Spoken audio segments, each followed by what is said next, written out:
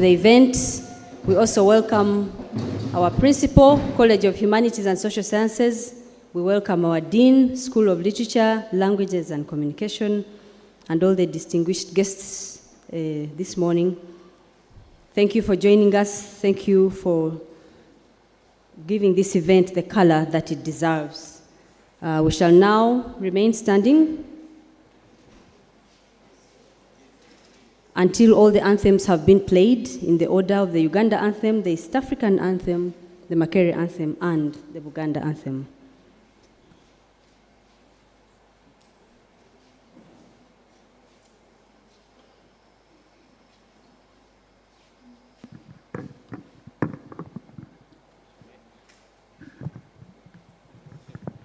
Shall we have the anthems, please? Okay, thanks.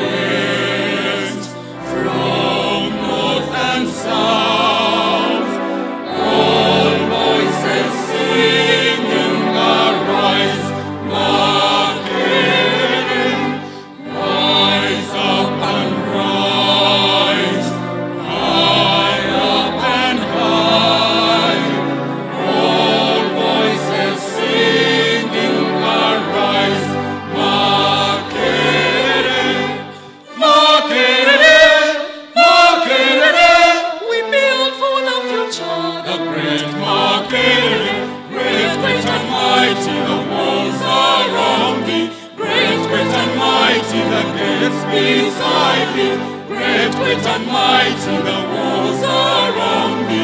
Great and mighty the gates beside me. Do not forget, through all the years, those who have gone through the gates of Makerere. Give them the joy, of to remember the gates of Makerere. Makerere, Makerere, we build for the future, the great Makerere. Great and mighty the walls around thee. Great and mighty the gates beside thee. Great and mighty the walls around thee. Great and mighty the gates beside thee.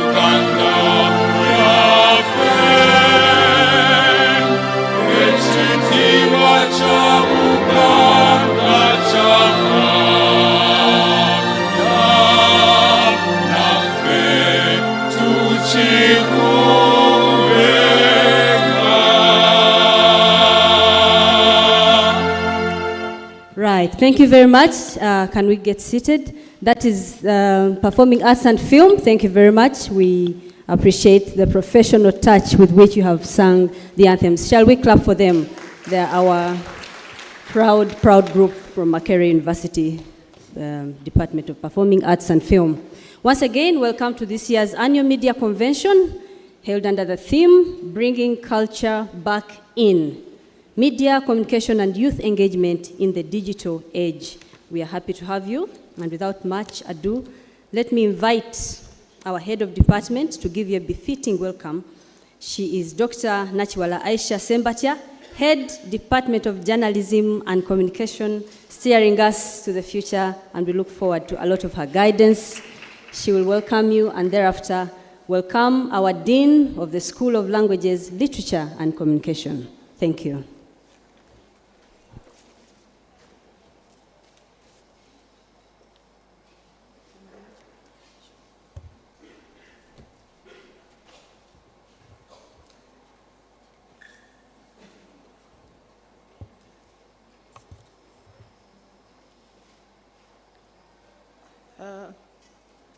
Her Royal Highnesses Sylvia Najinda's representative, Mrs. Judy Kamanyi, the representative of our Vice Chancellor, Professor Omar Kakumba, our dear Principal of the College of Humanities and Social Sciences, the Dean of the School of Languages, Literature and Communication, the representative from UNESCO, the representative from the Norwegian Embassy, representatives from other development partners, our dear students, our members of staff, our keynote speaker, ladies and gentlemen, good morning. I welcome you to this year's annual media convention held under the theme, Bringing Culture Back In, Media, Communication, and Youth Engagement in the Digital Age. In a special way, allow me to welcome our chief guest, who is representing Her Royal Highness, Sylvia Najinda, to this occasion. You are most welcome to Makerere University, and you're most welcome to the Department of Journalism and Communication. Through you, we want to appreciate and thank Her Royal Highness for accepting our invitation, although she's not been able to join us this morning, especially since she had already been here at Makerere University. We were very happy when she allowed to come and join us at this function this morning. In the same way, I warmly welcome our keynote speaker, Professor Elizabeth Rubinga, who has traveled all the way from South Africa at the University of Johannesburg to give the keynote address for this function. When I contacted Professor Rubinga to be our keynote speaker, I counted on her to accept this invitation based on two grounds. First of all, I counted on our personal friendship that we have been nurturing for now 2 years. But most importantly, Professor Rubinga is a proud alumna of the Department of Journalism and Communication, having completed her Bachelor of Mass Communication program in 1990-1991. All that aside, the organizing committee of this year's annual media convention identified Professor Rubinga as the most suitable candidate to speak to us today and to speak to this theme. So we sincerely thank you, Professor Rubinga, for accepting to be here and for traveling all the way from South Africa, and we say welcome home. This annual media event brings together the academia and the industry players to debate contemporary issues in the media and communication. It is at these kinds of engagements that we regularly guide ourselves on what to include in our curriculum development. So for the last 35 years of the department and the program of journalism and communication, we have continued to be both foresighted and strategic in our approach to training our students and intention to develop. And as we look to the future, and specifically as we set ourselves to transition from a department to the School of Journalism, Media, and Communication, nothing can be strategic than a deliberate focus on the young people, because they are not just great consumers of media content, but they are also the future of journalism, media, and communication. At the same time, there is strong evidence, even amidst us right now, of the strong influence of the media and communication on youth culture. Thus, the rapidly changing media sector in Uganda and elsewhere in the world has conditioned us, the Department of Journalism and Communication, to pay much focus and attention to young people as an important site of cultural production. And that explains why we chose to focus this year's convention on the intersection between media, culture, and young people. We wish to appreciate, through you, Mrs. Kamanyi, the Office of the Nabagereka, for accepting to be here once again, and your being here, and the support that we have received from the foundation is testament to the great service that the Department of Journalism and Communication is rendering to the cause of young people and to the cause of national development in this country and beyond, which we know is very dear to the heart of Her Royal Highness the Nabagereka. We therefore pledge our continued effort in this exceptional service and in serving our clientele better. As I wind up, I take this opportunity to thank the various sponsors that have funded this event, without whose support we would never have been able to be here today. We thank the Uganda Tourism Board, the Uganda Civil Aviation Authority, the Daily Monitor, the New Vision, and the Public Relations Association of Uganda. We thank you very much. I would also like to recognize the diligent and meticulous planning that has gone into this event to make it a success. Our convener, Dr. Charlotte Ntulume, and our entire team at the Department of Journalism and Communication. Can you please stand up so that you can be recognized?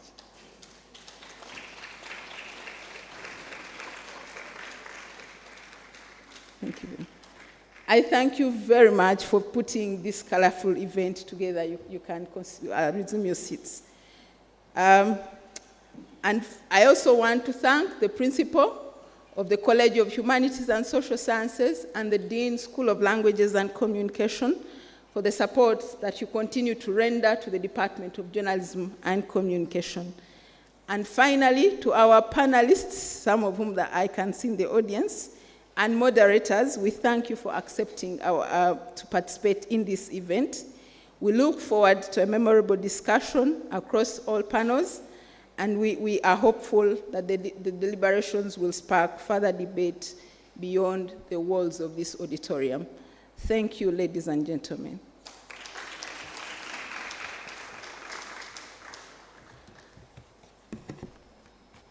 And now, I take the pleasure to invite the Dean of the School of Languages, Literature and Communication, Professor Sauda Namyalo, to speak to you. Thank you very much.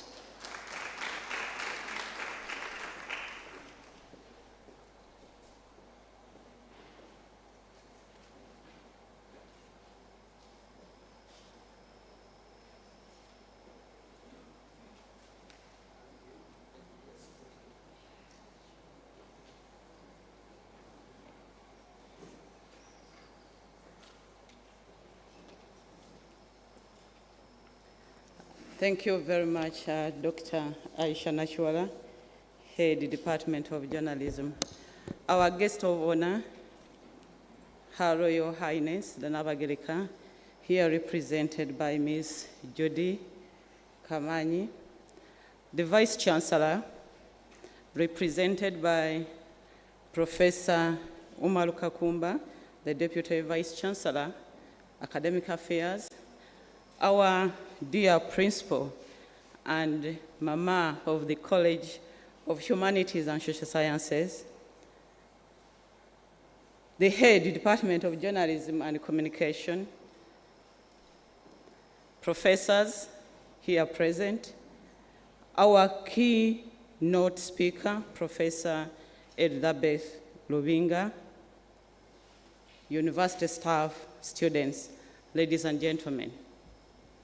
It is my pleasure to welcome you to the School of Languages, Literature and Communication, which also houses the Department of Journalism and Communication. Our school, I believe, is the largest in the College of Humanities and Social Sciences. It has 5 departments. One of them is the Department of Journalism and Communication, the Department of Literature, the Department of African Languages, the Department of European and Oriental Languages, and the Department of Linguistics, English Language Studies and Communication Skills. The Department of Journalism and Communication has organized this annual media convention since 1998, and each time it has provided a platform for discussing emerging issues in the media, journalism, communication, and society in Uganda and beyond. And for this, I would like to thank you, the Department of Journalism, for this. And please continue doing so, because when you do it, you keep our school on the top of the game. This year's theme is timely as it speaks to the central place of culture in the digital communication era.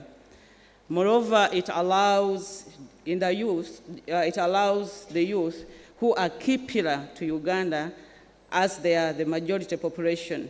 The theme also poses a very important question on the future of the media in the light of culture and entertainment. I'm therefore looking forward to the panels that are well constituted and are certainly going to execute the theme clearly. I already see my great friends. Mr. Abe Muchiwi is already here with us. Mr. Andrew Chibuka, who is, special to me because he plays a very crucial role in the Mamba clan. So to those who belong to the Mamba clan club, for yourself, and many others. I'm pleased to note that the Department of Journalism and Communication has grown immensely, especially in the last few years. And it's not surprising that at 35 years old, they have built their capacity to research, graduate training, and innovation in journalism, media, and communication.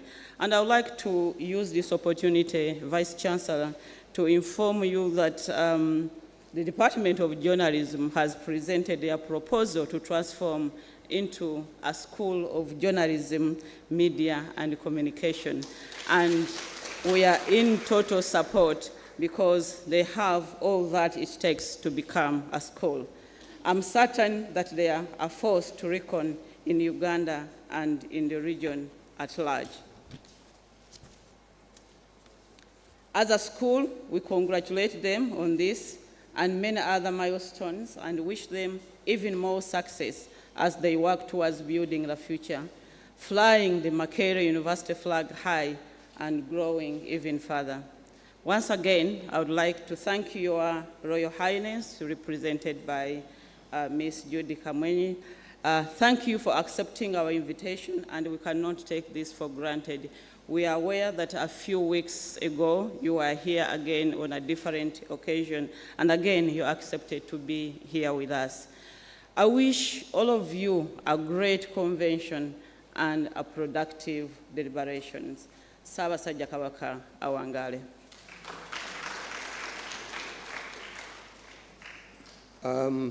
Thank you very much, our dear Dean, Associate Professor Namiaro Sauda, for those remarks. We are very grateful for them, and we are very grateful for your presence here. You are all welcome once again. Maybe I should first identify a few people here. The Department of Journalism and Communication does not teach ghost students. They are here. I would like to invite our PhD students to stand up so that you are seen. Sometimes when we say we are teaching students, we may be any students. Yes, Arnito Rugendo is here. I can't see the others. Our master's students, please stand up. Master's students who are here, thank you very much. Our undergraduate students, could you please stand up? This is an opportunity for the guest of honor and the Vice Chancellor to see you. So our guest of honor, the Vice Chancellor and other university officials, we do some work here. We teach living students. So thank you very much. I would also like to invite other members of staff. The members of staff of DJC were introduced here, but I can see our Dean of the School of Performing Arts, Dr. Pamela Kanakwa, yes, Professor Natkunda Togboa is also here, and others. I have seen Professor Susan Chiguri somewhere, and others. Thank you very much for coming. Yes, so we do some work, Mr. Vice Chancellor. Yes, I would like to announce this. We have our guest of honor here, representing the Nabagereka, who couldn't be with us because of an emergency. She's Mrs. Judy Kamanyi. She's right here with us. Mrs. Judy Kamanyi is a trustee of the Nabagereka Development Foundation. She's also the granddaughter of the late Charles Sonkole family, and that makes her the singer of His Royal Highness Sawasajja Kabaka. So she's a very important person, and the Nabagereka saw it fit to delegate her to represent her here on this auspicious day. So you are welcome, and we are very glad to be here. We'll soon hear from her delivering the Nabagereka's remarks. So now we are going to go into our keynote presentation. The head of department, Dr. Nachwar Aisha Sembatia, has already introduced us to us, the keynote speaker and distinguished alumni of the Mass Communication Program, Makerere University, and Makerere University indeed. Our guest of honor and the Vice Chancellor, Professor Elizabeth Mviri Rubinga, is one of the finest products of our Journalism and Communication Department, and indeed of Makerere University. She's an associate professor at the University of Johannesburg. She belongs to the School of Communication, but she's also the head of Department of Strategic Communication at the University of Johannesburg. And we are very, very privileged to have her address us and deliver our keynote this morning. I wouldn't like to take more of your time. I would like to take this singular pleasure and honor to invite Professor Elizabeth Rubinga to address us. Thank you very much.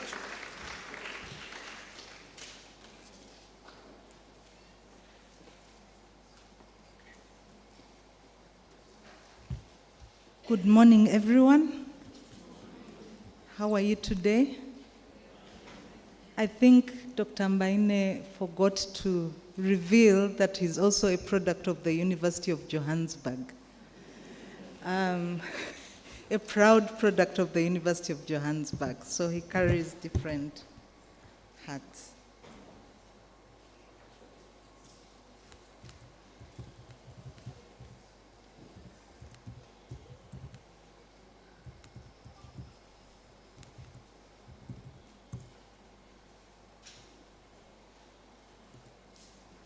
Thank you for this privilege of inviting me.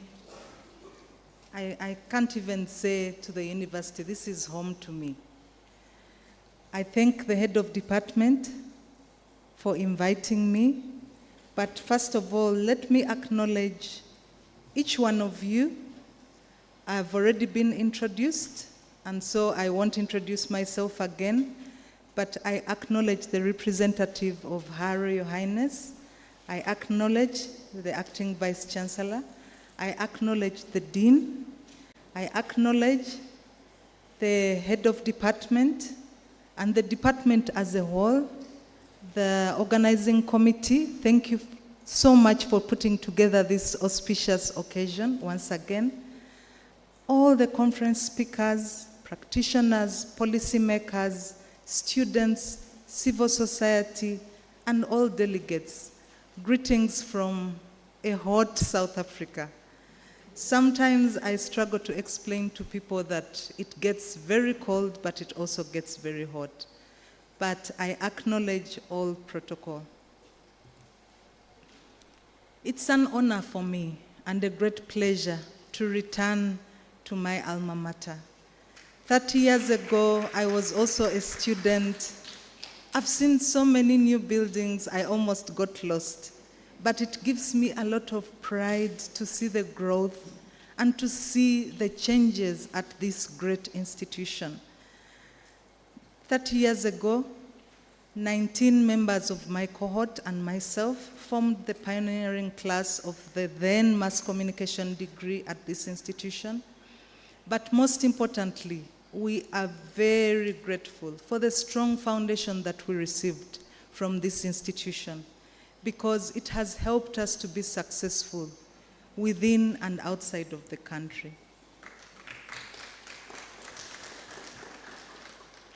I think I will irritate the head of department because I have repurposed the conference theme a bit. I think culture never left. So we can't say we are bringing culture back in.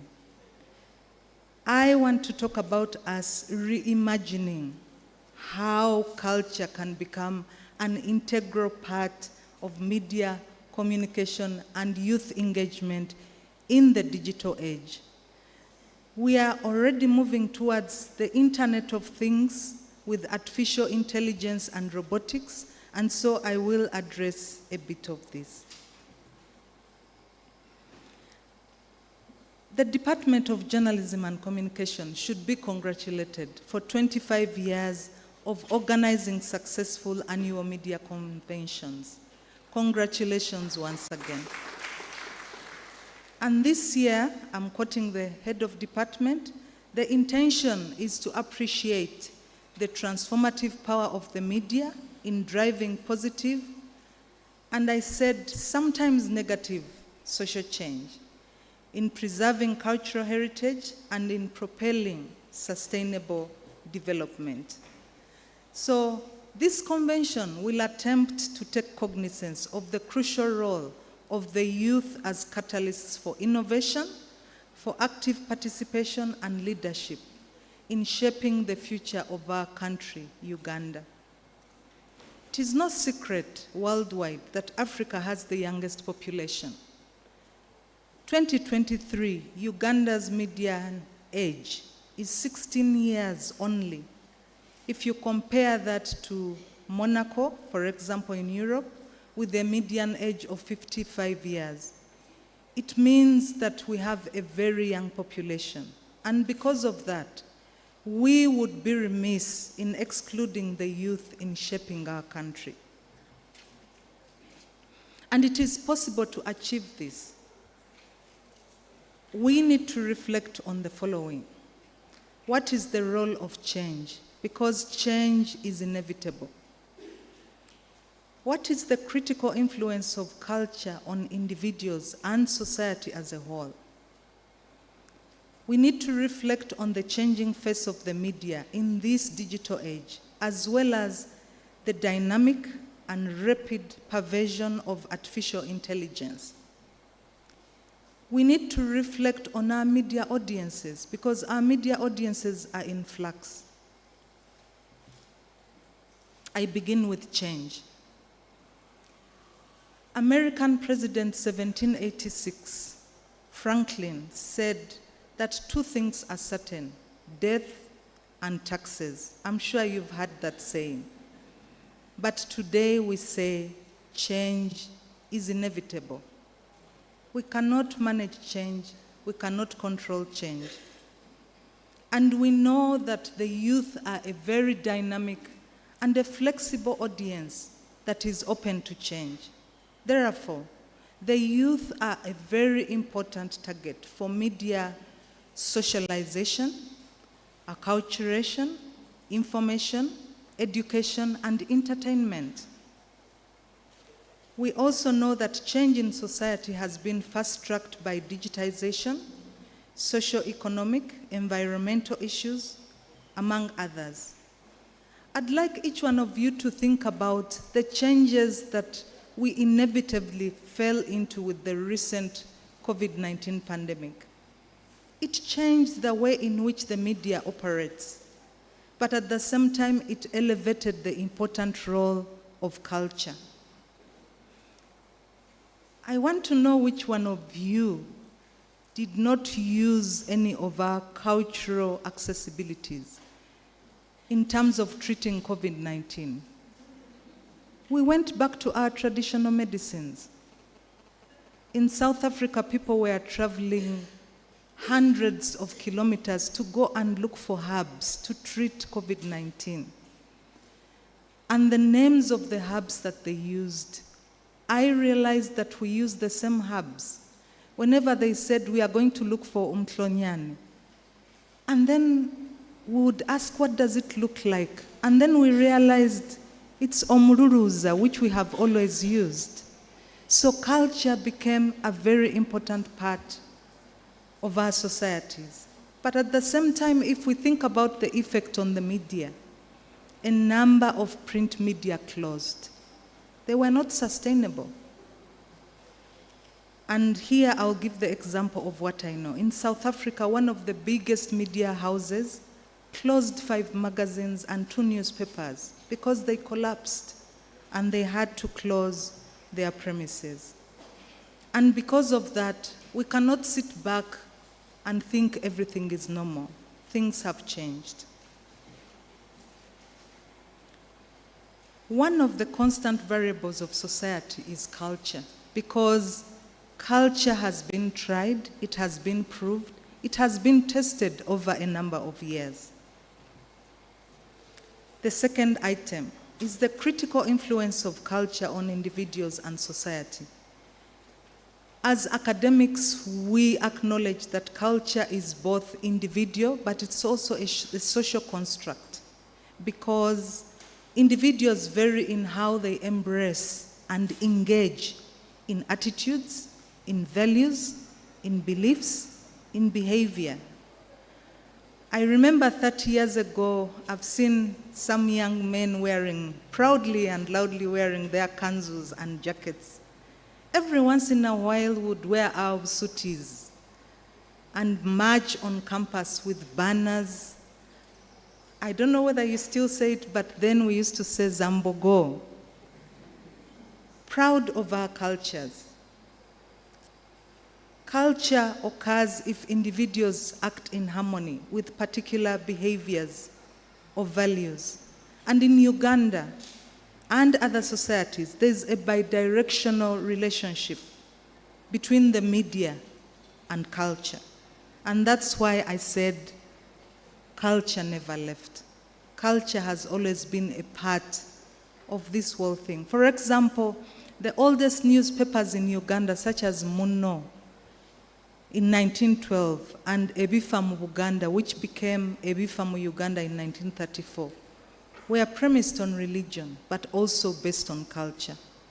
And yet today, and here I quote the conference convener, Dr. Ntulume, Uganda boasts of several culturally affiliated broadcasting and print media, including Central Broadcasting Services, radio, Buganda Broadcasting Services, television, Voice of Toro, radio, which is in both ownership and content reflecting Toro history and culture. Baba FM and TV, loyal to the Busoga Kingdom. Rhino FM, Acholi Cultural Institution.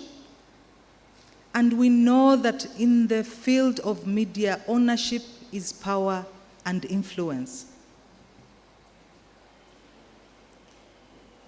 So the media that we learned about in mass communication 30 years ago has changed. And audiences have changed too. For many years, the media has been the sender. It has informed, it has educated, it has socialized and entertained. And we have cultivated readers, listeners, viewers, or consumers of our content. And today we still have consumers, but we are shifting to what we term as prosumers. Because prosumers co-create content. They actively participate in media-making decisions. And we know that many youth are techno-savvy. And because of that, they are at the forefront of processes using social, digital media, as well as artificial intelligence proficiently. We are sitting with students at the University of Johannesburg who are very proficient at ChatGPT. Those students will use these facilities to write essays for them. I'm sure every once in a while, behind the back of the academics, you also do the same. Because it's readily available, you won't admit. And so we in the academic world are also being forced to catch up and to know how to deal with this new phenomenon. The youth have to be involved in shaping the way forward because they are more conversant with the digital and social media than everyone else is. So due to digitization, audiences, media, and communication have shifted. And here I quote Overton de Klerk and Farvey, who 10 years ago said that receivers have changed to instant creators of content. Audiences have changed from passive receivers to influencers of crucial media narratives. Audiences have changed from listeners, viewers, readers to co-creators and innovators. The media have converged and blurred. So we have to ask ourselves crucial questions. Who and what are the sources of information? Do we still say that the journalist is the source of information? And these are the things that we are going to debate in this convention. And so communication power is shifting from institutional communicators, journalists, public relations officers, to the influence of recipients. I'm about to finish, and these are questions I pose for you because I don't have the answers. These are answers that we are going to come up with. How do we reimagine the interface between culture, youth, and media in this digital age? I suggest that we should increase collaboration between stakeholders with very conscious inclusion of the youth, because no longer are the youth an apathic audience. They are driving, they are shaping narratives on the ever-growing social media. I propose that youth voices should be integrated into co-creating strategies to improve development. I propose that we should invest and harness artificial intelligence, social media, and digital media to preserve culture without excluding the youth. And we should do this through micro-engagements. We should consider a world where AI can do most of the jobs that we are currently doing. We already have digital news readers. artificial intelligence can create content for us. So what do we perceive the world ahead of us to be? What is our role? We need to reimagine our role. Micro-engagements enable users to interface with technological devices and systems, which take place in various forms. So we have a number of weapons that we can use, such as animations, notifications, indicators, and even in-situ assistance. And here I cite NTOSI 2018. In summary, let's use cultural narratives. Let's use storytelling, including digital storytelling. Let's use edutainment. This is the language that the youth know and understand to fortify our cultures. We need to rethink about our media training and research. Our theories have moved on from modernism to postmodernism, and now we are speaking metamodernism. We need to converge theory and practice. We shouldn't leave one behind the other.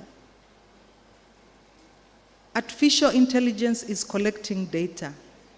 Every minute, every moment, whether you're on the social media, whether you are in a meeting, it is collecting. And that negates what we term as digital privacy, because it provides real-time data.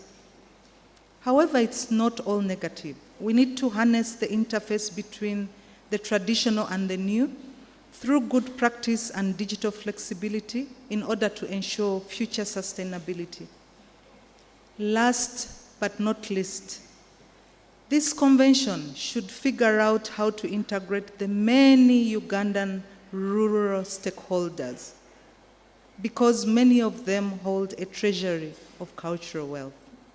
I thank you so much.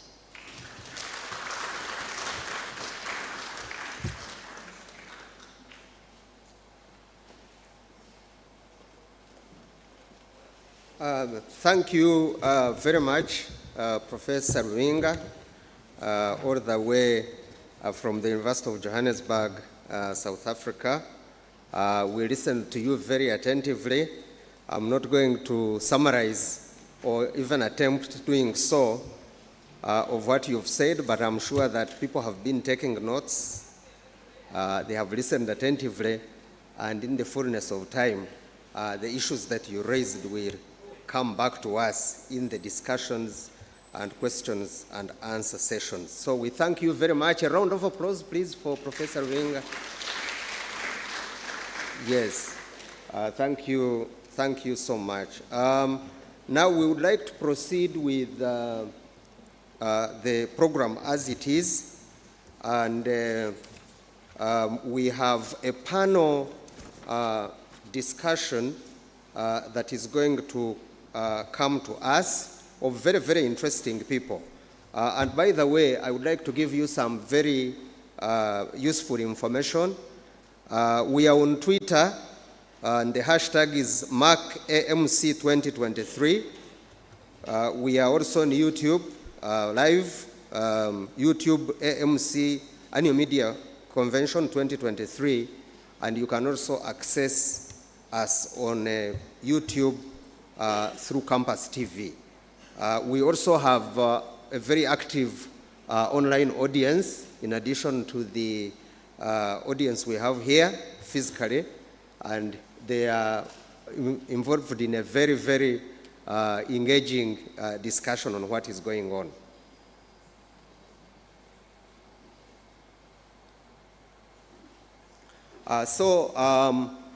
The panel, I'll be introducing members of the panel, but before we do that, we have a very interesting cultural performance which we should enjoy in the next 5 minutes. So please, we are ready to... Biba fe abana babuganda kalizivuge. Biba fe abana babuganda ngalengala bachala nabami. Abana babuganda bebali wabo. Ngambya abana babuganda ngalengala bachala nabami. Ngambya abana babuganda munkubira kalulu banange sanyu. Ngambya abana babuganda bebali wabo yimba abaana ba Buganda bebali wawulira yimba abaana ba Buganda kalengalengala abatala n'abami yimba abaana ba Buganda yimba mbolambola obulago osindere ngati abaana ba Buganda ambengalengala abatala n'abami abaana ba Buganda yimba ebiri oluyimba n'engoma abaana ba Buganda kalengala abatala n'abami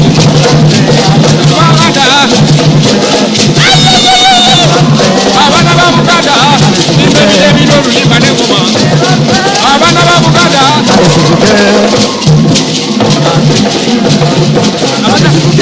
abaganda n'abami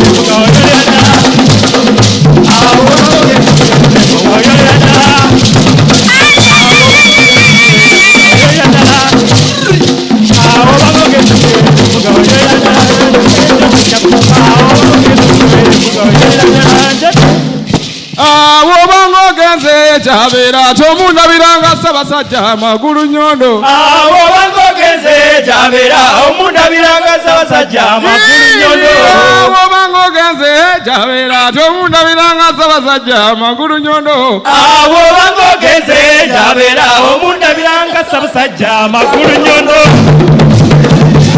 bangogenze Jabera omunda biranga Ssaabasajja magulu nyondo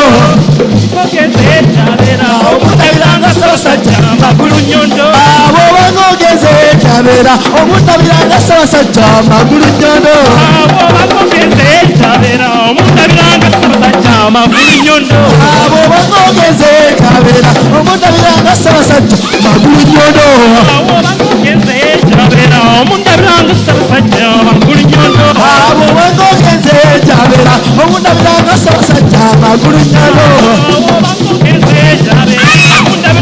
Ssaabasajja magulu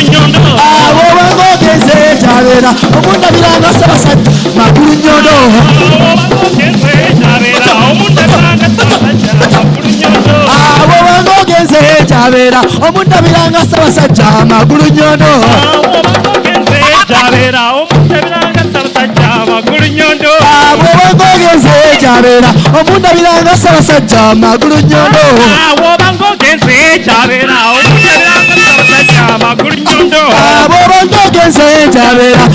omundabiranga Ssaabasajja magulu nyondo abo bangogeze Jabera omundabiranga Ssaabasajja magulu nyondo abo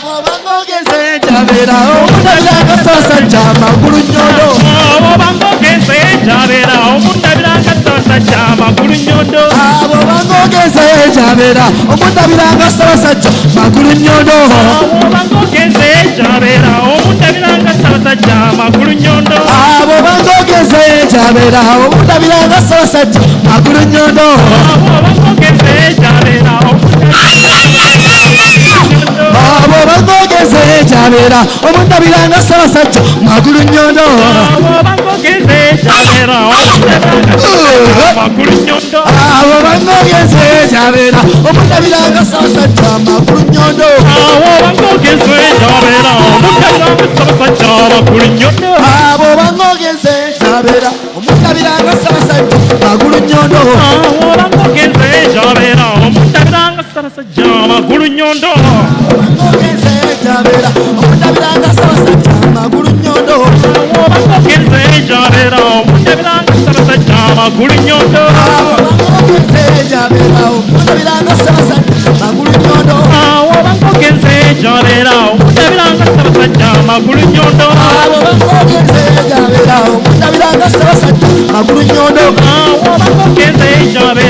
omutabiranga Ssaabasajja Magulu Nnyondo. Awo bangogenze gy'abeera omutabiranga Ssaabasajja Magulu Nnyondo. Awo bangogenze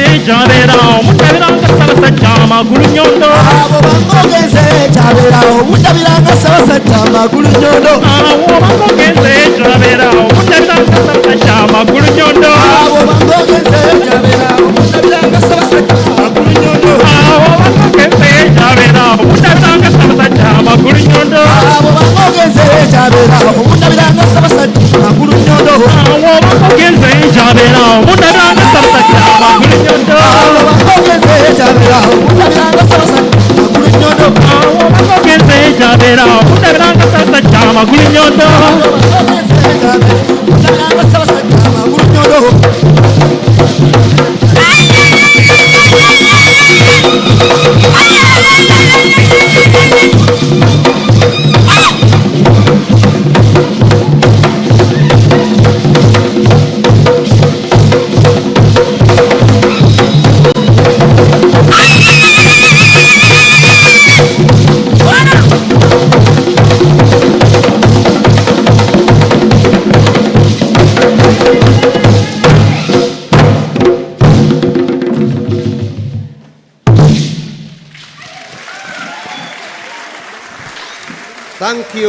Thank you very much. Thank you.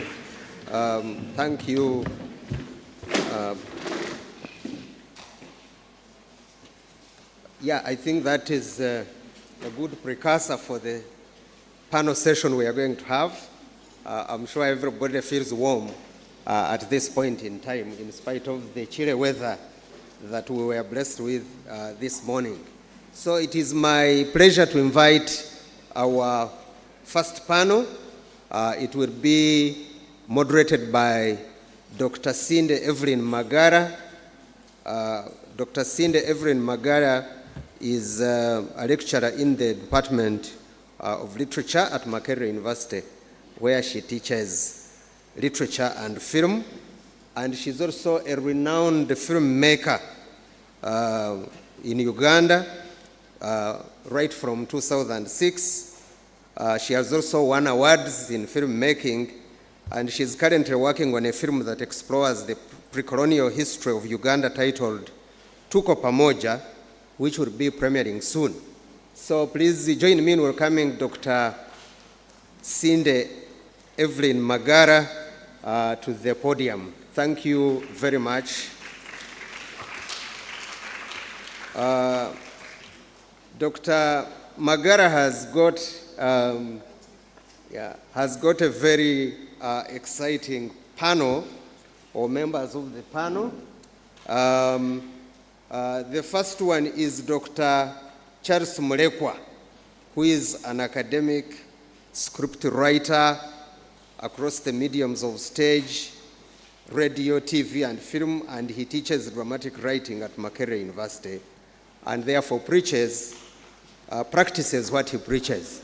Dr. Charles Mulekwa, you are welcome. Please join us on the stage. Our next panelist is Haji Abe Muchibi, who is a media personality, radio presenter, celebrated screen and stage actor, and a mentor to many youths in the platforms where he has excelled. He's also much better known for the Kariso Riso program. Haji Abe Muchibi, please join us on the stage.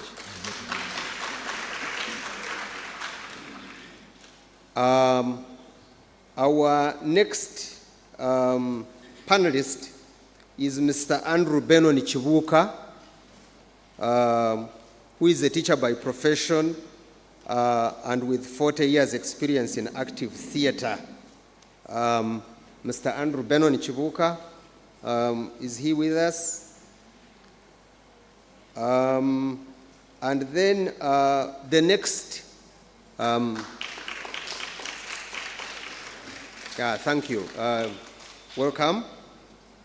And last but by no means least on this list is Mrs. Joanita Kawalia Muganga, who is very well known to us as a legendary Ugandan musician of the Afrigo band fame. I'm also proud to call her my OG. At some point we studied together. There is a young man who once told an audience that he was a cosmate of Professor Kabwejere. Then they said, this young man and Professor Kabwejere, where did they meet? And then he said, no, we were together in church learning some Bible things. And he became my classmate. But that is not the manner in which I met Mrs. Joanita Kawarya Muganga. We were in school, in active school together. Mrs. Joanita Kawarya Muganga is also a human rights activist, mainly focused on children and women's rights. And she's also the head of trainers, Nabagunjuzi, in the Echsakate cha Nabagereka. Thank you so much. So this is our panel, and I would now like to hand over to Dr. Cindy Evelyn Magara to proceed with the discussion that we are going to have. The panel is media, culture, and entertainment, and their biggest question is looking into the future.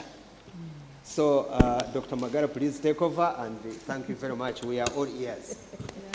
Thank you so very much. I hope I'm loud enough. Often I tend to be low. You have my, you'll have my volume. You'll have my volume a little bit higher, because I tend to be low. Thank you so very much, everyone.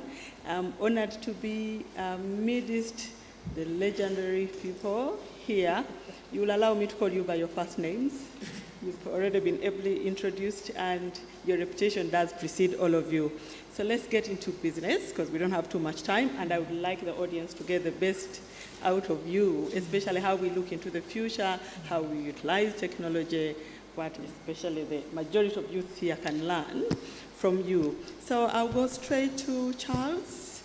When we look at the opportunities and the challenges that the digital technology poses onto the performing arts, onto us as creatives, how is this evolving digital landscape shaping the future of media, culture, and entertainment in Uganda, according to you? Thank you very much. It's a good moment to be here with my childhood playmates. Yes, we were once youth, we were once young and handsome. But here we are now.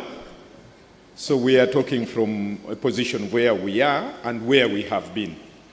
And straight to the question, I think that the digital landscape is, and I want to first of all to point to Professor Rubinga's crucial point that the digital age is indeed a force of inevitability. The issue of change is a force of inevitability. Now, what the digital landscape is done in terms of, let me start with the challenges. The challenges is you risk using it as a crutch so that you can tend towards laziness rather than pushing yourself to the maximum capabilities of your body physically, of your mind as far as it can go, of your, I can assure you that reading now is a problem. But on the positive end, this digital era is good in so many ways. It's breaking the ground open. Whether anybody wants or not, it's breaking the ground open. It's forcing gates wider jar so that the gatekeepers have changed. The gatekeeper is no longer just some person with almighty power. The gatekeeper is the digital technology, and it is making the world smaller. The very idea of WWW, World Wide Web, is making the world smaller. And so if you wish, you can sit here and have a useful collaboration with someone miles and miles away in another country, in another university. It is up to you and your will. Okay, thank you so much. Now on to you, Andrew. In your long career as an actor, as a writer, what challenges today do you think this digital technology has posed to you?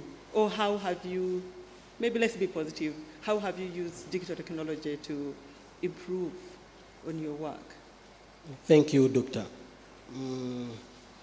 Well, the digital technology definitely has had a big impact on the creative sector.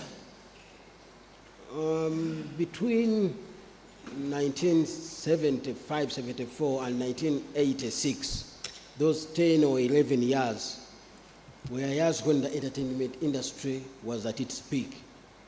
During that period, theater was the only form of decent entertainment because there were no nightclubs, there were no film halls. To some it might sound like a lie, but that is what it was. Even sports, you're not very sure of going home safely if the army side lost.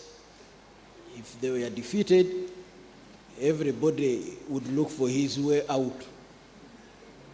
There's a story of a referee who finished a match when he was outside the stadium because he had denied the army side a penalty, so he moved slowly with his whistle. When he was in a safe place, he blew the last whistle and took off. So that was the situation. So theater was the only form of decent entertainment, okay? That is where you would be sure to come in, sit and watch and go home safely because the army people by then and the soldiers and what have you did not enjoy it, did not enjoy theater. But then in came some changes. And many entertainment avenues sprang up. And then in came the digital era. I could give you a funny example of the influence of the digital technology. I, for one, I've been on the stage for more than 40 years, from 1982 to date. I've been active in theater. But in 2010, we had a production on TV, Bukede TV, where I acted as Dube. And it was very disappointing that within less than a year, people knew me more as Dube than the 30 years I had been on stage. I said, hey, what is this? It is the digital era. Changes had started coming, okay? So now, that is the challenge we face, being more creative.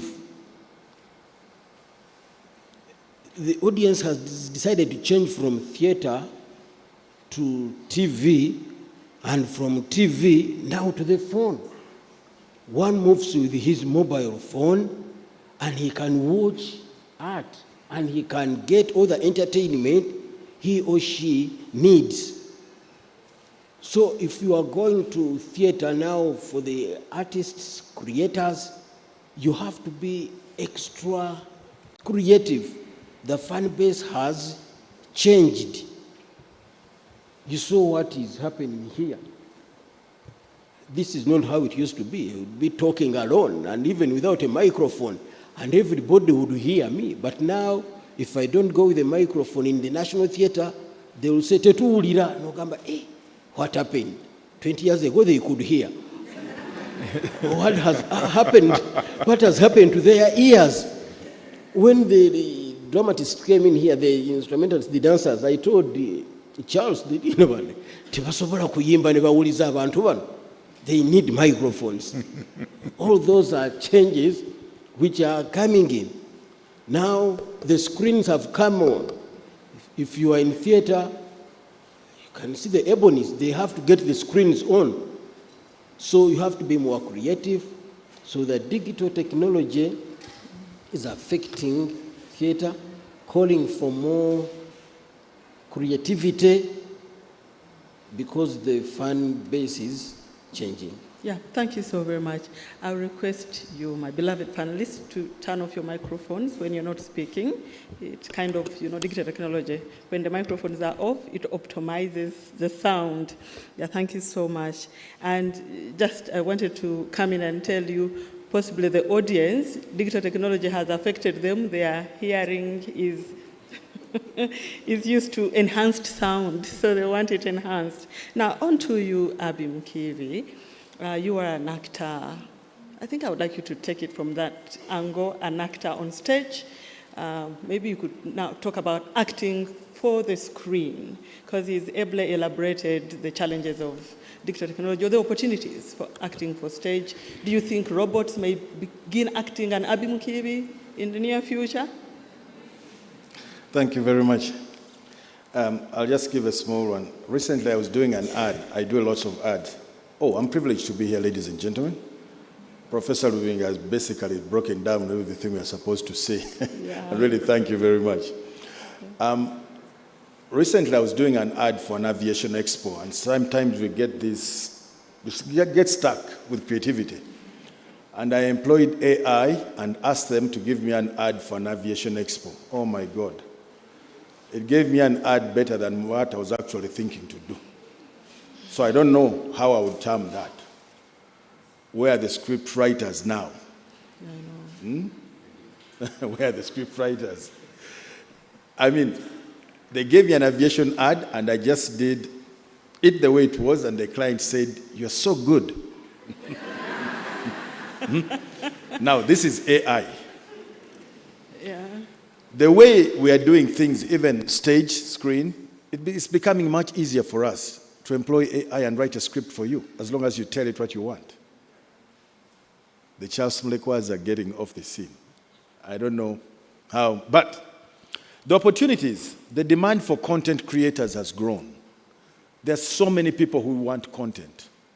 Right now, we have over 10 television stations that have demand for daily soaps, and they're paying greatly. Paying greatly, I'd say. I am one doing one in Sanyu, and it's there. So the demand for content creators has grown. Content creators can be successful as individuals. It has opened the space for budding artists. Because now we no longer belong to particular groups. No, you can go and act as individuals and make your own money. So it has opened the space a lot. It has created more opportunities for us to showcase our artistic works. Recently, I did a skit and I got a contact from Amsterdam, just because I was digitally transmitting things, and we already transforming it into business for us to do. So I think it has opened up a lot, and we are showcasing artistic as works more better. It is also easier to acquire new skills using digital tools a lot. We go online, we attain everything we want. The course of edutainment, I believe, I'm one of those people who believe theater has not died, but theater is not living up to the expectations of the day. If we used to advertise with one radio, then Radio Uganda, we now have 366 radio stations, of which over 80 are stationed in Kampala. And the audience, like Ben said, is here. So for theater, for us to move on, we've got to jump and be digital. We've got to be there. We've got to make our presence here felt. And if you don't, rise up to these economic challenges, act and operate these as special business entities that have everything, marketing departments, promotion departments, everything as it is. I mean, if we don't rise up to that, then I think we are fading, and the digital era is going to kick us out. Thank you. Yeah, thank you so very much. On to Joanita. My mom was your greatest fan. Wow. She had your albums. She loved Jim Wange. So, my generation, I don't have a gadget to play the tapes that she had. So how are you using digital technology? How are you using technology to market your music? Thank you so much, Cindy.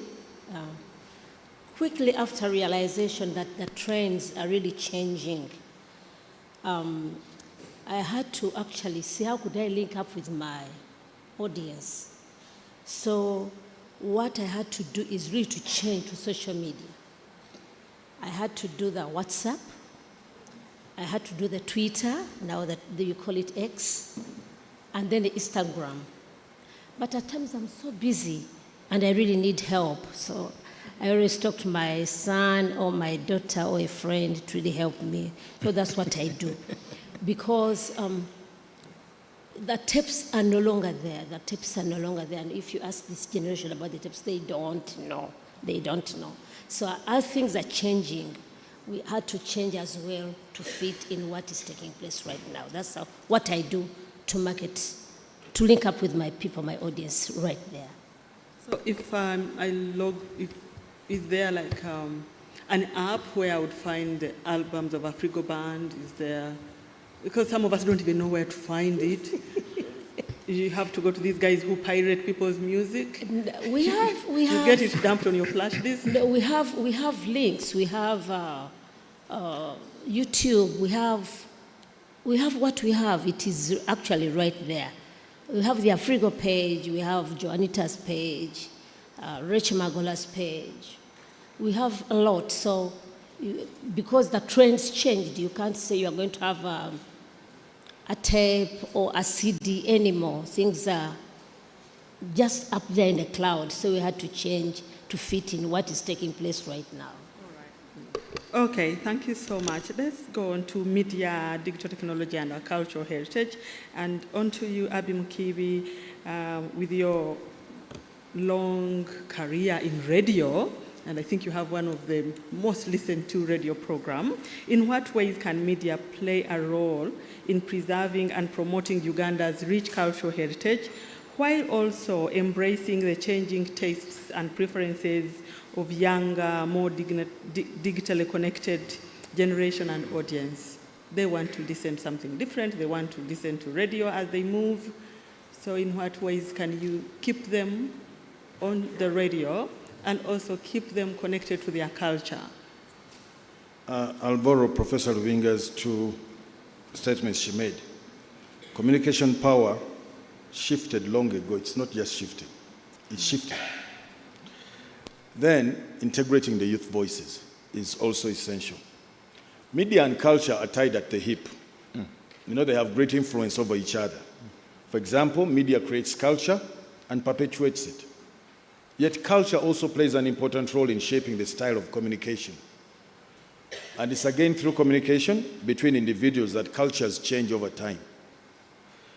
Media platforms allow the opportunity for intangible heritage to be shared, e.g. cultural performances. At CBS we have Entanda ya Buganda, and it's basically teaching the Luganda language, folklore, traditions, culture, norms. And we do it through a competition whereby we encourage the youth, and they win lofty things like land. And before the economy got so tight, we helped them build schools. We have over 5-6 youths who have actually started up schools through that. And budding schools, really. We have a Choto, whereby we involve the youth themselves. We integrate the youth voices in asking questions that they need to know. Because we believe for the youth to get in, you have to behave like them. Integrate, talk to them, listen to them, and use them for them to appreciate and understand what we're talking about. The shows are available, and then these shows are shared on all the social media platforms to target the youth particularly. At CBS, we even have 2 radio stations. One station is basically youth-based, and we do programming. We don't target any programming that's above 35. It's actually a carrier station for us. Anybody who clocks 35, ngatuku syndicate, Equate 8, because that's now where you belong. And youth-based programming, we involve the youth. We use them to actually portray what, because what we learned was talk to them, use them, and then tell them what you want. Involve them and let them say what they want, then you tell them what you want. The media is also being used for cultural integration, blending the past with the present. We play a role in preserving cultural heritage by promoting awareness of traditional values and practices, highlighting the importance of unique customs and beliefs. We do Entanda ya Buganda, which is also the one that I said, and it ends in a concert where we bring the alien skins of this world and the youth can come in. At the same time, we do a cultural competition at the same time. So we integrate both of them and we use their voices to do it. The advancement of digital technology can be used to transform local culture into a valuable product. With new technologies, what might be seen as archaic practices can be transformed into sellable products for the youth. Recently, we saw Ugandan mythology and folktales being transformed into animation films. I think Dr. Spire was part of that thing, and it worked. And a lot of these animation films that we see are basically being picked from our folklore, our culture, our tradition. Thank you very much. Oh, thank you so very much. Dr. Spire worked with Professor Dominic DiPio, who's done a lot in that area. Yeah. And on to you, Charles. What do you tell your students regarding partnership? And maybe to put it in another way, do you think media can partner with the creative industry, with the creative arts, to promote Uganda's rich cultural heritage? Absolutely. I think it comes from recognizing connections rather than, beg your pardon, rather than the differences. Yesterday, somebody came to my rehearsal process. I was with students, and I said to them, "This is my brother."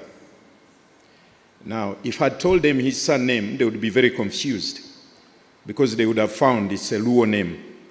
But in the home where I come from, you're not allowed to talk about cousins and Smanyi auntie. You talk about mothers and sengas and brothers because they argue that then you'd care about the people more.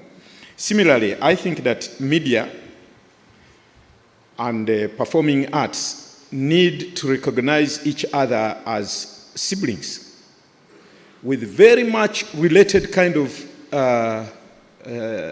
DNA, I think. And they don't need to be in the we are superior, you are inferior. We don't need all of that.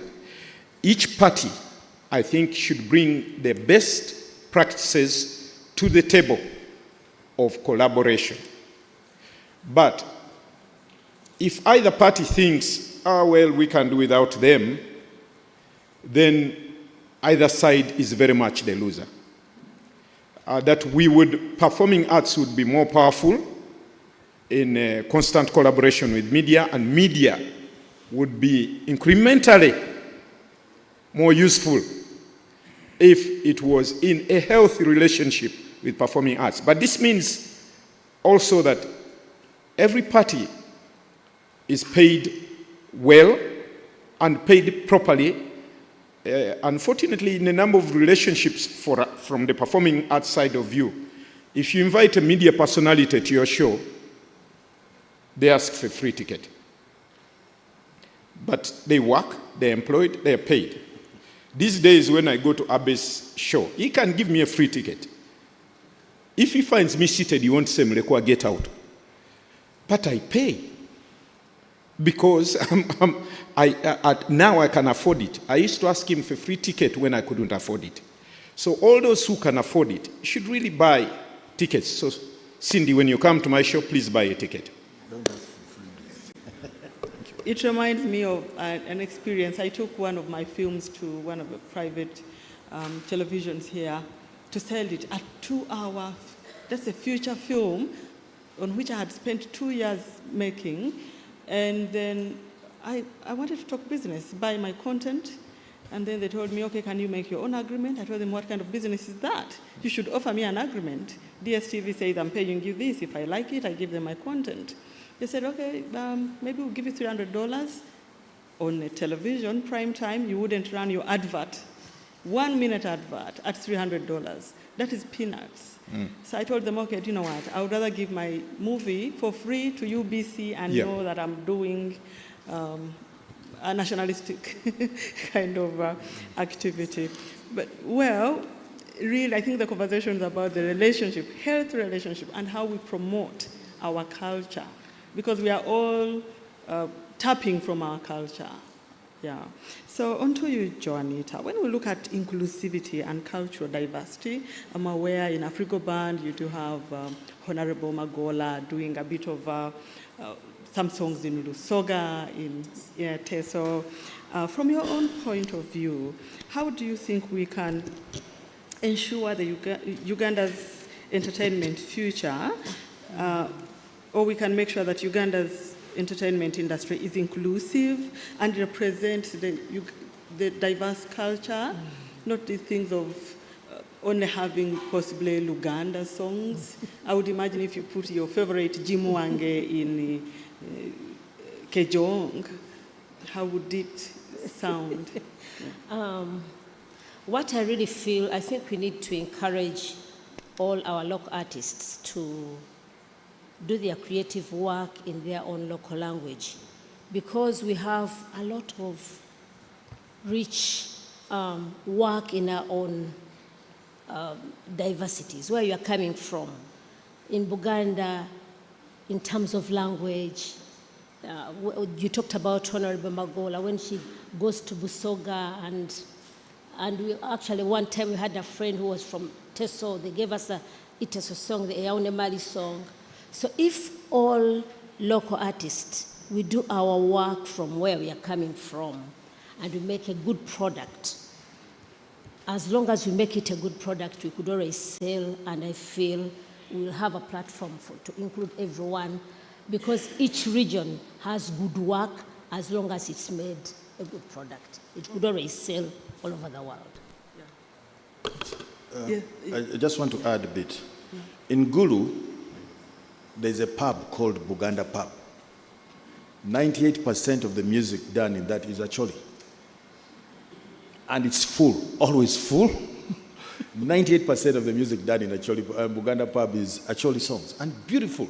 It has sprouted so much creativity within the young artists in Gulu, and it's a beautiful one. So I encourage people to do it. It's beautiful when you go there. So when you go to Gulu, visit that pub. You'll enjoy it. And basically, we need actually to appreciate our language. You know, when you are from Acholi, and then you tell someone I'm from Acholi, it's like they don't want to talk anything in Acholi. I don't know how many Acholis are here, and they could be free to talk to us and maybe trying to teach us to learn, just like they are learning Luganda now, who are there in Acholi region or in Karamoja or maybe Busoga, which is almost near Buganda, to teach us that Busoga language so that we can learn. So in terms of creativity, if I learned Lusoga very well and I have a Luganda as well, as a creative person, I could be in a better position to create a more strong product in terms of a song than if I have only one language. So I really feel our languages are good enough to give us products we could utilize and sell our products all over the world. Yeah, thank you so much. My dean is here. She will tell you at Makerere University, we are teaching Luo, where Acholi is included, and all the cluster of Luo languages. We are already trying to bring the languages, spread the languages to whoever. And to do Luo, you don't have to be an Acholi. Yeah, we teach several languages. And adding on to that conversation, it came to my mind, but possibly if you translated, you have a version of Jimuwange. It's my mom's favorite song, sorry, I keep referring to it. Jimuwange in another language. Possibly the people will learn it so fast, will learn, Yes, I hope so. I've never thought about it, but I think it at times can work. I remember one time when Rachel brought us the Obangaina song, which was a folk song. And I was like, it was not very easy for me to sing with her, just to learn the tonation and to pronounce the words very correct. So even me to sing Jim, I need someone who is in that Acholi to make it. It means we need the Department of Language, where Wechitibwa Namyalo is, to help us change so that we don't change the original message of Jim, and when we are translating it to another region, but having the same message. So that is, even that one is also another creation of work and job for other people. And we've never thought of it, but I think it can work. All right. On to you, Andrew. When we talk about dominance, hegemony, power, try to break down to language everybody will understand. There are some cultural products that in our country seem to be more popular, more powerful than the rest. Like drama is seen to be more powerful than, for instance, film. Maria Mundagire went into film from music, drama, film, and then she went back to drama. Like she will have a movie, then the story of a movie is also staged.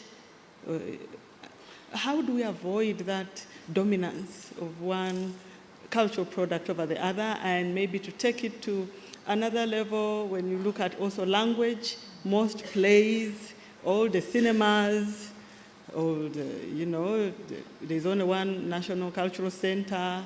I don't know what the ministry has been thinking about. We have all these cities sprouting, no cinema halls in those cities. How do we take art everywhere? I hope I've not complicated my question. Yeah, just turn on your microphone, please. Thank you. And Charles, turn off yours. Thanks. Your microphone. There are two issues. One, the dominance of one particular domain, and then the performing centers.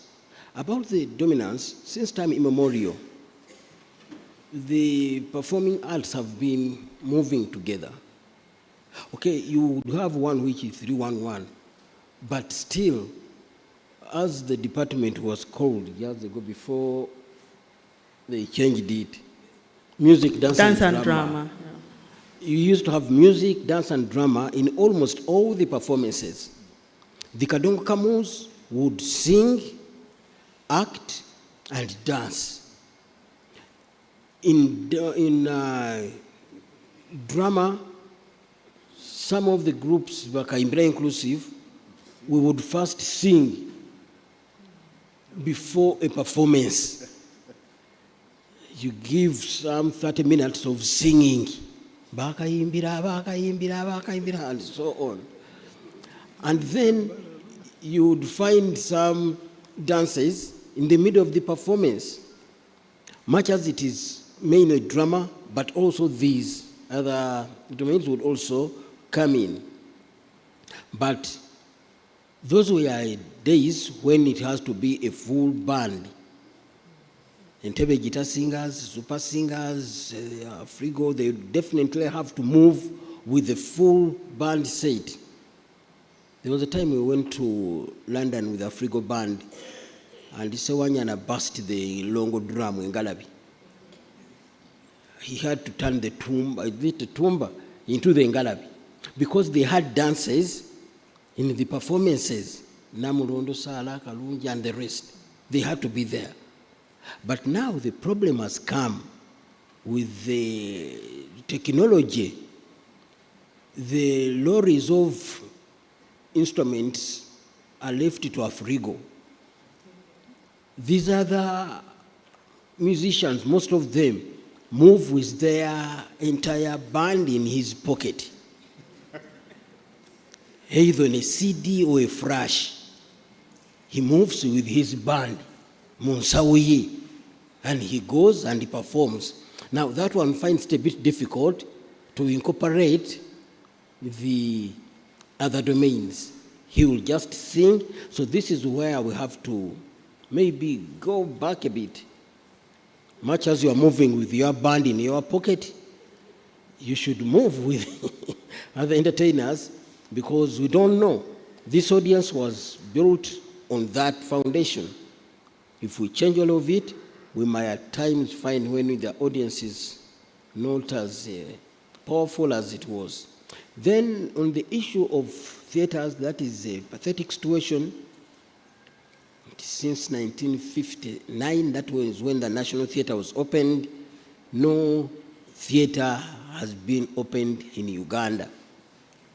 National Theatre was started in 56 building, and 59 it was opened. We don't have any other theatre.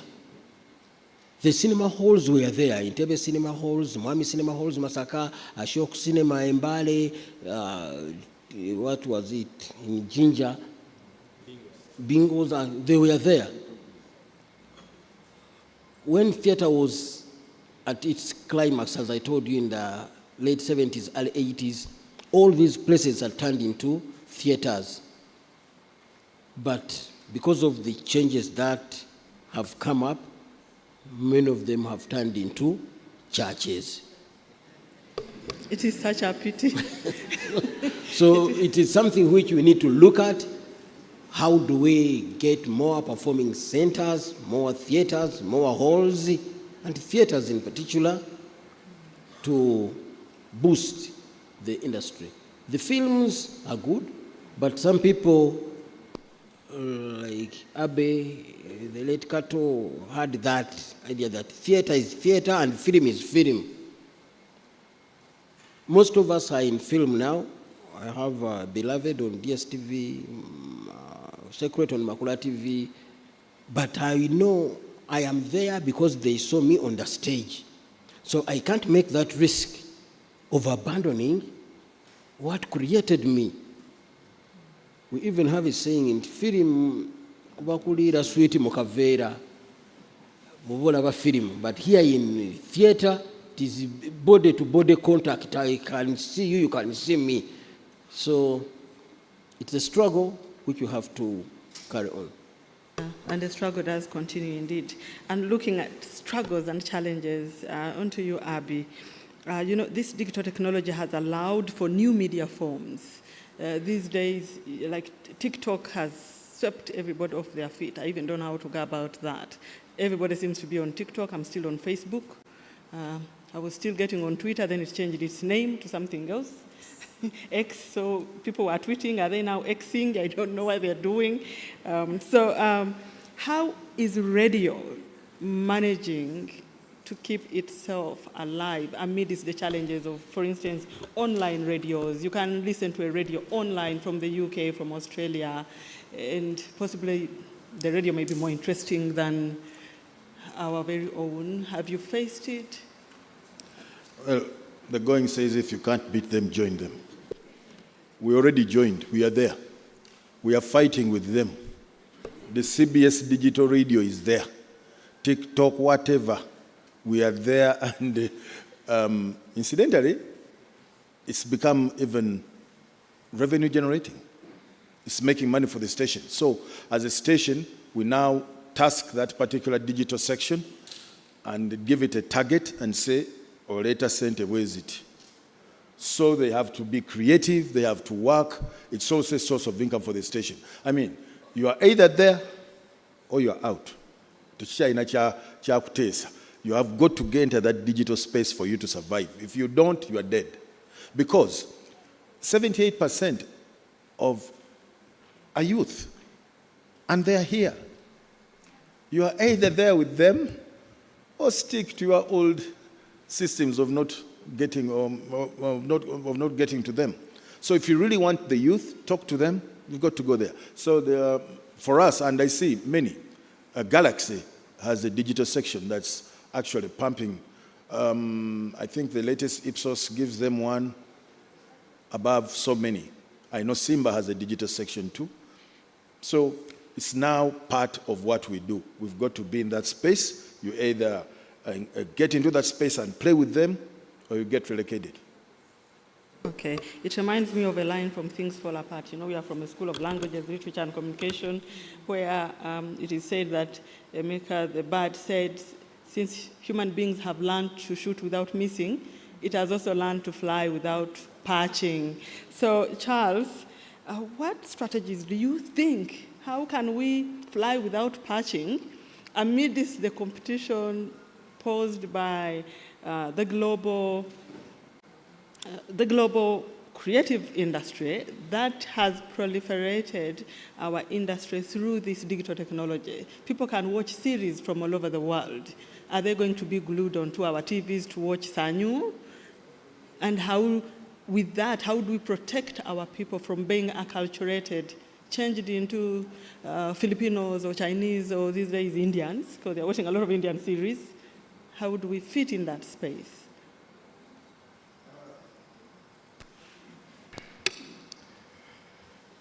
There is nothing that people have ever been told don't do and they didn't do.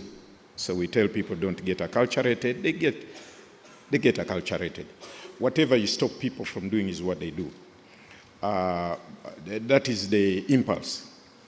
However, I think that there's nothing that beats personal cultivation into that which you want to be good at. So if whether you are a football player, whether you are a dramatist, whether you're a singer, Abby here is telling me I'm going to be jobless because of AI, and I'm not terrified at all. There are a lot of things I know that AI doesn't know. I know where Kalere Market is, and I know some 3 women who sell tomatoes there. AI doesn't know those women. I believe that I can tell their story from an emotional point of view in a manner in which AI cannot script it. And so I am not overly afraid of it. I also know that there is no art form or digital development that ever came and completely subsumed another. Stage was here as the grandparent, radio came, film came, TV came, they did not consume stage.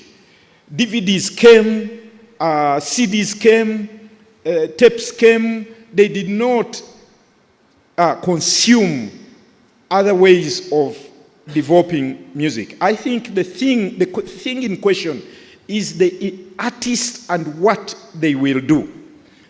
And people gravitate towards good work, whether it is on TikTok or on stage. I have a young person I work with frequently, she's called Karen, and she puts on plays at the theater, and she gets housefuls because she puts on shows that people want to watch. So change will always be there. I think that every youth and everyone of our generation should concentrate on keeping themselves at the top of the game as best as they can. Yeah. On to you, Joanita. Tell us briefly about your role in Exakate Kya Nabagereka. I'm aware you're one of the trainers in Exakate Kya Nabagereka. And from that, tell us, how do you and your colleagues, how are you taking on mentorship of the young generation in your field? Okay. And also cognizant of the fact that you were mentored, by one of the greatest. You're one of our greatest. Are we looking at someone in future whom you will have mentored? Okay, I'm the head of the trainers in the Exakate Chama Nabagereka, and they always call me the Nabagonjuzi of the Exakate Chama Nabagereka. But I also have a counterpart whom we call the Sabagonjuzi of the Exakate Chama Nabagereka, and my role is to develop the training curriculum that will be taught at a particular time of the year. I'm also responsible, or we are also responsible for the training and teaching the participants, and we are also responsible in guiding and training the trainers to ensure that they understand the content and they will be able to deliver it to the participants. You also talked about what the consumers get. I think these consumers get the opportunity to understand and to learn culture and their language at an early stage. Because we know language is very important in the beginning as part of appreciating what you are. If you learn your language very well, they actually bring them when they actually don't know Luganda. There are those ones who they don't know Luganda, and then you teach them just to greet. And to change that from their local language to the international language, it becomes a bit easy for them. But at the same time, Ekisakate is a center of Ubuntu Bulamu. When you look at these young people who are coming to be the future consumers of whatever is going to happen in this world, as long as they have values with them, as long as they learn to respect their leaders where they will be working, as long as they will be responsible people, as long as they'll care and understand that they're supposed to work as a team, because in this world you are not one, you can't be alone to make anything successful. So as Ekisakate Ubuntu Bulamu is a key to train these young people, to mentor them really to understand that where they're going to meet many people and to be in position to make what is the right choice. You could be in a group and you feel your friends are doing so many things, but you are in position to say that I think I could do this because it should be the right thing. If you are not mentored, then you are not in position to answer it well or to do it right. And we know that because, just as I said, Ekisakate starts from children of 6 years to 18 years. And as a young person, I remember when I was just a youth, there are times when you look at, you could have, someone is like, is a boyfriend, but you don't know what to say or to involve yourself. But in Ekisakate, we tell you to be alert.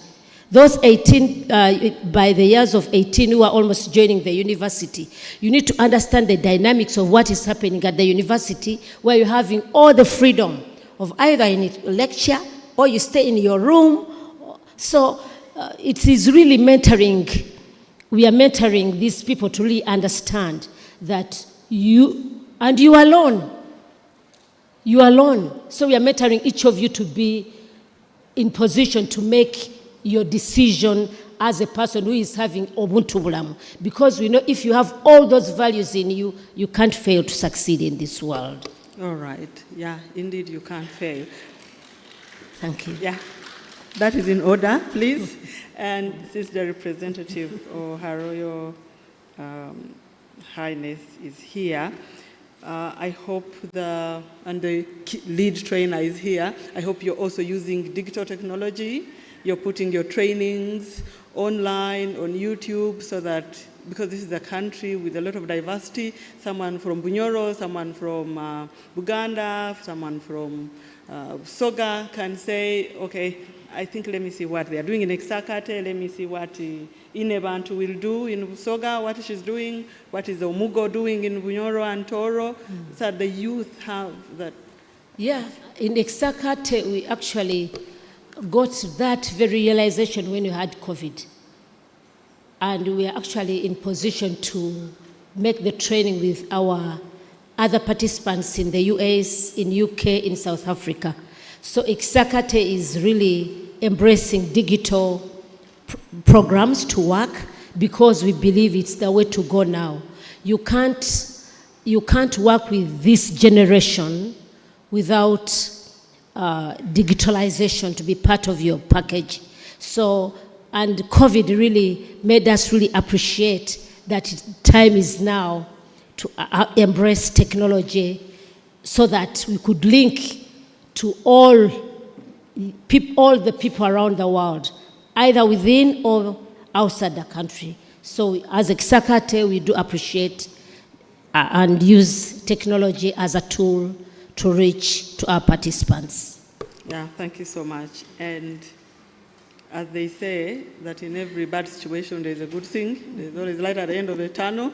You can't imagine COVID woke you up Yeah. Now, to all of you, as we look into the future, yeah, because we've got our future in here, and here in Makerere we build for the future. So as we look into the future, what policies, partnerships, investments are needed to support the growth and sustainability of Uganda's media, culture, and entertainment? I would like each one of you to tell me from your standpoint, your strongest point. For instance, Dr. Mulekwa, you tell us from the writer's point of view, script writers, or even academics. You're teaching in a university, you're teaching a generation that is supposed to be digitally at another level. Is the infrastructure enabling you to do that? Are there challenges in that regard? You're writing, and there's AI competing with you. Abby, you talk to us from, already you've said you are adjusting. Possibly you need to keep adjusting fast. For me as a filmmaker, it becomes very expensive. Almost every 2 years, I've got to throw away my cameras. Yeah, new cameras have come, and they are not cheap, you know. Andrew, you talk from the drama point of view, and Joanita, you talk from the music point of view. So we'll start with Charles.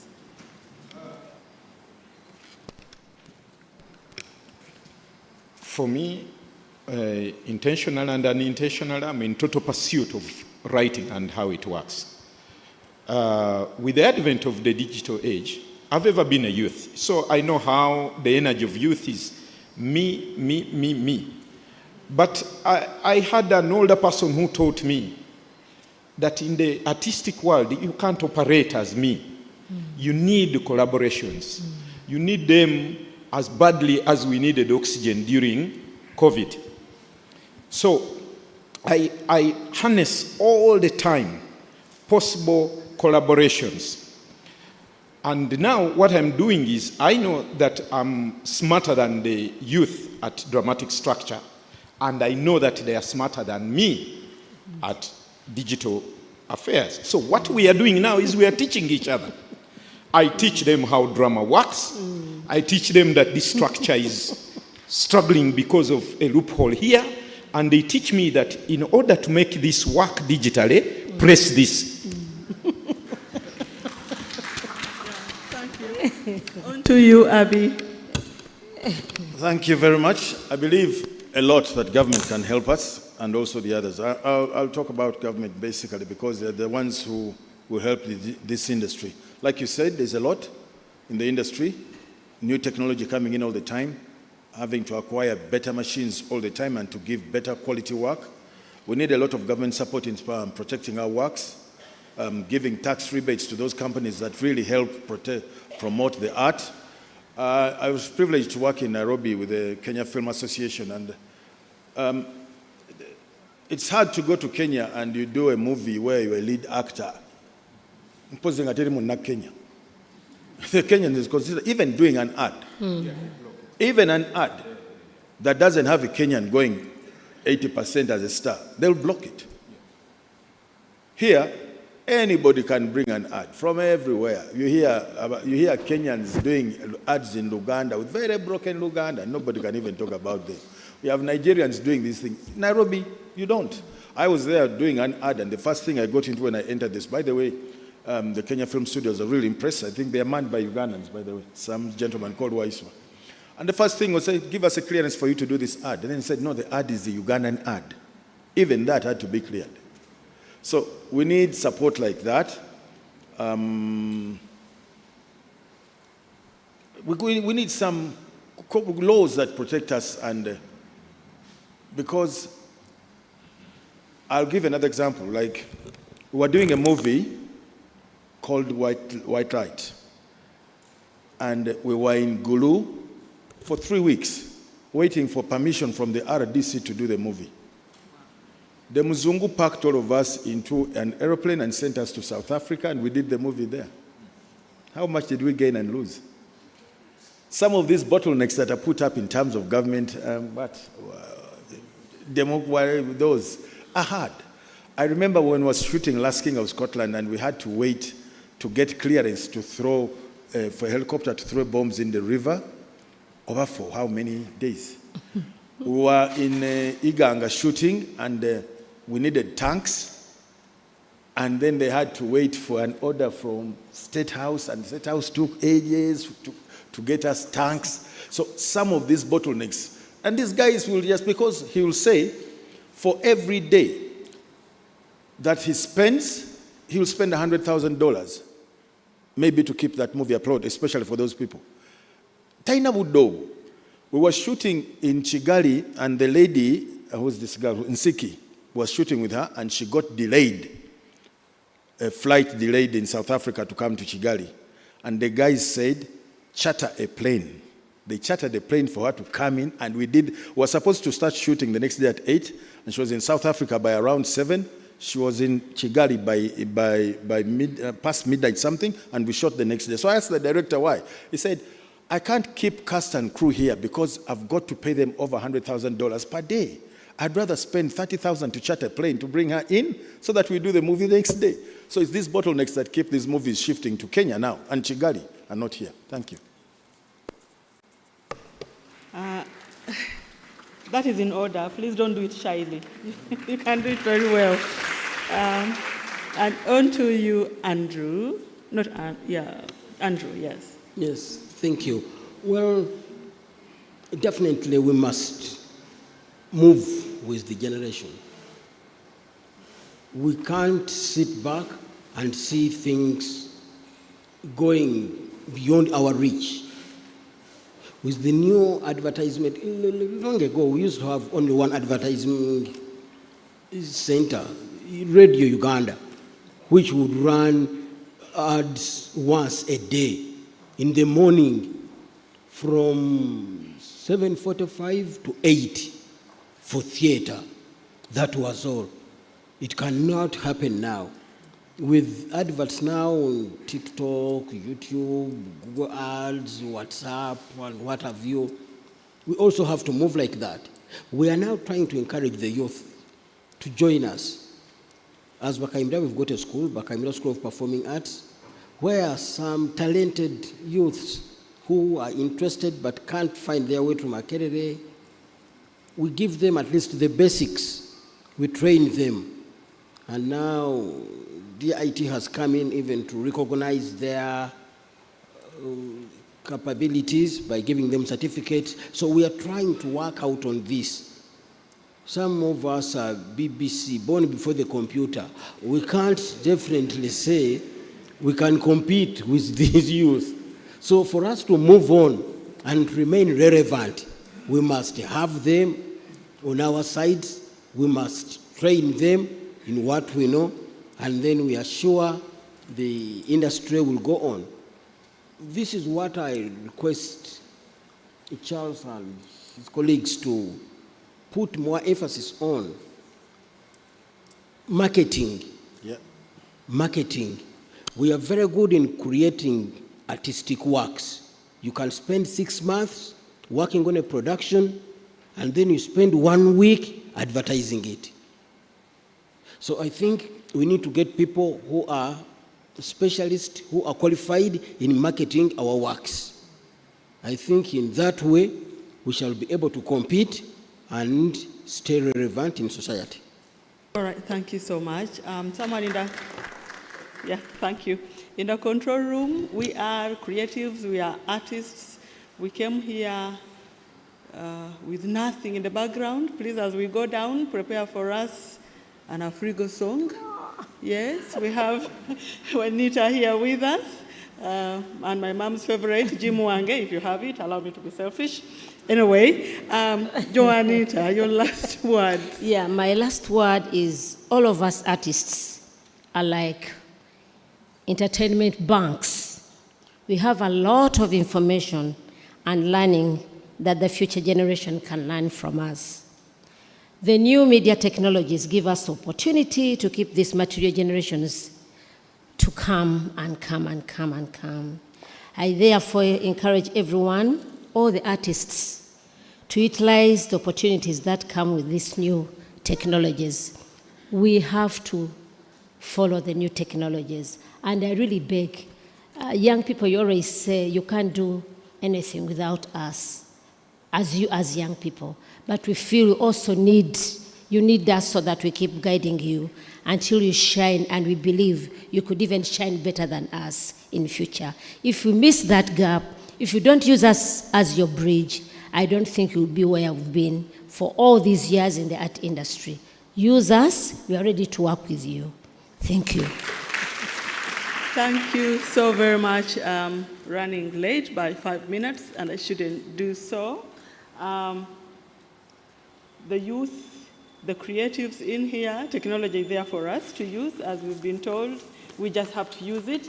And probably we need to know that art is business. Yeah, Andrew has talked about it. Art is business. Most of us, we follow passion. I'm a passionate singer. I like to sing. I'm making a movie. I just want to make this movie. You ask them, where do you want your movie to end? Where do you want your film to go? Which market are you looking at? They've got no idea. So going forward, future creatives, the good thing, you've got everybody here ready to mentor you. You have the best teaching you, from Charles to me. Please think business. That's how we'll grow our country. That's how we'll benefit from the future. Thank you so very much. In case you have questions, we don't have time, but we are on social media. We're on Twitter. They can answer your questions later. Thank you so very much. A round of applause. Tukole tutya tusonyiwagane tusabenga nnyo Katonda waffe. Thank you so much. We do appreciate. Thank you very much. My colleague, Dr. Kakoza, will walk you to your next. Yes, yeah. We are waiting for that song. I told the guy. Oh, the song. Well, as you. Yes, thank you so much. A round of applause again. Let's continue these conversations. Like our head of department said, the intention is to spark conversation outside the walls of this auditorium. And we have had a very active online audience. Thank you so much for keeping there. They say it's quite interesting and insightful. That is Tumwesije Abdul. And then we have Henry Bongerere saying, yes, indeed, COVID-19 will for many more years to come remain a game changer in various aspects, including the media and so on and so forth. But do join those conversations. Some of you have expressed the need to ask questions in relation to this panel's discussion. Kindly, we are pressed for time, but let's continue those conversations on X. The hashtag is #AMC2023, and on YouTube, Annual Media Convention 2023. We are very delighted to recognize the presence of Miss Lindowe Shast, who is the head of cooperation at the Norwegian Embassy. She has been, Norway has been a long partner for us as a department for many years now. Please stand up for recognition. All right, thank you. And whoever is driving the car UAX 013K, please go check your ride. The security needs you there. At the entrance, there is this book for sale. It is titled The Nabagereka Queen Sylvia Najinda Luswata, an autobiography. Get yourself a copy at only 100,000 Uganda shillings. Okay, let's have a break, a duet from the performing arts. Students, what? What? How much did you want the book to go for? Name your price, you never know. How much? 15,000 shillings? 6,000? 26,000. And lastly, why is it only the female students? Male students, what price would you like? Free of charge? You're worse. All right, over to you, performing arts and film, for a brief one.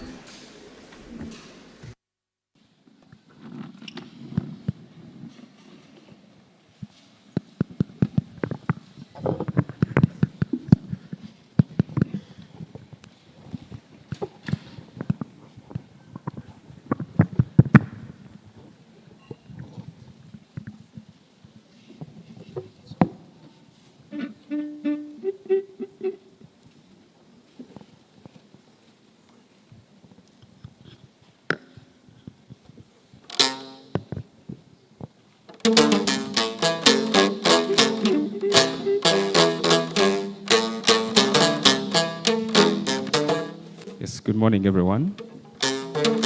My name is Isaiah with my team, and I'm going to perform a love story from the culture of Buganda.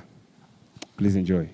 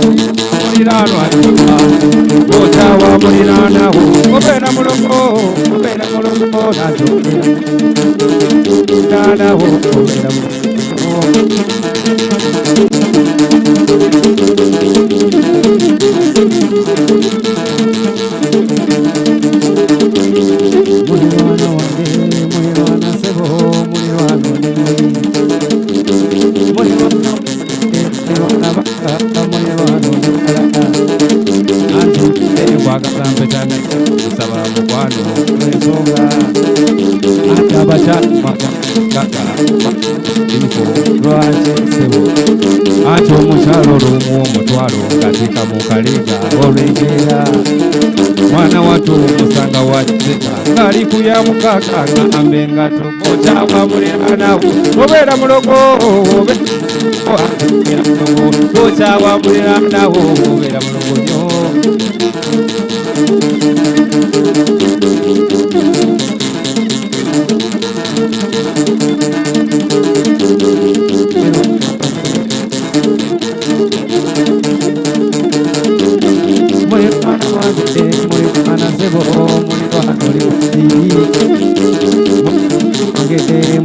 Baba mulirwano ndi wakata anti mbadde kukazambeta naye katusaba mukwano ngambye abakyala mwagala abagaga abavude mutuliko olw'ensonga anti omutwalo ngateeka mu kaleega olw'enkeera mwana wattu omusanganya akiseka ng'ali ku ya mukaga ngambe nga okyawa muliraanabo obeera mulogo anti obeera mulogo okyawa muliraanabo obeera mulogo nnyo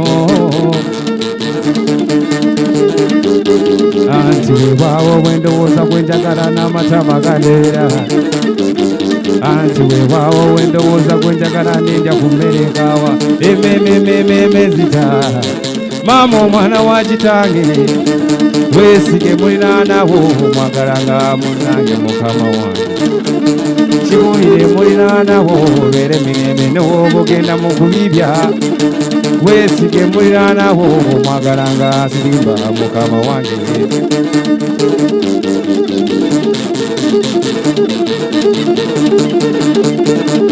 bwe nali ngenda okulima nakigamba muliraana wange bwe nali ngenda emugga ssebo nakigamba muliraana wange bwe nali ngenda okulima nze nakigamba muliraana wange bwe nali ngenda okulima ssebo nakigamba muliraana wange bwe nali ngenda okuwasa nze nakigamba muliraana wange bwe nali ngenda okuwasa ssebo nakigamba muliraana wange yanyamba nnyo kati tuzadde n'ekubaana mpezaawo musanvu okyawa muliraanawo obeera mulogo anti obeera mulogo okyawa muliraanawo obeera mulogo gwe obeera mulogo wasirimu obeera musezi okyawa muliraanawo okyawa muliraanawo okyawa muliraanawo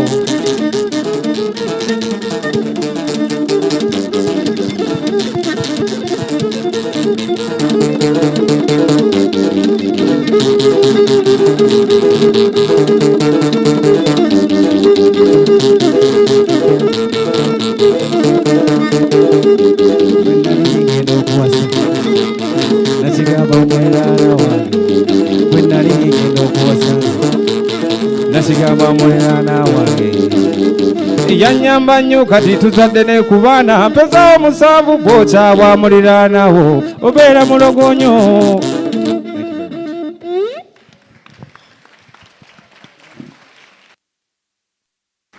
Okay, thank you very much, Performing Arts and Film, for that duet. And may I now take this opportunity to invite the Principal, College of Humanities and Social Sciences, Professor Josephine Ahichire, to give her remarks. She will invite the Vice Chancellor thereafter, who will also invite our guest of honor to address us. Thank you very much.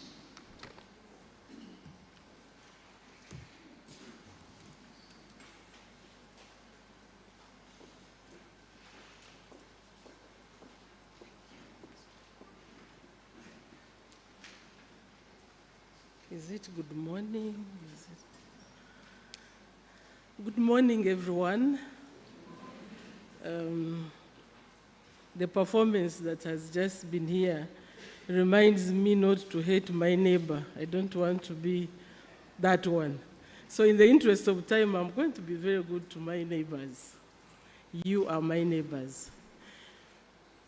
The College of Humanities and Social Sciences welcomes Your Royal Highness, Sylvia Najinda, Navagereko of Uganda, here represented by Judy Kamanyi. As students of social sciences, humanities, politics, for us, the institution of Her Royal Highness is here with us. So we actually don't say the representative, we say you're here. In her shoes, so she's here. And we welcome her with joy. Our dear students, please welcome this very eminent position in our midst as Makerere University. I'm asking the students alone. I'm being very nice to my neighbors. The students are my very close neighbors. I keep watch on them as principal. The Vice Chancellor, Makerere University, here represented by the First Deputy Vice Chancellor in charge of academic affairs, Professor Omar Kakumba. So the office of the VC is here with us. The head of cooperation at the Norwegian Embassy, you're very welcome. Our distinguished keynote speaker, Professor Elizabeth Rubinga, very welcome and very inspiring.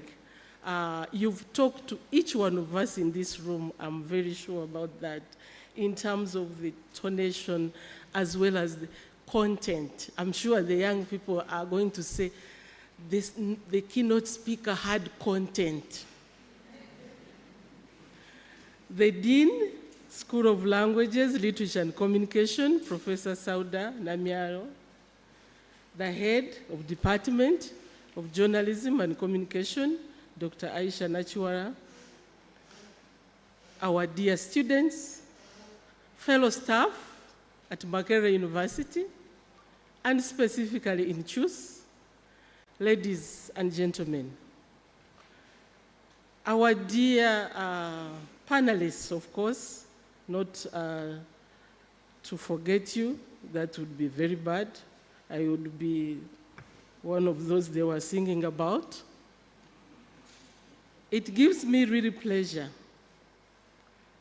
to be here at the Annual Media Convention 2023, themed quite appropriately, bringing culture back in, media, communication, and youth engagement in the digital age. And as Professor Rubinga said, has culture ever left? But maybe something left, and the organizers are thinking about how do we reimagine ourselves in the digital age. Standing from where I am, I would also say that we need to bring politics back in. As Africans, in this era, digital age, yes, but also in terms of how the global politics is changing, we could actually reposition ourselves. I like the fact that people are bringing the discussion back into the issue of local language and how our panelists were sort of blending some of the local expressions. I think that if our students put mbu in their essays, please don't cancel it, because it's part of the reimagining new communication.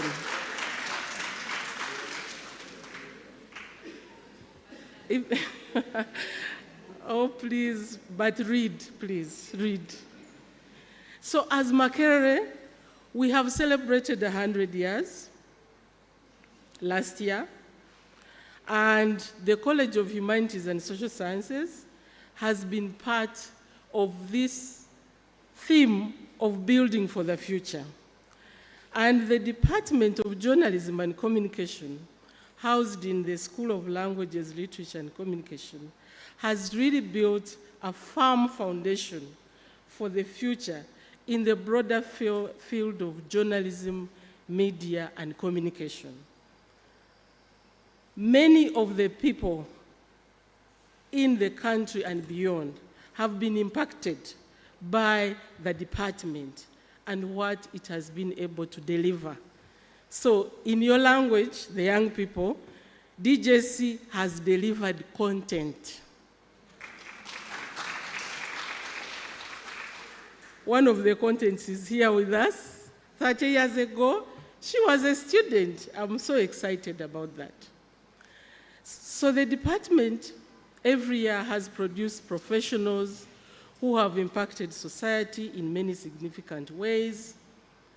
We have our keynote speaker here, and she's just one of those. There are many dotted on the continent and in the globe worldwide. So this media convention has for decades been a meeting place of ideas where networks are built for the good of all. And the theme for this year's convention is indeed a meeting point of media communication, culture, youth engagement, and national transformation. So we talk business, yes, but we really, in the broader sense, are talking about social transformation. We are talking about societal imaginings of the better future, and a better future that is nested within Ubuntu. If we lose the Ubuntu, then we are just machines chasing money and chasing content. We have to have content that is layered within Ubuntu, layered within that mission of making humanity better through communication.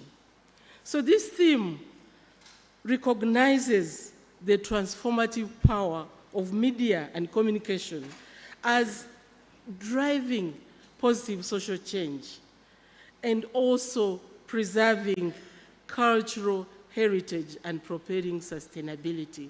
When we talk about culture, sometimes what comes to people's minds is these negative things that people have created for themselves. Hating each other, undermining each other, displacing widows, displacing Mulekwa. Where is Mulekwa? Who is going to the market? That is actually not culture. When you read some of these books, like the autobiography of Her Royal Highness, you will see the centrality, for example, of positive culture, centrality of motherhood, of care, the centrality of even what they call Buganda. It's the centrality of two things coming together and collaborating and co-creating. It's not about fighting for power. It's even not about having just the Kabaka ordering people around. It's actually working together. And those are the kinds of things that we need to bring back in. And as history continues to teach us, for example, in the case of Uganda, we see that media also can promote diversity. So in such a convention, our role as humanities and social sciences, our role as Makerere University is to restate and re-examine that role and be able to actually offer ideation or leadership to our societies and be able to create a better world. I would like to thank the Department of Journalism and Communication, soon to be a school.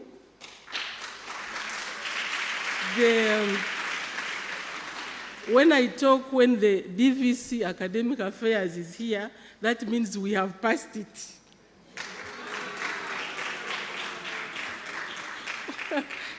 He will just be able to direct Senate. This is something that should have happened 30 years ago. So the department has had a lot of impact, and as a center of excellence, actually, UNESCO's Center of Excellence in Journalism and Communication, there is no other place to be other than being a school that can then actually be a center of excellence in the region, East Africa, Sub-Saharan Africa, and beyond. And the college will continue to support the department in its endeavors, creating programs that are able to embrace the needs of young people, strategic communication, writing for society, not just for making money. I know we need the money, but when we write, let's have that mission in mind.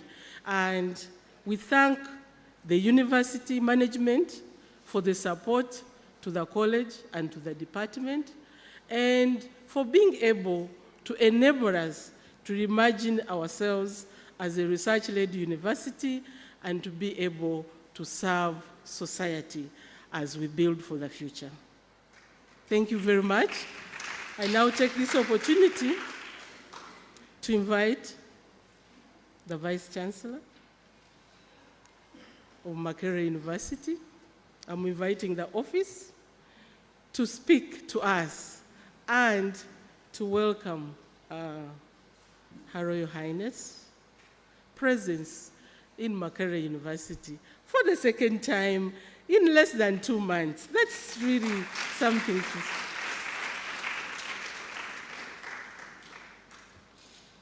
Professor Umar Kakumba, you're very welcome to choose once again.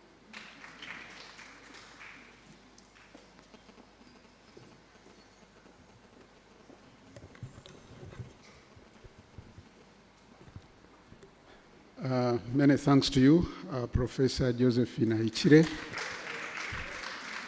the principal of the College of Humanities and Social Sciences.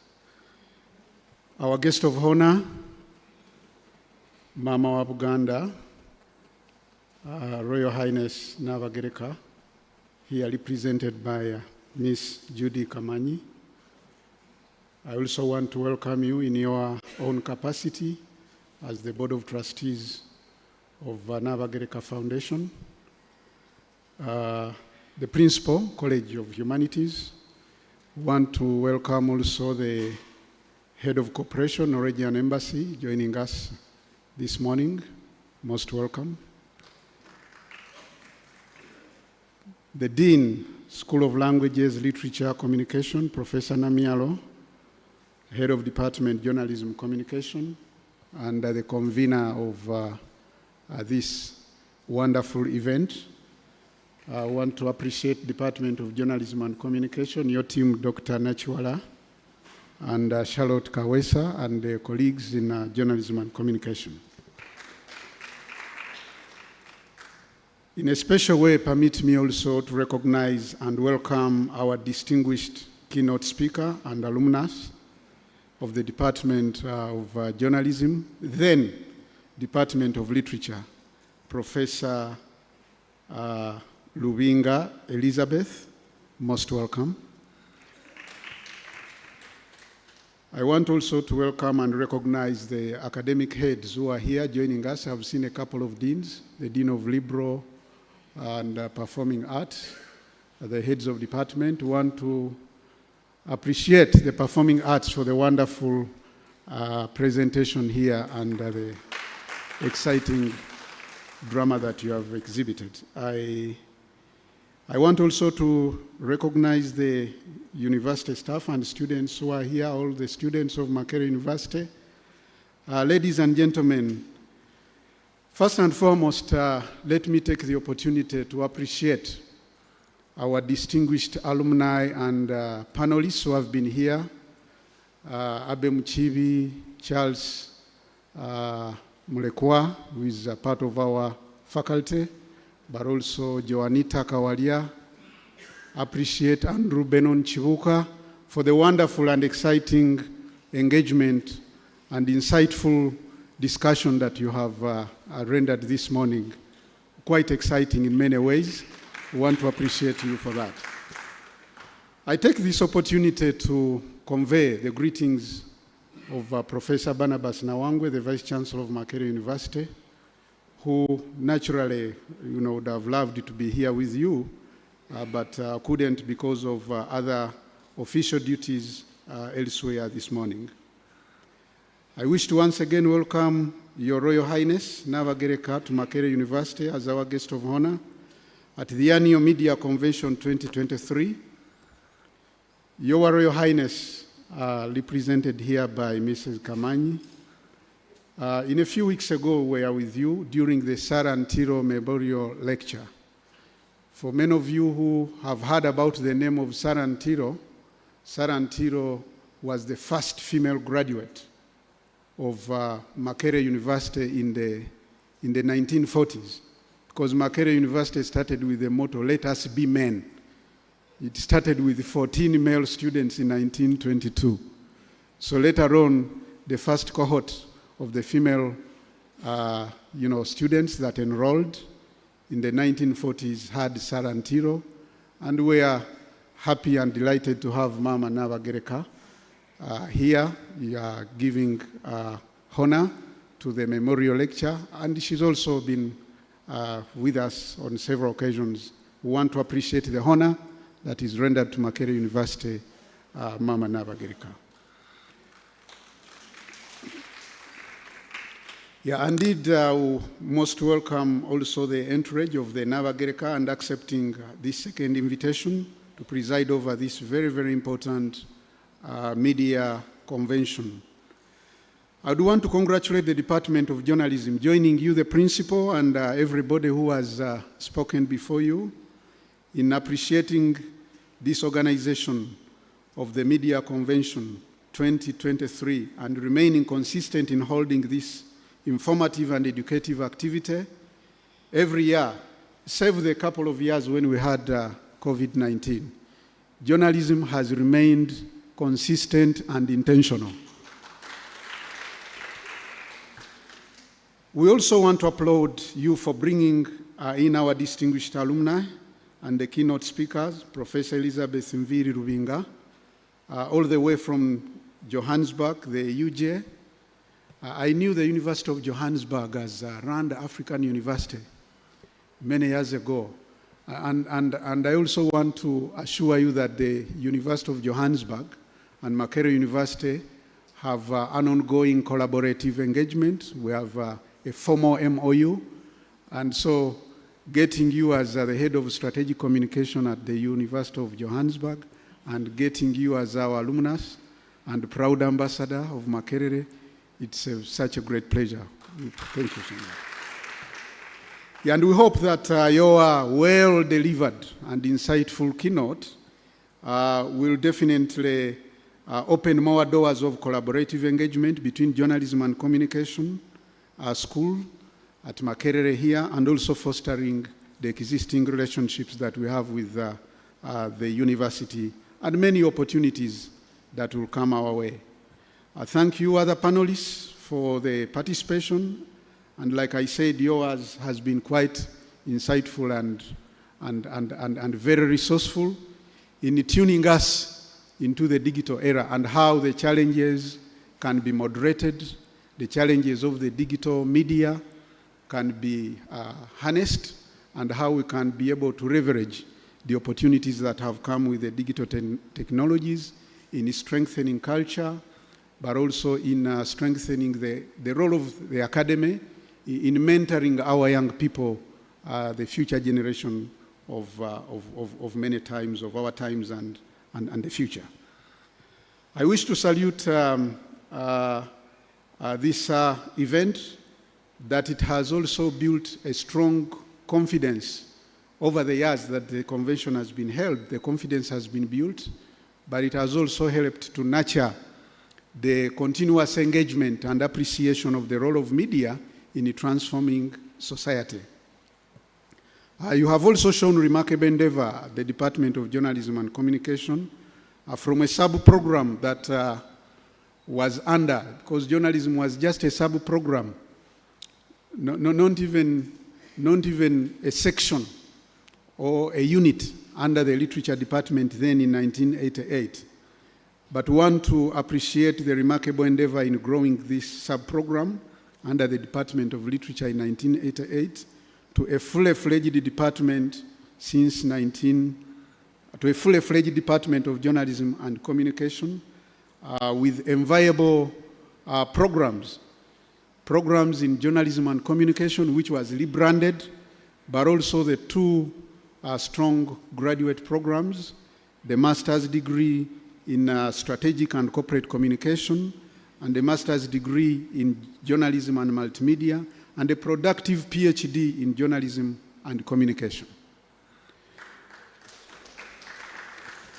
I have been informed too that the department is partnering with the School of Public Health to develop another master's in health promotion and communication, and which is interdisciplinary, which is very, very important.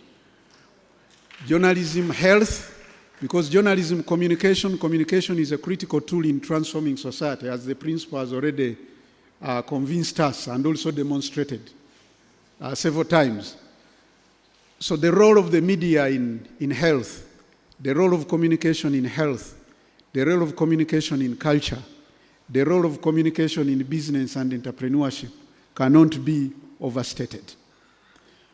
So I want to take this opportunity also to assure you that once that program comes in handy in my capacity as the Deputy Vice Chancellor, we should be able to fast-track it.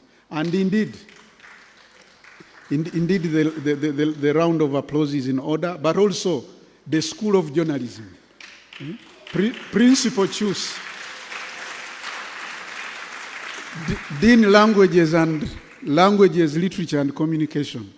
Where is the proposal? The DVC chairs the Senate Committee on Academic Programs, Policies, and anything to do with the business of the Senate. So we'll be much more delighted to have that proposal as we are completing the proposal for the Council Restructuring Committee. And indeed, journalism should have been, communication should have been a school many years ago, but better late than never. We'll appreciate that. Yeah, so allow me to thank the principal for the Choose on the Move and your well-elaborated and illustrious effort, and also the Dean of the School of Languages, Literature and Communication, for guiding and achieving various milestones in many other departments and schools of the college. The 5 schools of the college, the over 14 or 15 departments in humanities and social sciences, they have really exhibited quite much in fostering our future, our vision as the institution, but also in demonstrating what the university has been able to do in building human capital development for our country and our region. I am pleased with today's theme, bridging culture back, bringing culture back in. But I want to agree with Professor Ruvinga here that culture has not gone away at any time. Probably culture has been alienated. But I think the idea of reimagining or reimaging culture into the digital era, and also how culture can be made more useful in building a strong foundation for the young people, and how culture can also strengthen the modern era of communication. I think those are the issues that have been well expressed here by our panel, and also in creating the enterprise, the future of the enterprise, and the future of the business, but the business that should not completely be away from strengthening a society that is together, a society that is harmonious, and a society that is productive. So definitely it speaks the theme that you have selected, bringing culture back in media, communication, and youth engagement in this digital age. It speaks to the impact of the fast advancing technologies of our well-being as a community, as a country, as a nation, as a region, and as a continent, and what culture can significantly contribute. I am certain that the discussion at this convention will open our minds more about issues to how to access digital technologies, the quality of the content that is made from time to time, and how that content can be expressed, how it can be produced, how it can be enabled to support the roles of building our strong communities and building public participation, and also engaging our development processes. We are hopeful that today's proceedings can be developed into academic publications, and that is particularly important to me. As the head of research, we want to see this engagement and how it turns out, the productions that are being made, the content that is being written. We want it to migrate into knowledge that can be able to inform and train future generations of our people. So we are looking forward to publications. We are looking forward to more policy briefs that can inform progressive policy and regulation on digitizing our country and our economy. And if all of these are achieved, we should be able as a university to continue building for the future and sharing experiences and insights and innovative practices that can promote the role of the media and the role of culture in preservation, in social change and empowerment of our people. And also ultimately, it should be able to drive towards the sustainability of our culture and the transformation of our country.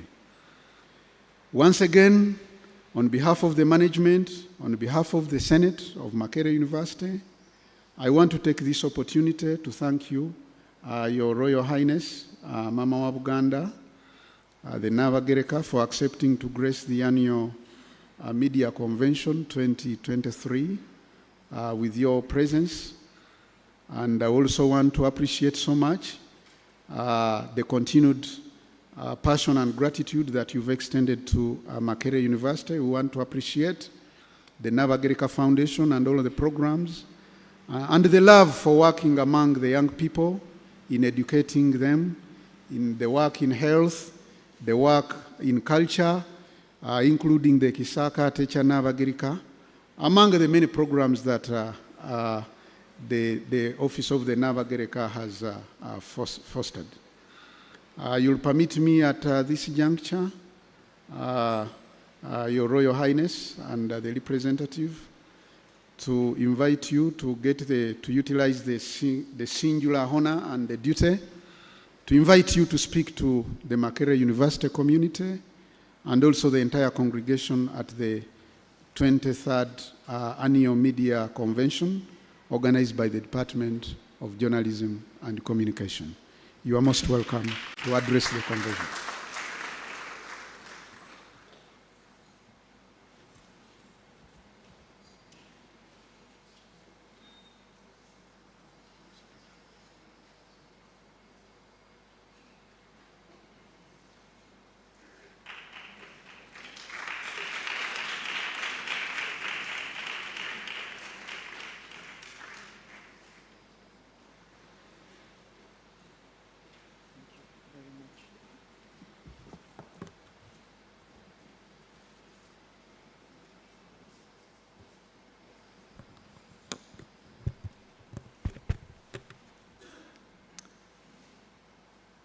The chairperson and members of the University Council, the Deputy Vice Chancellor, Academic Affairs, Professor Umaru Kakumba, representing the Vice Chancellor, the Principal, College of Humanities and Social Sciences, the Dean, School of Languages, Literature and Communication, the heads, staff, and students of the Department of Journalism and Communication, the keynote speaker, and the panelists, distinguished guests, ladies and gentlemen. Now, before I present the speech of Her Royal Highness, I'd like to inform you that she would have definitely been here with you, and she had prepared to come, but she became indisposed yesterday, and I was requested to come and represent her. So please take it that indeed she is part and parcel of you this morning. On behalf of the Nabagereka of Buganda, Her Royal Highness Sylvia Najinda, I thank you all for being here this morning as we discuss how media and communication professionals can leverage the youth with their energy and creativity through digitalization and culture to help the country achieve its development aspirations. Thank you for the invitation, and congratulations to the department on marking 35 years.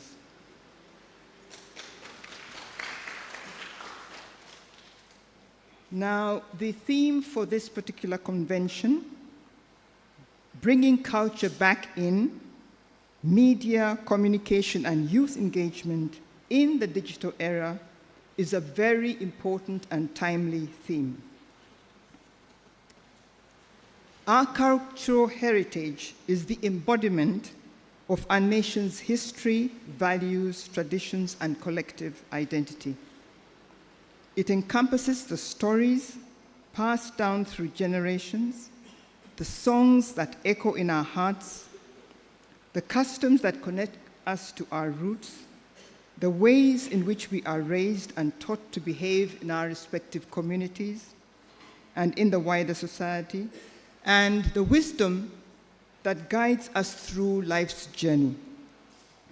It is a source of pride, a reflection of who we are, and a legacy we have proudly inherited from our ancestors.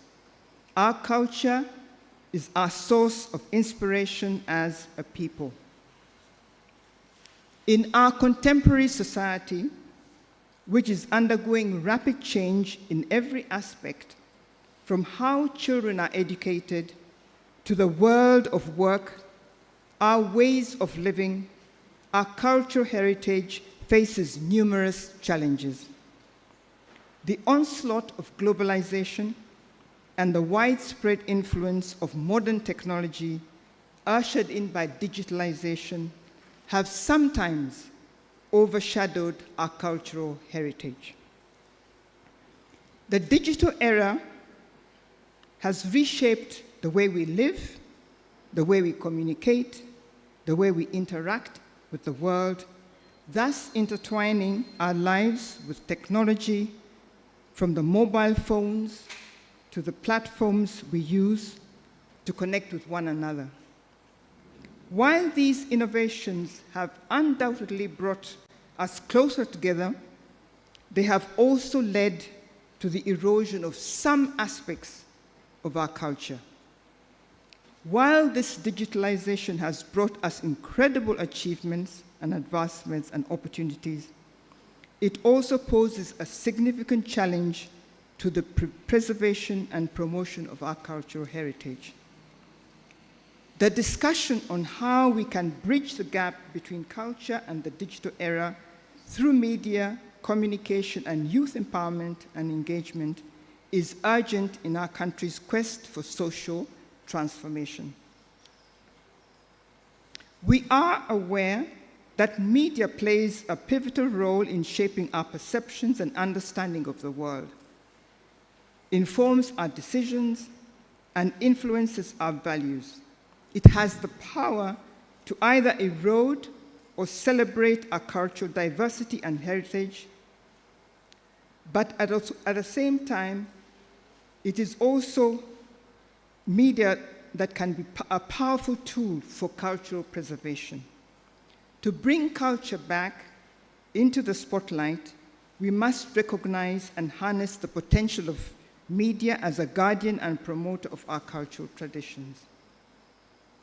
This is especially critical in this digital age where media, especially online and social media, has been used to spread stereotypes and misconceptions. As professionals in the industry and to the students who are training to become media and communication specialists, we have a duty to address this problem. Media in all its forms, including the tradition or legacy newspapers, radio, and TV, as well as online outlets, have a responsibility to represent our culture accurately and respectfully.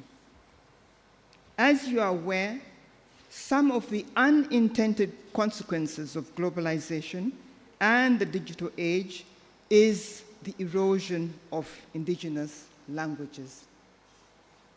People who have been on this platform before me have alluded to the fact that it's very important that we root ourselves in our languages.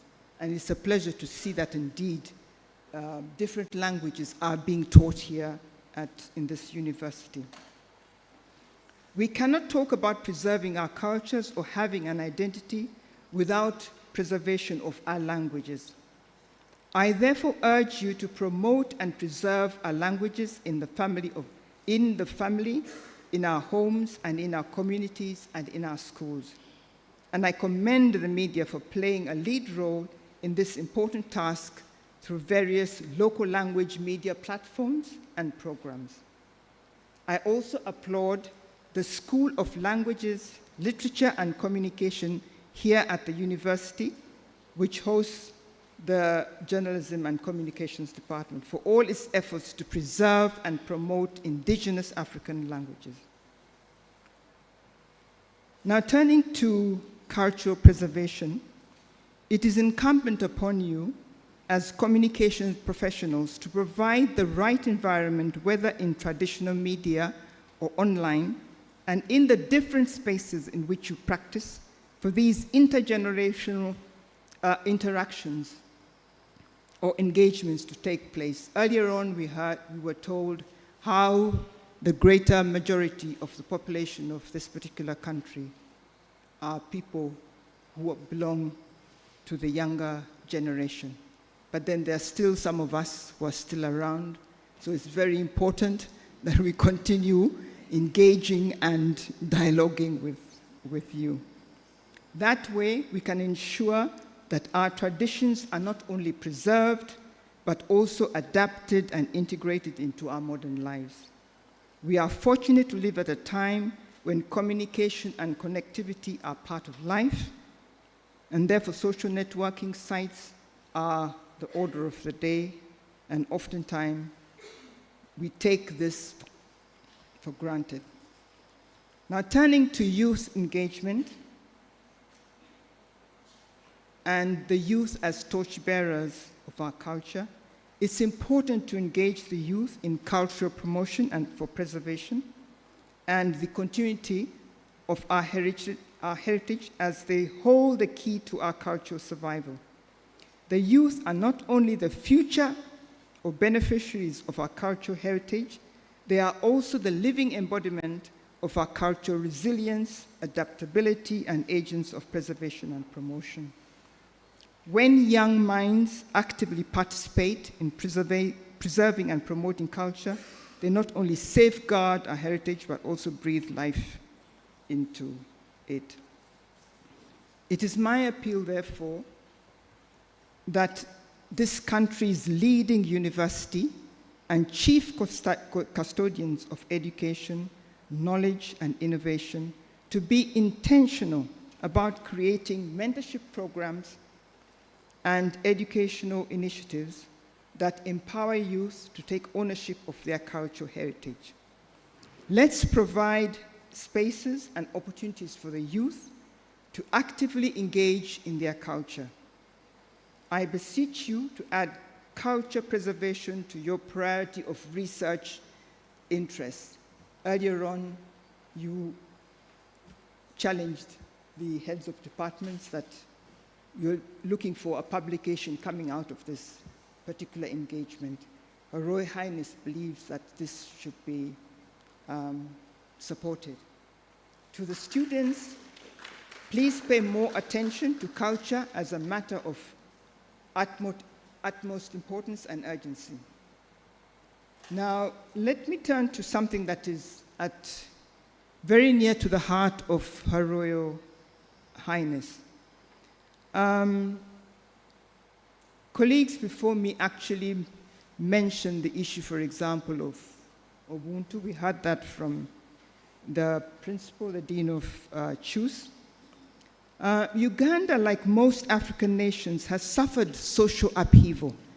There's no denying about that, and disruptions. There is a breakdown in ethics and values, which has led to moral decadence and deterioration of social cohesion in our society. If we took a critical and honest look at ourselves, we would admit that as a people, we have somehow lost some aspects of humanness. With the grave decline in acceptable behavior, especially when it comes around digitalization, I strongly believe that transforming our nation will entail a revival of our cultural values. Somebody earlier on said that it is not, that culture has always been around, but then the issue is that there are certain aspects that have kind of receded, and we therefore need to bring them back to the fore. To this end, Ubuntu Blam, an amplification of Ubuntu, which is the African philosophy that espouses interconnectedness, humanity, dignity, and communal living, was integrated in Ekisakati Chanabagereka, which was spoken about earlier by Joanita Kawalia, is one of the flagship programs of the Nabagereka Development Foundation that targets the young people. Several societal values that make up Ubuntu Blam were identified through research, and these are self-reliance, responsibility, respect, self-control, humility, civility, integrity, honesty, sense of shame, responsibility, among others. In fact, earlier on they mentioned Dr. Spire Sentongo. He was the one who assisted the foundation to come up with a publication titled Ubuntu Blam. It's available for you if you're interested to buy, to see how in our culture we have up to 50 values that inform the way we actually live. These values are universal, I hasten to add, and are found within communities throughout Uganda. So with the support of UN Women and the United Nations Development Programme, the Nabagereka Development Foundation partnered with other cultural institutions in Uganda, including the kingdoms of Acholi, Alur, Bunyoro, and Busoga, to come up with an indigenous approach to achieving the 2030 Agenda for Sustainable Development, that is the SDGs. The foundation has also worked, and Her Royal Highness, with other African queens and cultural women leaders from the kingdoms of Ghana, the kingdoms that exist in South Africa, Lesotho, and in Nigeria, mindful that they had the power to use their status in society to influence and improve the lived realities of their people. So now, how can we harness media technology for cultural revival and cultural heritage preservation in the digital area? We have unprecedented opportunities to bring culture back into the limelight using social media, the internet, podcasts, digital storytelling to amplify our cultural messages, to reach a much wider national and global audience. We need to encourage the creation of digital content, as many of the speakers before me alluded to, that celebrates our culture, to engage our youth, and invite the world to explore our culture. Through this strategic use of technology, we can showcase our art and our music and our customs to a wider audience, promoting a deeper appreciation of our cultural diversity. The digital revolution has brought new non-traditional players in the media and communication arena. These include the digital content creators, or producers, and influencers. And young people are at the forefront in this space. I therefore implore the department to continually equip students with the requisite skills and, even more importantly, ethics for these crucial roles. You and your associates in the humanities field are best placed to instill a sense of pride and identity among our young people, while almost equipping them with skills needed to navigate the digital era, yet stay rooted in our culture. Finally, of course, there are challenges that come with preserving and promoting culture in the digital era. The rapid pace of change and the spread of misinformation and the lure of globalized cultures as we know them, and the risk of cultural appropriation are hurdles we must navigate. However, these challenges are not insurmountable. We need to embrace technology as a tool for cultural preservation rather than perceive it as a threat. With regards to solutions, I request the Department of Journalism and Communication to ponder on these challenges. At 35, surely society naturally expects you to have achieved some milestones. You are at a stage where your impact on society should be visible in many aspects, and especially the matters being discussed today. I implore you to spread your reach and influence so that your impact in our nation is visible. We are looking up to you to provide professional guidance to the students, cultural associations at the university, like Nkoba Zambogo, to make culture visible on the university's agenda, and to encourage our young people to embrace culture with the same vigor and interest with which they have embraced digitalization and globalization. I wish to emphasize that it is our collective duty to ensure, as our ancestors did, that the transition to modernity does not come at the expense of our cultural identity and heritage.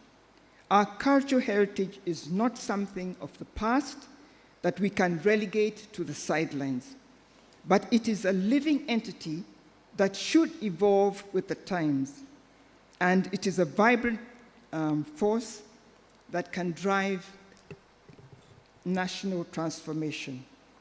We must factor culture back as we navigate the digital era, not just as a matter of preserving our past, but about securing our future. Our cultural diversity is a source of strength, resilience, and inspiration. Let's work to embrace and promote our culture. Together, we can build a future where our national identity thrives, where diversity is cherished, and where cultural heritage is a driving force for positive change and for our country's transformation. I thank you all.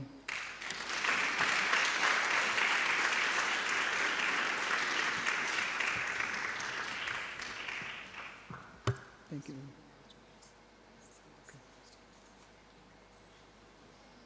Another round of applause in recognition. Thank you so much. We just have a small, a modest token of appreciation that our Vice Chancellor will pass on to you to be delivered to the Nabagereka Foundation.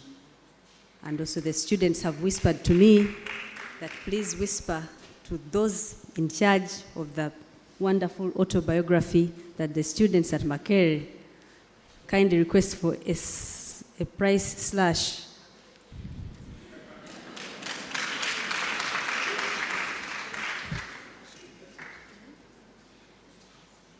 May I request the head of department and the principal to please come and hand over this, escort the Vice Chancellor in handing over this.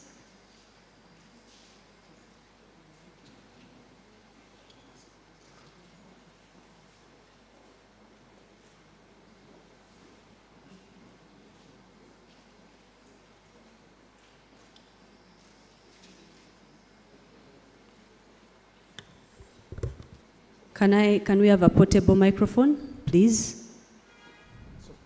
Oh, it's okay, all right.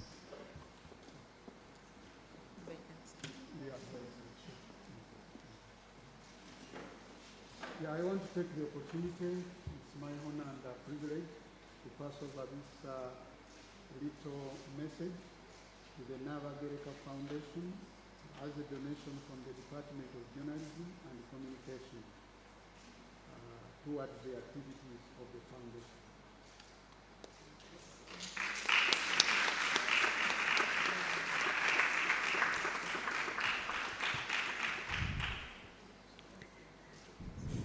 Thank you so much, yes. And yeah.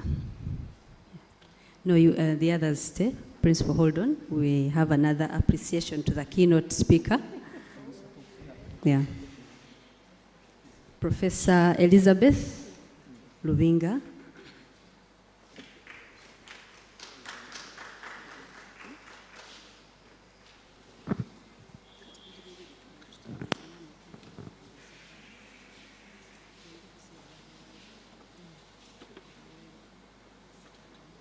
Dr. Nas, please return.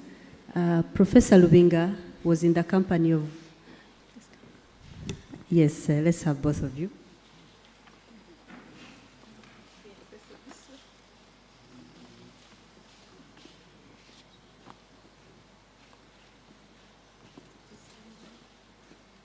I'll take the honor and the opportunity to pass over this little beautiful gift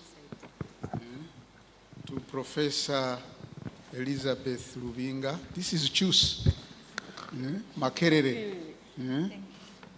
It is loaded with the content.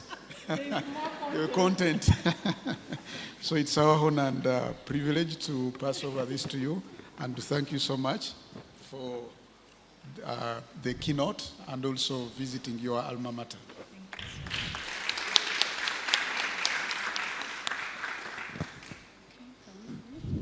All right, thank you very much. Shall we now invite Professor Nasanga to move a vote of thanks? Thank you so much.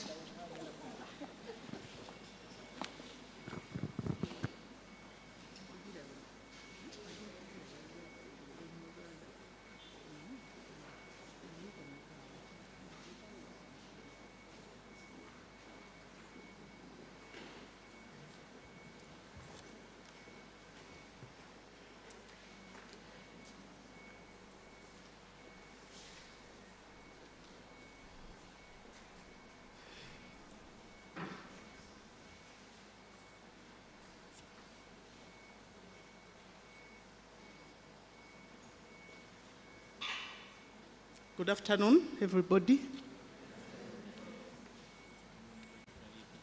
As the Kasangwawo and Kekasokawo and Kaokada, I've been requested to give a vote of thanks on behalf of the Department of Journalism and Communication.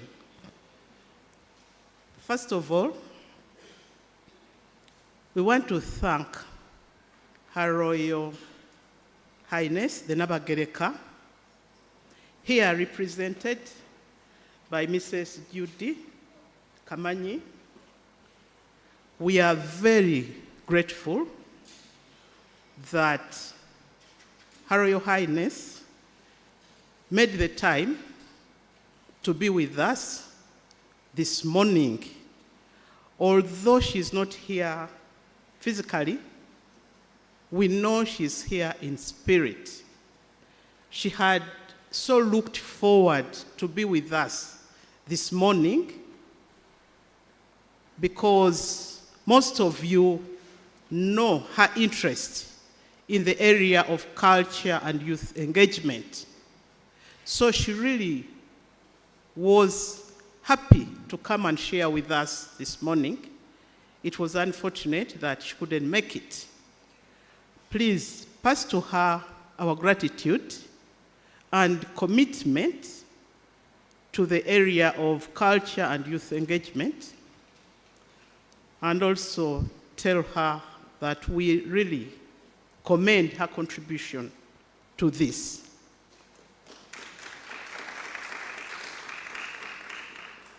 I want to thank our VC, represented by the DVC, Academic Affairs, Professor Umar Kakumba. To most of us, he is not a stranger. You must have come across him in the corridors on campus, moving around, interacting with students and staff. As we would say, he's a professor of the people.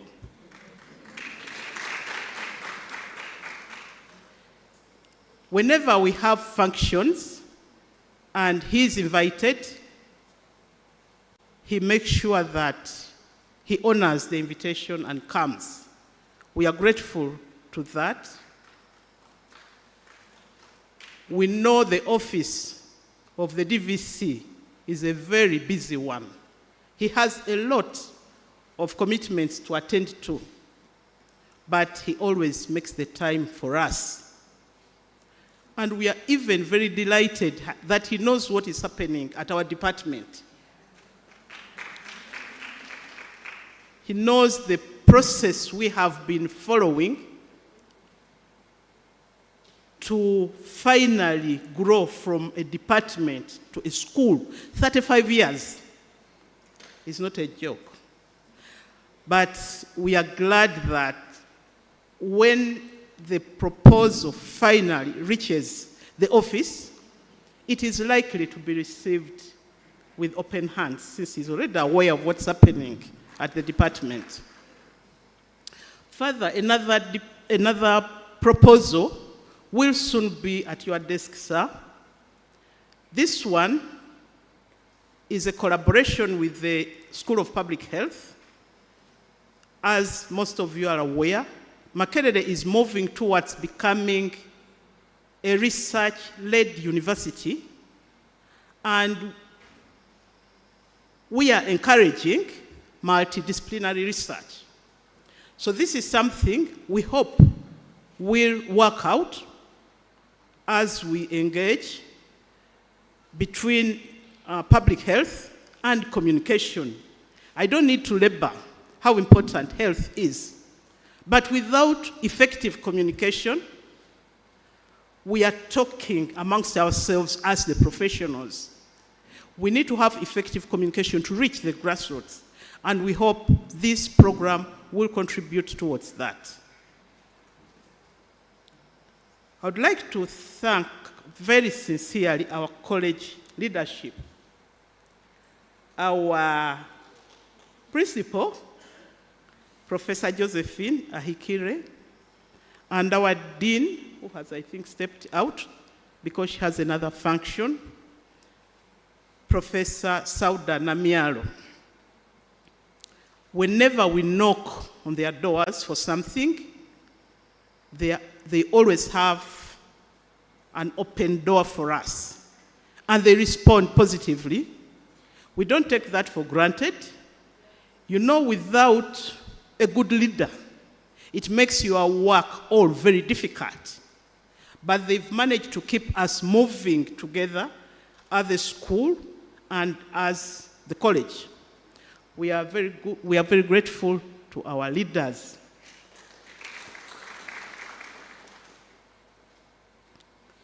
Sometimes being invited to give a keynote appears very attractive, but you need to do some work before you deliver the keynote.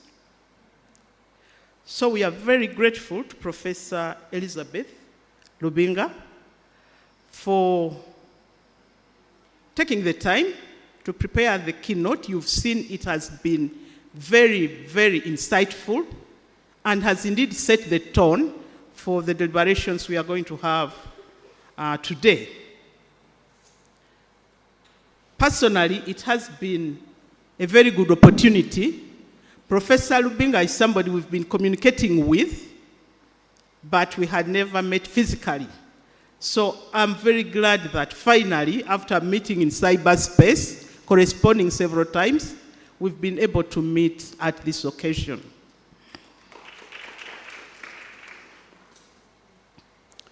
We've had our first panel this morning. It was composed of all these experienced practitioners. When you are in theater, film, and you mention these names, these are the names for Uganda, and even beyond, even in East Africa. And it was moderated by a very able moderator, our own Dr. Cindy Evelyn Magara. We are very grateful to them for making the time to come and share with us their experiences. And it was not only sharing the history, but they were able to project for us into the future, the digital age. Thank you very much, our panelists.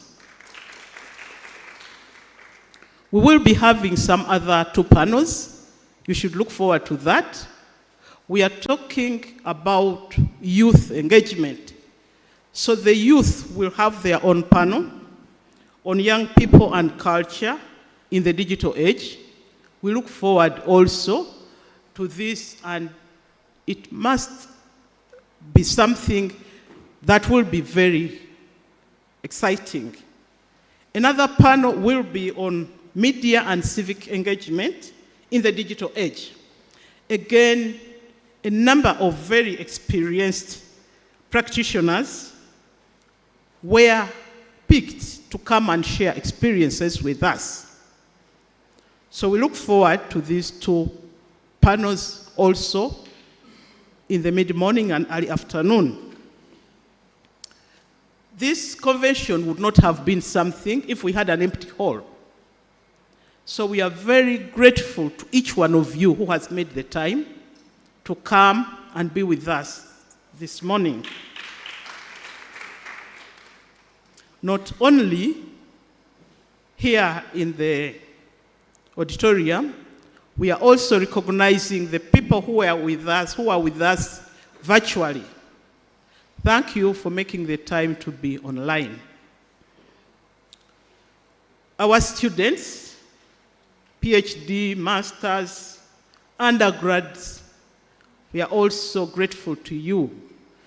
You know, sometimes students believe that it is only when they go to the lecture rooms that they learn.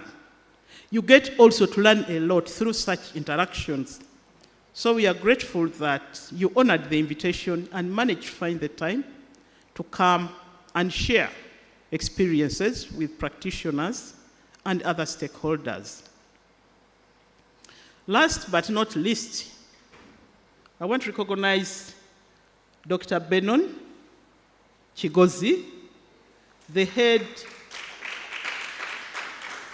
of the Performing Arts and Film. He has put in a lot of time with the students, of course, to prepare for the musical interludes, entertainment we are having.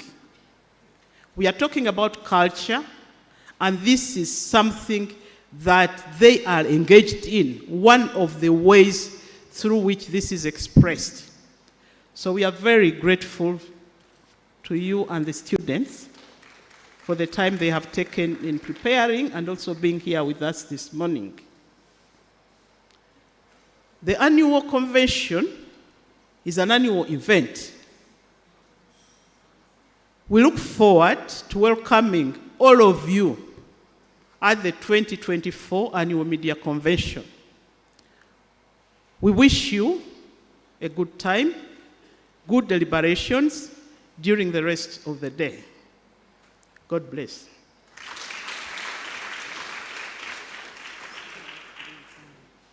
Thank you very much, Professor Nasanga. I think after such a vote of thanks, you deserve a break and a bite, right? Yeah, right. Students like, but let's do some group photos to allow the Vice Chancellor run to other engagements and other dignitaries in our midst. So we're going to have, let me invite our guest of honor, our keynote speaker, the representative of the Norwegian Embassy, our Vice Chancellor, the principal, our dean, our head of department. Please come up. Let's have that as our first photo.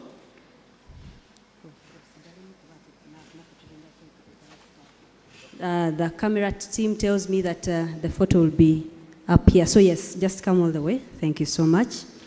As you do that, I'd like to recognize the presence of Dr. Annette Kezabu from Uganda Christian University. Thank you so much for joining us. Looking lovely as usual. I'd like to recognize the presence of Helen Kawesa from Parliament of Uganda. Helen, thank you for coming. Yes, please, the group photo. And Katamba Mohammed. No, you're going to stand. Sorry, you've been sitting for a while. Let's stand a little. Fred is arranging the group photo. Fred is here to help guide on how you stand.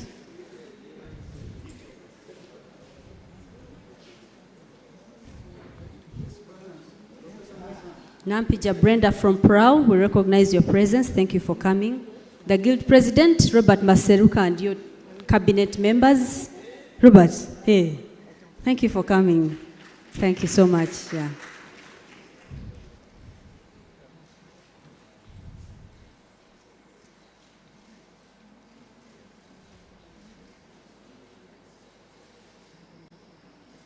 Any panelists who are still present?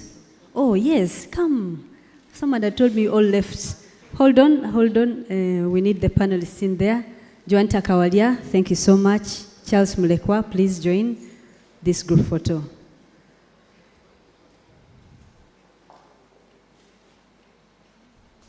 Is Cindy still here, the moderator? Cindy?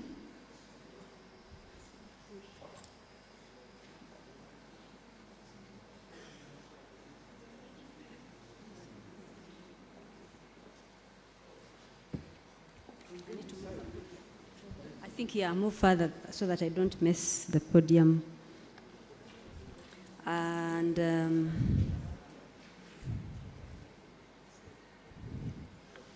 all right, can we have, let me know when you're done. Okay, wonderful, yeah. All right, the guest of honor, please remain Vice Chancellor, please hold on. Keynote address speaker, please hold on. I won't let you go either. Head of department, please hang in there. And let us have the staff from the Department of Journalism and Communication join this group photo. The department that has been given the good news that they are soon becoming a school, please come and join this group photo.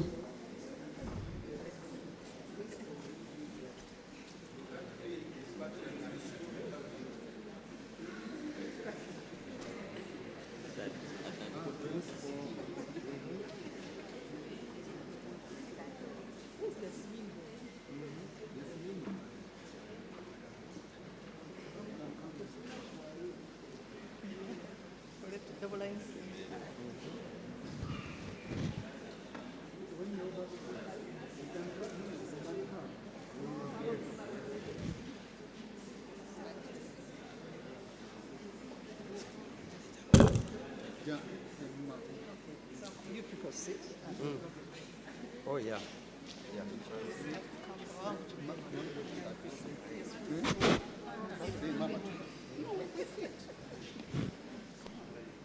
Betsy, you sit.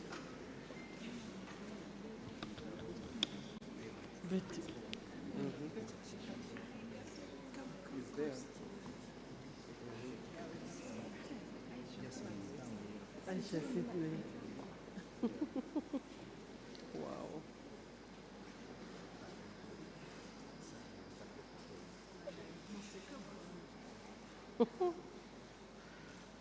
Is there any formula? Wow.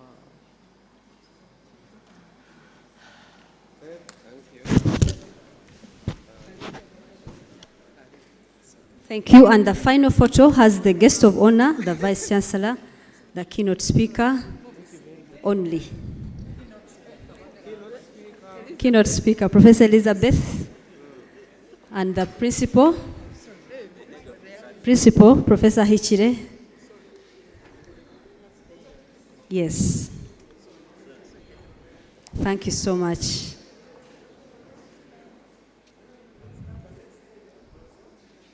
One more person is joining. Please hold it.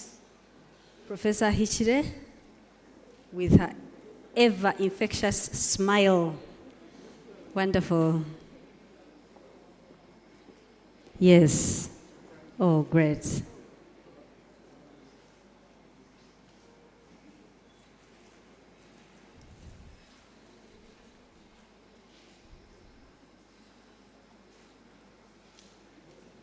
Other members of staff, do we still have other members of staff around? Looks like many of them have gone. Okay, thank you so much. Please lead our head of department, please lead them for a bite. Yes, let's take a break. And students, you'll follow. Let the dignitaries first access that ground. And then you'll follow. My colleague, Dr. Sarah Namusoga, and Dr. Charlotte, the convener, are overseeing this process. Let us convene. Let's all take a 10 minutes break and convene, or reconvene to have the second panel that will talk to us about young people and culture in the digital age. Thank you so much. DJ, you could keep the grounds busy.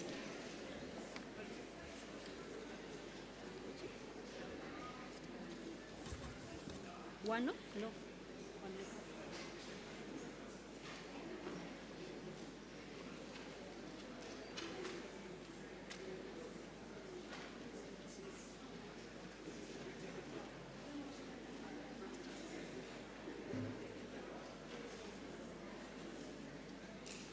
For the rest of us who are still here, we are going to have a cultural performance to keep us smiling.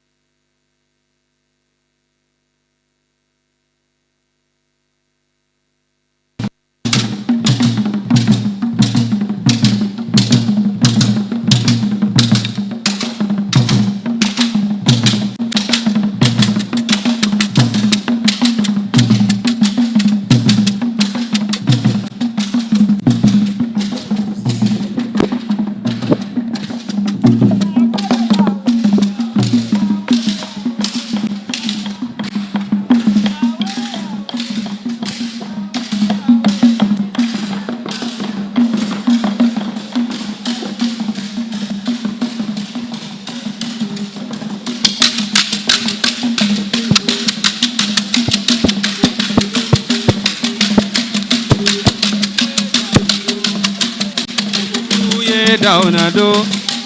E dudu ye down a do. E dudu ye down a do. E dudu ye down a do. A dudu ye down a do. A dudu ye down a do. E dudu ye down a do. E dudu ye down a do. E dudu ye down a do. E dudu ye down a do. E dudu ye down a do. E dudu ye down a do. E dudu ye down a do. E dudu ye down a do. E dudu ye down a do. E dudu ye down a do. E dudu ye down a do. E dudu ye down a do. Gala wanyawo. E dudu ye down a do. Gala wanyawo. E dudu ye down a do. Gala wanyawo. E dudu ye down a do. Gala wanyawo. E dudu ye down a do. Gala wanyawo. E dudu ye down a do. Gala wanyawo. E dudu ye down a do. Gala wanyawo. Down a do. E dudu ye down a do. E dudu ye down a do.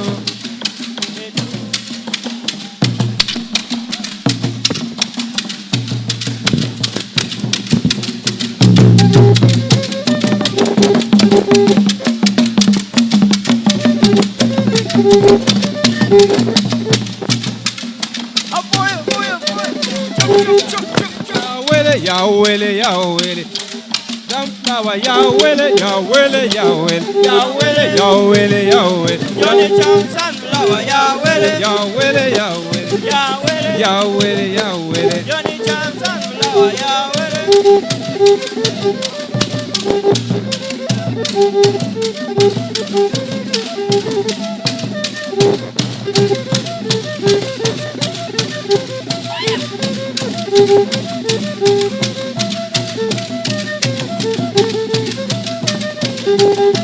Angelina, wake up, till wine. Angelina, wake up, till wine. Angelina, wake up. Angelina, wake up, till wine. Angelina, wake up, till wine. Angelina, duck up, till wine. Amma tero gwanga, na kero gwanga. Angelina, wake up, till wine. Angelina, wake up, till wine. Angelina, wake up, till wine. Angelina, duck up, till wine. Angelina, wake up, till wine. Angelina, wake up, till wine.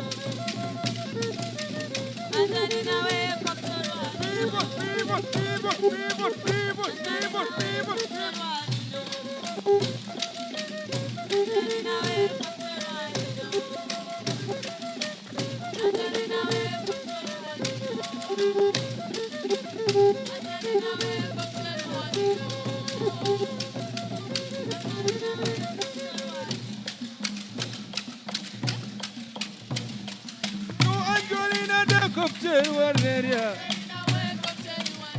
Natero gwanga, natero gwanga. Angelina, wake up, till wine. Angelina, duck up, till wine. Angelina, wake up, till wine. Angelina, wake up, till wine. Angelina, wake up, till wine. Angelina, wake up, till wine. Angelina, wake up, till wine. Angelina, wake up, cherry nyere. Angelina, wake up, till wine. Angelina, wake up, cherry nyere. Angelina, wake up, till wine. Nyere, cherry nyere. Angelina, wake up, till wine. Angelina, wake up, cherry nyere. Angelina, wake up, till wine. Angelina, wake up, till wine.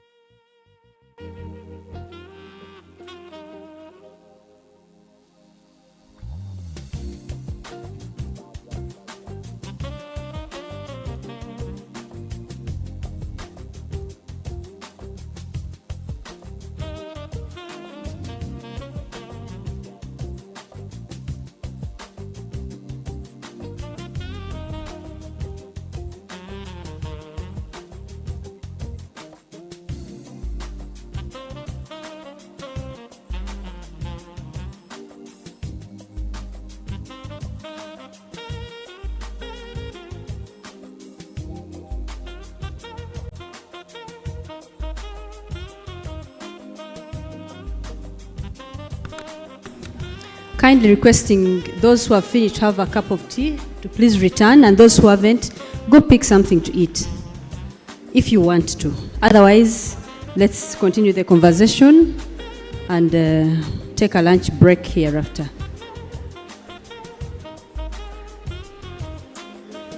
Sarah, Dr. Sarah Namsoga, ensure that those who have finished having a bite return, and we see how to continue the next conversation. Thank you.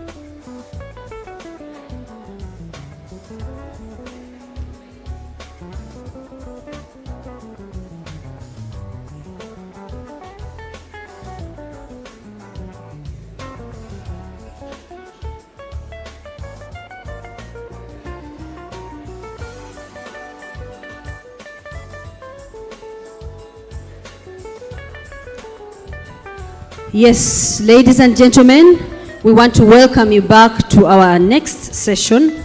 Please, let's reconvene.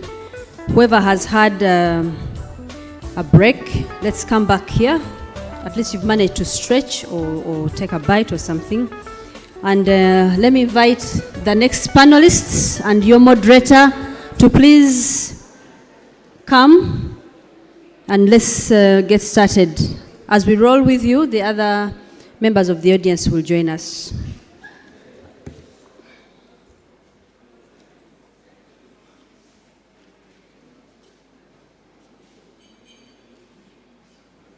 This is the Young People and Culture in the Digital Age panel, to be moderated by Ms. Hannah Arinitwe.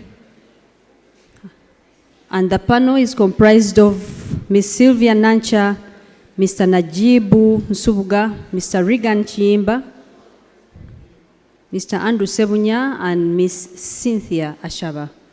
Let's have you. Fred.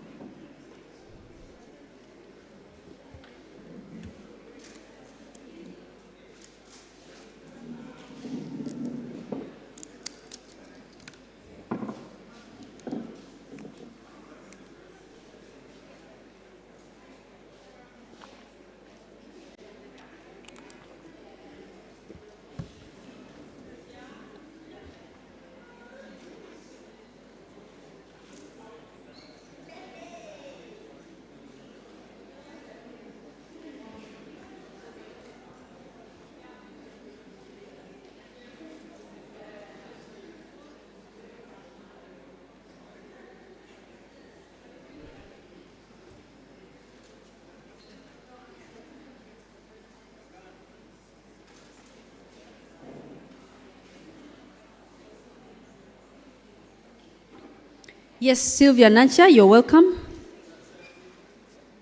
Where is Regan?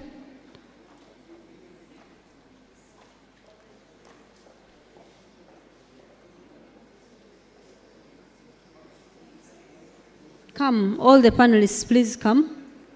Come, let's see how to set you up. And those who are in the room, please try to occupy seats that are empty in front of you, especially if you suspect that whoever was seated there has probably left. Okay. Sarah will help you with the seating arrangement, right? I think.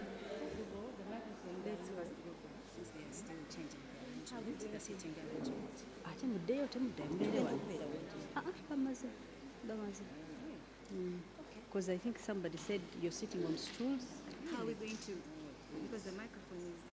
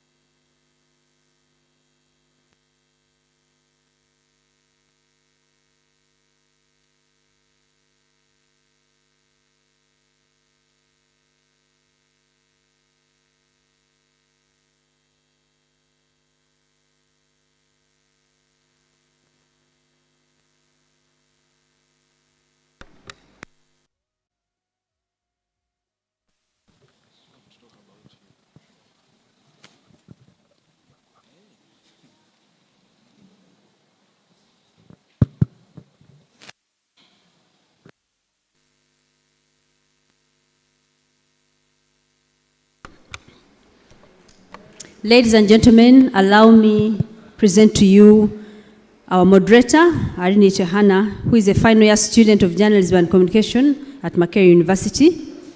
Her multidisciplinary works have earned her the 2021 Media Challenge Initiative Award for Best English News Anchor. Hannah, we want to see your English this afternoon, and congratulations on that award.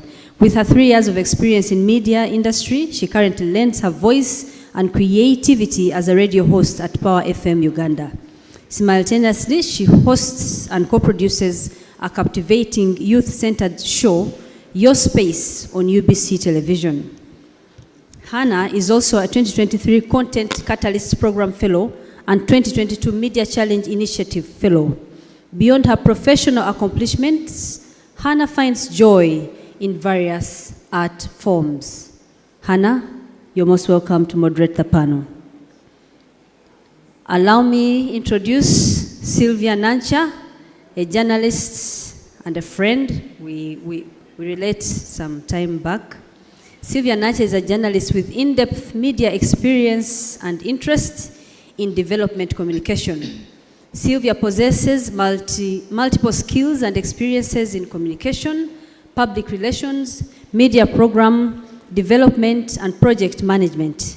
She is the editor-in-chief of Uganda Radio Network, a subscription-based news agency and training center that provides content to more than 100 media houses across the country. She has previously served the profession as a news reporter and news anchor at Radio 1 FM 90, Akabozi FM Vision Group, as a media trainer with Uganda Media Development Foundation, and as a news editor with Uganda Radio Network. Sylvia Nancha, you're most welcome. We look forward to your expertise. Allow me present, have you seen who Sylvia is? Yes? All right. Allow me present Cynthia Ashaba. Cynthia? Yes. Is a fourth-year student of Makerere University, majoring in communication. Beyond her academic pursuits, she's a vibrant force in the world of digital marketing, currently lending her expertise to the marketing department at Next Media, NBS. Cynthia's role as a social media influencer and digital marketeer showcases her creative flair. Her passion for content creation shines through as she consistently refines her skills, bringing fresh and engaging content to her audience. Above all, Cynthia is an enthusiastic public speaker, fueled by a desire to become a skilled communicator and digital marketing maven. With a love for both the spoken word and the digital realm, Cynthia Ashaba is on a mission to make a lasting impact in the fields of communication and influence. Fellow students, do hear how your colleagues are packaging themselves. Cynthia, you're most welcome. Thank you very much. And I'm delighted to introduce Regan Chiyimba, who is an award-winning fact-checker, journalist, and co-founder of the Debunk Media Initiative, a youth-led independent fact-checking organization in Uganda. His journalism career is dedicated to reporting on climate change solutions and debunking environmental and health misinformation. He is not only a multi-skilled digital communicator, but also a 360 digital Sherlock trained by the Atlantic Council's Digital Forensic Research Lab in open source intelligence. Besides his professional endeavors, Regan is an environmentalist and a passionate advocate for mental health. Regan, you're most welcome. And permit me introduce Andrew Sebunya, who is also a student of journalism and communication, year 4, majoring in journalism. He is the official media personnel of the 89th Guild government. He's a policy diplomat with Twaweza Uganda. He is an environmental conservation worker with Tukuma Uganda, a videographer, photographer, a journalist, and also the CEO of Seed Edits. He is a Muganda, wonderful. Andrew Sebunya, you're most welcome. And finally, allow me present Najib Nsubuga, who is a graduate student of Strategic and Corporate Communication at Makerere University. He holds a postgraduate diploma in education and a Bachelor of Journalism and Communication. He is currently the Principal Research and Culture Officer for the Kingdom of Buganda and contributes to the overall Kingdom communication strategy. He is a member of the Buganda Youth Council, representing young professionals and serving as the Council's communication strategist, a teaching assistant at Kampala International University as well. His research interests lie in studying the role of culture and cultural institutions in social and behavior change communication initiatives, for community development. He is currently studying the role of the Kabaka as a goodwill ambassador for ending HIV/AIDS by 2030. A progressive traditionalist that embraces modernity for conservation with a rich knowledge of Uganda cultural norms, beliefs and practices, and believes in creating strategic digital African culture narratives for the young people as alternatives to the vast foreign content in the digital space. Ladies and gentlemen, Najib Nsubuga. I now hand over to you, Madam Moderator. Thank you. Thank you so much, MC of the day. How is everybody doing? The energy is quite low. Emma kere oi, Emma kere oi, ra, sha. Ah. Okay, that's fantastic. So my name is Hannah.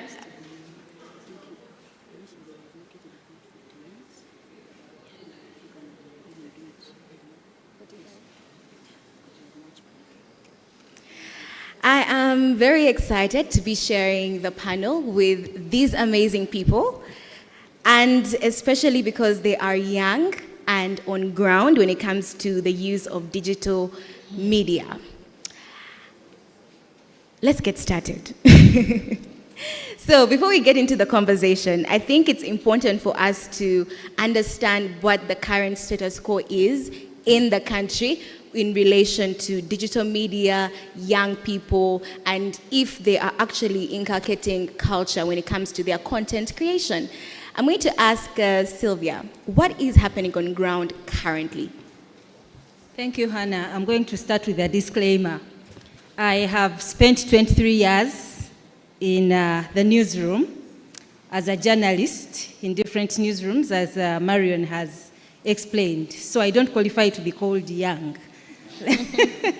She said all people here are young, and I believe I'm not in the bracket of the young, but I'm in that bracket of people who have practiced journalism before Facebook, before social media, before the digital transformation, and also practiced journalism at a time when we are being driven by the different digital tools that we have at our disposal.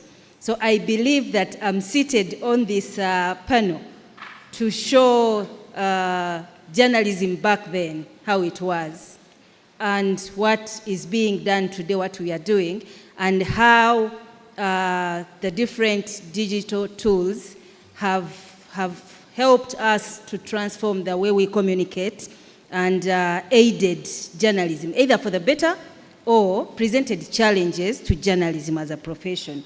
The question I have been asked is, what is the status quo? The status quo, what is happening on the ground? A lot is happening. Everyone is online. People are online, people are communicating, people are tweeting, people are on Facebook. Prior to 2006, we did not have this. We did not have Facebook, no Twitter, no WhatsApp. And at the moment, everyone is online, including teenagers and the rest of the young people. Teenagers, young people are creating content that is also feeding into mainstream media. And this has changed over the years, because there was a time when we did not imagine that a tweet that has been posted by someone can become the basis of a news story, can become something that we can use to build a news story that we are going to give to our audience. Because it's a network that we called social. People were there to relate, meet friends, and so on and so forth. But a lot has changed. And when you bring in the element of culture, what is it that we are doing in terms of promoting culture, or what the young people are doing to promote culture using the digital tools?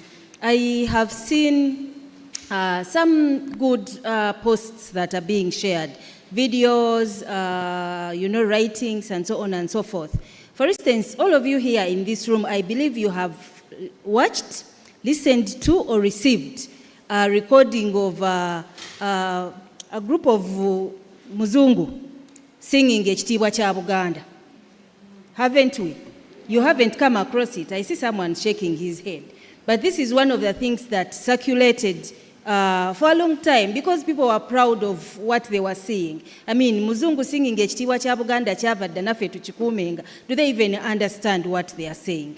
But there's nothing to write home about ekitiibwa kya Buganda. Not so. Because we have been singing it all the time. The Baganda in this room. And even the non-Baganda sing ekitiibwa kya Buganda. But when Muzungu was recorded singing ekitiibwa kya Buganda, it became something that mainstream media had to write about because it was something unusual. It was something that was appealing. So that is one example that I can give you, that social media and the things that we do, the content that we create in the work that we do has given us a platform in mainstream media to talk about culture. I like this topic of bringing culture back in. I know the keynote speaker said culture never left, so we can't bring it back. Culture never left, but we left it. We left culture at the point we started feeling proud of our children speaking only English and not knowing a sentence in Luganda. We left culture when our teachers started beating us for speaking Luganda and encouraging us to speak English. That is how the language starts to die. I was born and raised in Injeru, but my great-grandfathers are in Kochi, where the language is dying. And the reason it is dying is because it is not documented. So digital transformation gives us that opportunity to document our language, to document our beliefs, to document our values, the embodiment of our history and the things that have been passed onto us by generations, from the generations of our fathers to the generation that we have today. Those that were not documented are dying, but the digital age gives us an opportunity to document them and pass them on to the generations that will come after us. So all this is happening. It is happening, that is the status quo. Yes. I believe I have answered you. Yes, you have, Sylvia. Thank you so much for giving us that trajectory. Now, we have only 30 minutes, so I'm going to ask every panelist to just be as brief as possible. Yes, Najib. Thank you so much. I would love to add on what Sylvia said, that we have a young generation that is yearning to know and where they get their information from. The information that we want them to know is not there. So that's the biggest challenge that we have today. A generation that would love to know, but where we expect them to get the information from, where they are, on TikTok, on Facebook, on X, on Snapchat, this information is not there. I think a generation is not to blame for that missing gap, probably. Najib, maybe let me ask Sid. Sid, you're always on ground when it comes to these content creation events. Do you agree with Najib? Do you think that the young people actually have no idea about their Ugandan culture? Thank you for this opportunity. My name is Sid. So to really answer Mr. Najib, people really know their culture. And what I have to tell you is that we are not just incorporating it into the society we are in. Because especially we have ladies here, they always uplift or cherish cultures from other countries. For example, let me give you this famous example, the Big Brother Niger thing. You get? So people really follow up that stuff more than even what takes place here in Buganda or Uganda at large. You find like the king of Busoga had like introduced his wife. But you feel like people be like attacking, you get it? So the issue is, we know our culture, but we are not just proud of it. And to make it more worse, you feel like someone, for example, me when I'm like communicating to people, I usually mix Luganda and English. But you feel like people say and people be laughing and you really ask, this is a foreign language that we are using in media whereby we have a least percentage of people who are educated, but they really need to get this information out there. So content creation and then the media as me, a youth, I haven't done much to incorporate my culture into my content creation bit.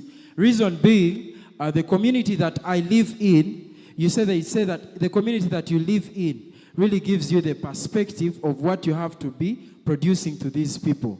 So I think culture is there, but we really don't have the innovation and that aspiration for us to really make it come out as the youth. But me, myself, I love my culture very, very, very well. Thank you. Now, Sid, you did point a very heavy finger at the ladies in particular. And I'll take this to Cynthia. Cynthia, do you think that the ladies play the biggest role when it comes to, not incorporating culture? Is it an equal, or are the women taking the biggest part in just degrading that? Thank you very much.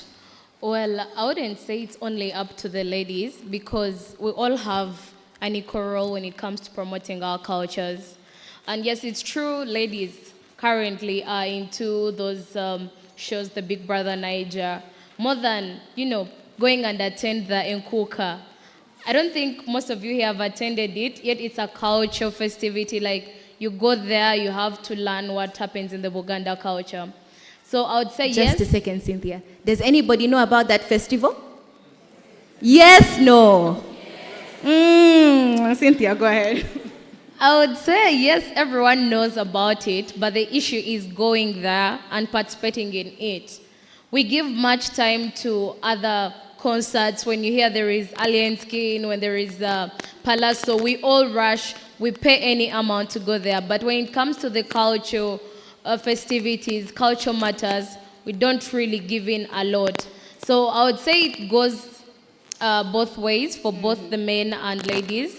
Yes, ladies have drifted much more. I really support that because when you see ladies here in Kampala or here at campus, I would say we do a lot more of the Western culture, more than our own cultures.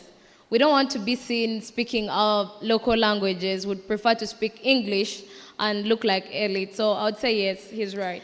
Now, I don't want this to become a blame game of who is responsible. And I do see, Regan, you have your hand up. I know you're from Debunk. If you don't know Debunk Media, it's basically a fact-checking organization, right? Yeah. Now, I just want you to give us what exactly is the root cause. Let's stop with the blame game. Hear me? Cool. Okay, so right now, culture is more of comfort. I go with what is comfortable for me. If I feel comfortable to dress up in skimpy jeans and come on a panel like this, and I don't care whether some other people will be focusing on my jeans as long as I'm comfortable. And we are exposed to different, a variety of cultures whereby I can get to know what is happening in the cultural practices of Nigerians, and I can adopt. So if I adopt that thing and I bring it in the Ugandan culture, I take it as my own, and if I have numbers, I will be able to influence other people to do that.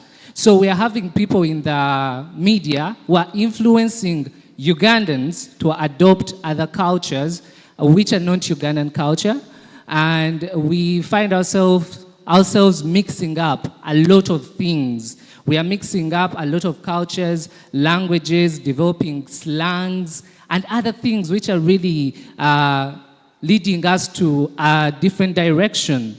So if we look at the recent example of the musical battle we had between Sheba and Cindy, we had the media present at the press conference, but Sheba came dressed in a comfortable way. She had a bag with cursing words, and everyone was okay with it because we see this everywhere on the media, on social media. So we were okay with it until someone came out and said, okay, we all know what happens in the bedroom. Should we go and do it at City Square? That's when I was like, oh, even though I know cursing words, I shouldn't use them in the public.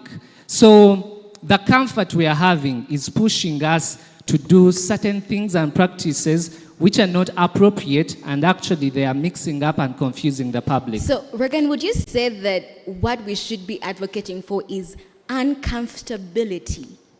Is that what culture is? Not per se, because I'm going to give you another example in the musical industry. We had, way back when we were growing, we had Irene Nambiru. She shot a video and she was dressed in a swimsuit, a normal swimsuit. But that video was banned and she had to redo it. And that is because of the culture we have here in Buganda. But look at the kind of videos we are having right now, playing on our TVs, inculcating certain cultures in our people. So we shouldn't say people shouldn't be comfortable, but you should follow the line of the culture which is already there. Panelists, if you're not talking, just please switch off your microphones to avoid feedback and all. So let's get to Najib. Najib, I just want to know from you, do we even need to emphasize inherited culture? Is it necessary for us to even bother talking about it here? Thank you. I have two experiences. When I'd just been given a job to work as the principal research and culture for the Kingdom of Buganda, I went back home and informed my people that I'm going to work as the principal for culture. And so pretending a lot of things that come into culture, into the docket, everyone started cursing and looking at me as someone who is transgressing the values of the family, what they call the values of the family, or in quotes, the religious values of the family.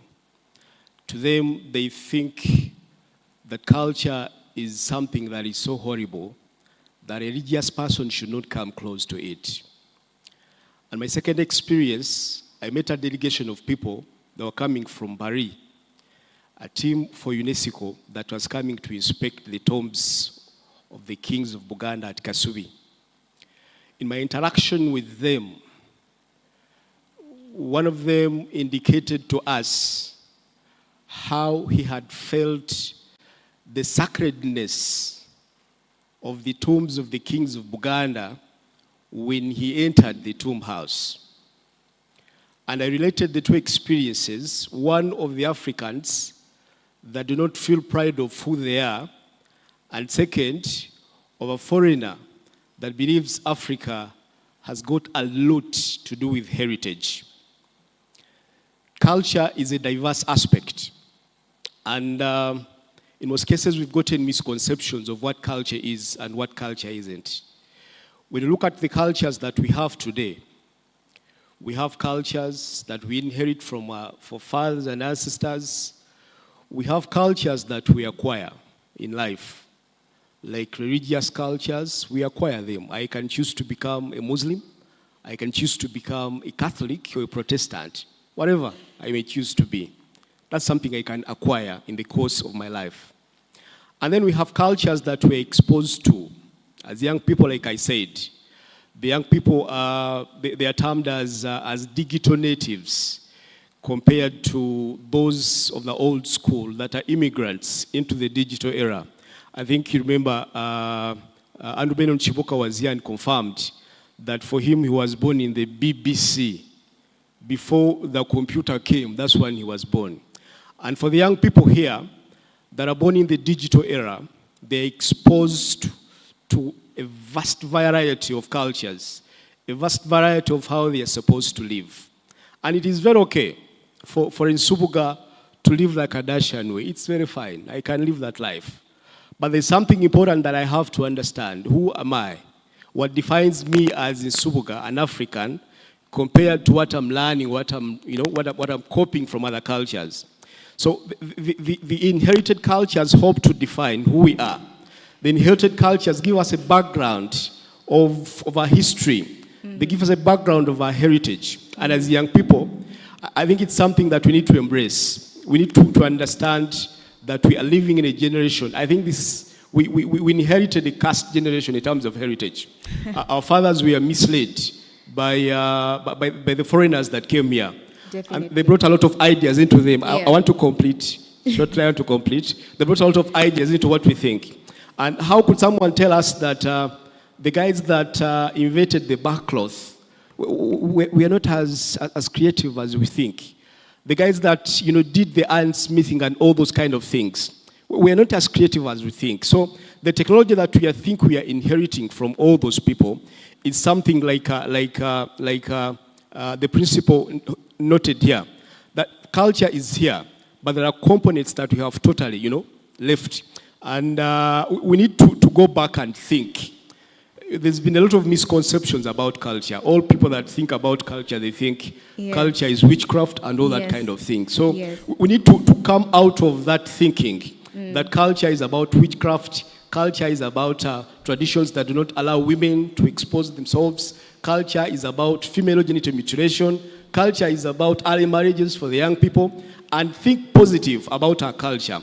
When we think positive about our culture, it will be so easy for us to embrace the culture. And then second, and I think the second last. Okay. We need to, those of us, Professor Lubinga noted about the role of the people in the outskirts in terms of the custody of the knowledge that they have. The reason as to why the young people do not embrace the cultures that we think they are not embracing is because those that have the knowledge, the custodians of the traditional knowledge systems, have not taken the initiative to explain to the young people where they are, at the platforms where they are, the relevance and the importance of the cultural components that they belong to. So when we get the chance, young people are made to understand through exposure, through podcasts, through TikTok and everywhere, and give them the reason as to why they need to embrace culture. Whenever there's something that I benefit from, it becomes easy for me, to take it on. But when it's something I don't benefit from, it becomes so hard for me to take it on. So we need to change the narrative. We need to make people understand that culture is something that can help them move from one step to the another. Culture helps us to know how we relate with people, and culture helps us to maneuver through a lot of things in life. So I think we just need to change our mindset about the culture, and then finally we will be able to embrace and move with culture. Thank you so much, Najib, especially for describing to us what culture is. I'm sure a couple of people in the audience, like myself, used to think, I remember when they shared with us the topic for today, I was thinking, what do these people want us to do? To kneel down while we are shooting content, to show that we are cultured, young people? But I think I'll take this to Sylvia. What are the challenges? I know you work with Uganda Radio Network, yes? And I'm sure you have a digital aspect to URN. But I'm interested in finding out what are the challenges associated with the digital age and promoting culture through that aspect. Is it easy? Why? Is it challenging for the journalists or the young people to report on news with a cultural aspect in it? I don't think it should be hard, because culture is a part of us. It has evolved over the years, but it's everything around us. It has a cultural perspective.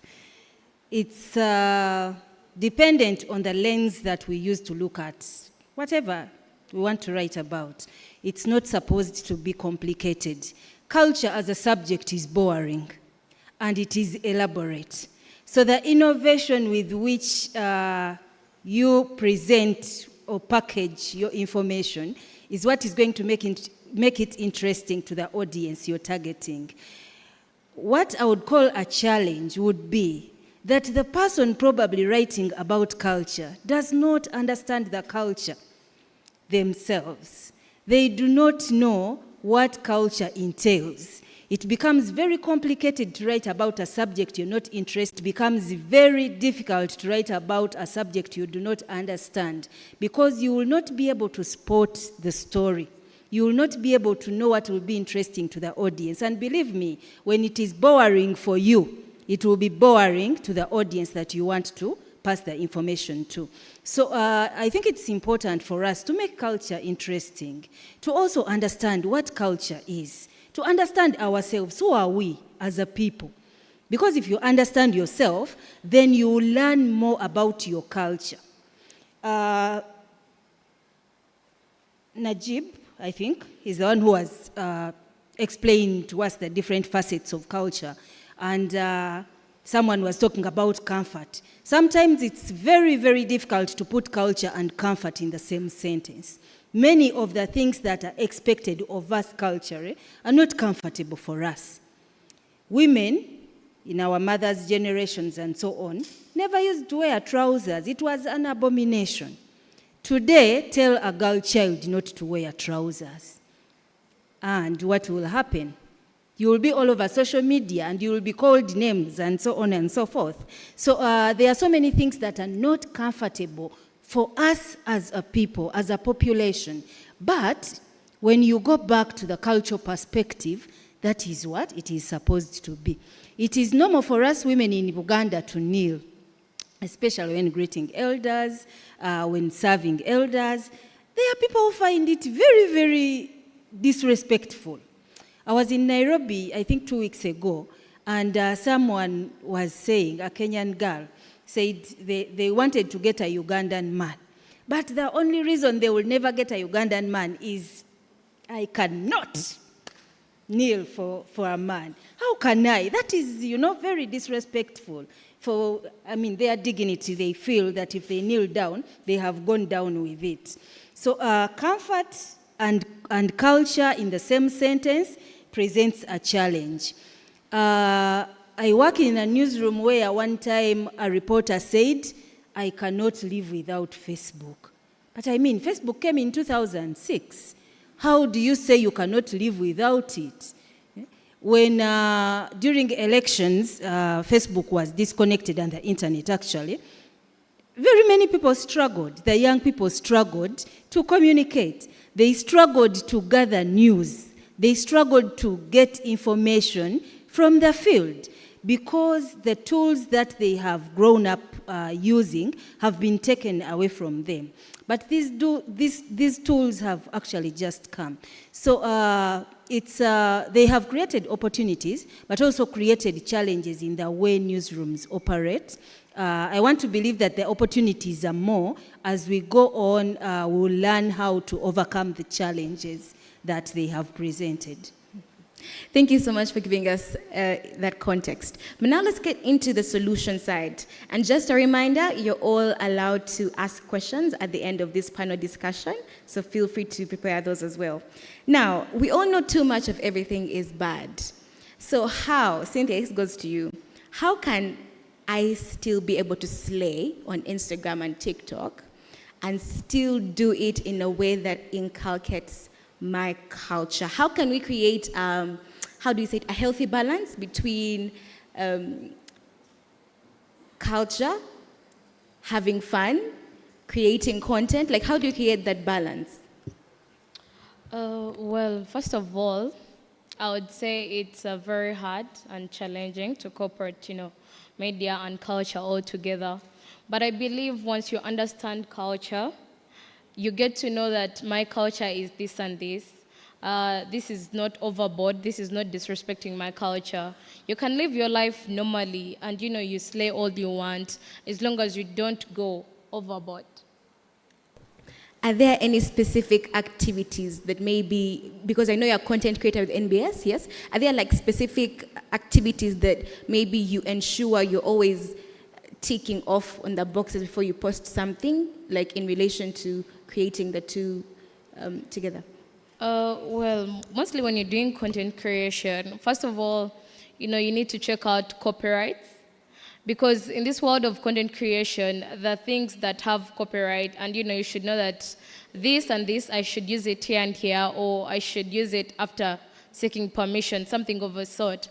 And currently culture is very hard to talk about because you don't know if what you're going to talk about will be understood or if what you're going to talk about will be taken in the right way. Because like we said, culture has a lot of practices. You don't know if you're freely allowed to talk about your culture. Let's say the Buganda Kingdom. Are you free to talk about the Kabaka? Are you free to go and record content around the tombs or anything? So I feel like we need to learn a lot of things, which includes copyright, licensing, and authenticity when it comes to content creation in regards to culture? Maybe, Najib, you can answer that question. Are we free or are we allowed?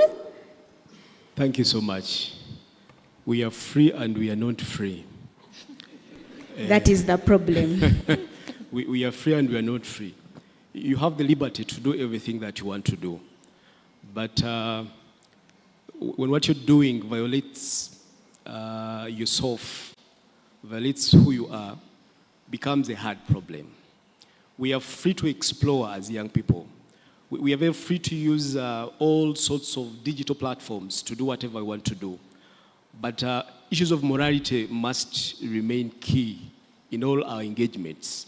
However much I can live an independent digital person, and then I maintain a very good image offline, it usually comes with a lot of challenges. So I think as we try out to create content, as we try out to engage on the different media platforms as young people, the morality of what we do, the morality of who we are, should always be at the center of all the engagements. Thank you. Sid, I saw you covering the recent expo, right? And I saw you also covering a bit of videos in relation to culture and all.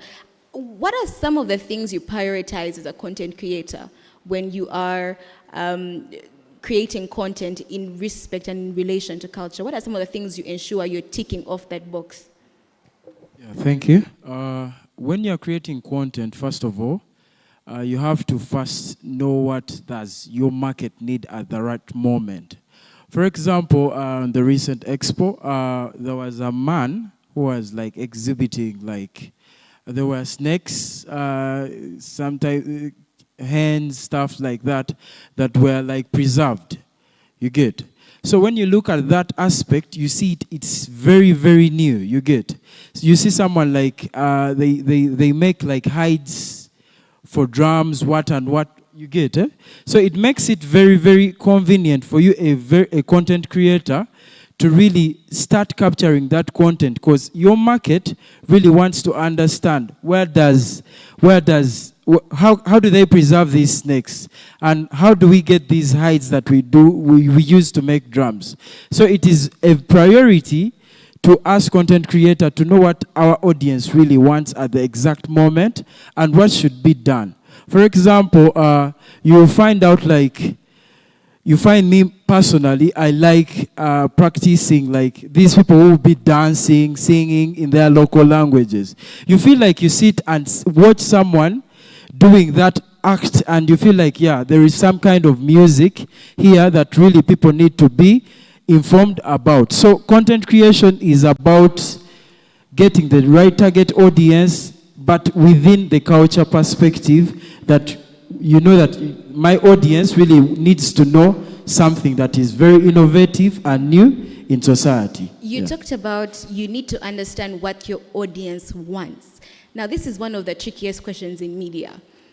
Does the media set the agenda? Do you as the creator set the agenda of what the audience should watch? Or is it the audience that dictates that we want to watch the story behind back clothes? I think in the aspect of culture, it's me to set the agenda, because you find like society is really ignorant about such activities that are happening, you get. So it means I have to inform the public where we see different cultural aspects, things that they use in cultural celebrations, where do they come from? Because people don't really have little interest in getting to know what culture means, you get.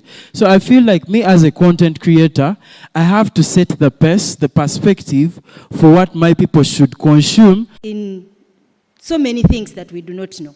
So we need to be innovative, go back to the public and change the way we do our business. But I think in the perspective, like, first of all, our community, already we know culture, but even people don't have interest in knowing what we have. For example, you take an example, people go and take pictures just for.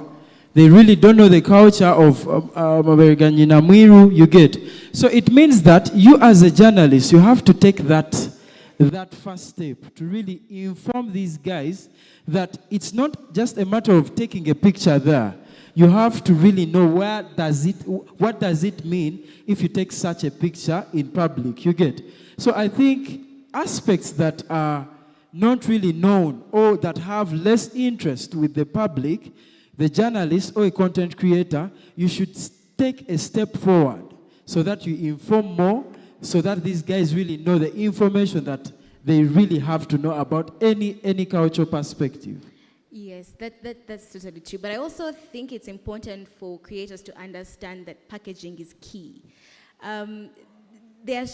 Sometimes we are not so direct. I don't have to come and make a video about the process of how backcloth was made. You know, I could maybe use another angle to come and maybe educate. I think the previous panel talked about edutainment. Sometimes it doesn't have to be so direct in the way that we report about culture.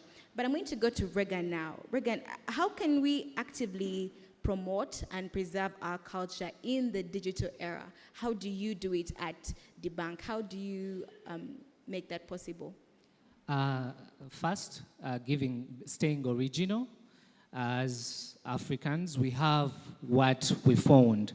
Just like Mr. Najib, he said that culture is the backbone.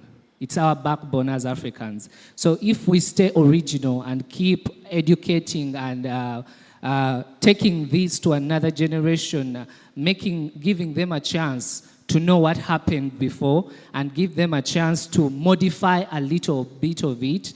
For example, one of the panelists here talked about we don't have archives. So if we as content creators take the burden of archiving this information for the next generation to come, and we put it into shareable content formats. For example, I came across a YouTube channel which is called Chavakuchi, and they're educating. It is entertaining, but also it is educating me, who wasn't there before. I know how Nagalabi became Nagalabi, how the backcloth we are talking about, how did it become a cloth. So as content creators, we need to archive, because the generation that has been there, it has really, they have the literature, but the literature is not in the public. So let's archive that information and expose it to the public, in that they consume it and also practice it and move it to the next generation. And to add on to what Regan has said, I think most of us don't know a lot about culture because there is no historical context. We have a lot of cultural practices, but we don't know their significance. We don't know how they've evolved with time. So I feel maybe if we knew their significance, how they've evolved with time from one generation to another, it would ease culture and, promoting it. So I feel as young people, we can do the documentations. When the culture festivities, we go report, make people know that this and this happens. This is their significance. In that way, we can promote culture. Maybe the real question is, does the old generation allow us to modify the culture? And I think you shared a very good example, Regan. I've watched Chikazimoto, the very first Ugandan animation to show on Disney Plus by Raymond Malinga, one of the. And some of the people the critics that were critiquing that work were telling Raymond that he disobeyed culture, by portraying the animals with, all these modified superpowers, because they felt that he did not really represent what Uganda or Africa looks like on ground. So are we allowed to modify culture? Does it take away the fact that it's culture if we don't modify it? Regan? Yes, we are. Given the fact that he was given a chance to modify or to showcase to change the folktale and take it from the written to animation, he was given permission to do so, despite whatever happened, that he portrayed it in a different way. But is the message still there? The message of the content that he created is still there, and that's what we want young people to know. Definitely. So we're going to take questions. A bit. Yes, Hannah, before we take the questions. Oh, wow. I want to okay, believe that... let's start with Najib. Then Ladies first. Ladies, okay. Okay. I want to believe that the packaging for the young people, if you want to interest them in culture, has to change. The late WBS had a program by Drake Sekeba.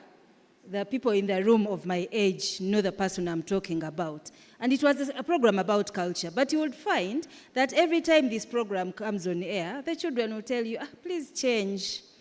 Because the packaging was actually targeting a different generation. Probably a generation that knew a little bit about culture and they needed to get more information. Or the packaging made the young people feel left out. The Luganda is a very rich language as a dialect. It has a lot of what the Baganda call ebisoko, nengero, and so on and so forth. Today's children do not understand those things.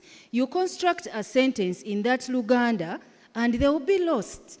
So maybe Najib can help us. Can we simplify the Luganda that we are using as we communicate to the young people as a way of attracting them to discussions about culture? Because language has also evolved. So many things have changed about Luganda. There are words that never existed, now they exist. Ekibiina ky'olulimi Oluganda has been incorporating new words into the Luganda dictionary. And that is what the children of today are using as opposed to my generation and the generations that came before me. So the packaging, the way we communicate to young people when we are talking about culture has to change for them to be able to pick interest in what we are telling them so that they can also communicate to others something they understand. Like I said earlier, if they don't understand it, they cannot communicate it. Yes. Najib, maybe before you go on, can we have 2 questions from the audience? Can we get the microphones to 2 students? I want a gentleman and a lady for balanced. Yes, the gentleman in sunglasses, just right there at the back.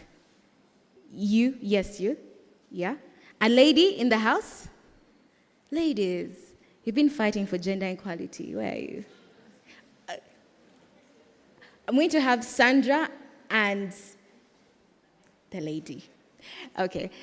Let's have the microphones to the people. Please stand up. Sandra, the gentleman, please stand up so that the microphones can find you. Thank you. The young people need to be given the mandate to be in charge. The biggest challenge that we have is that everything that they want us to do is being dictated to us by some other category of people. A category of people that think they have a lot of information about what we are supposed to be and what we are supposed to do. For the fact is, many people that have information about our cultures, they're not willing to let this information move. I've worked with a lot of people that have weird ideas. And in terms of documentation, for example, and having our content digitized and spread to other nations to know what we are and what we stand for. Someone tells you that when we give out our information, when we digitize and we publish online, people will steal our information. People will steal our secrets. People will steal our technology.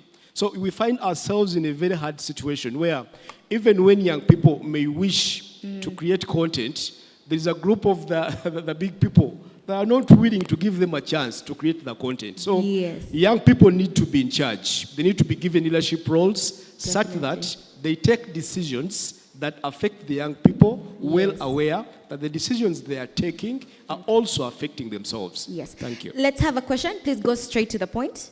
Thank you so much. My name is Morungi Wycliffe, and I'm a student at the College of Business and Management Sciences. I do a Bachelor of Business Administration. My question goes directly to all the panelists. What we may agree, all of us here, is the fact that the world has become too small. The world has become too small, and it is now being referred to as a global village. And this has been made possible by technology. So, and this makes exposure to a diversity of cultures inevitable. What's the question? So the question is, I wanted to bring my point just a minute. So my concern is, I am a Mutoro and I love so much my culture.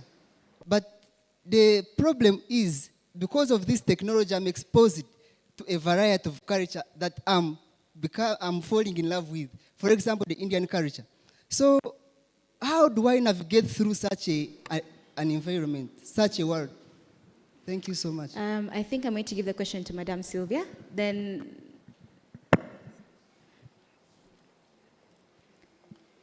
let's be first, please. Good afternoon, everyone. My name is Aikoruati Sandra. Thank you so much for the opportunity. So mine is a question about inclusion. From the different panelists, you have all agreed that culture is something that we should inculcate.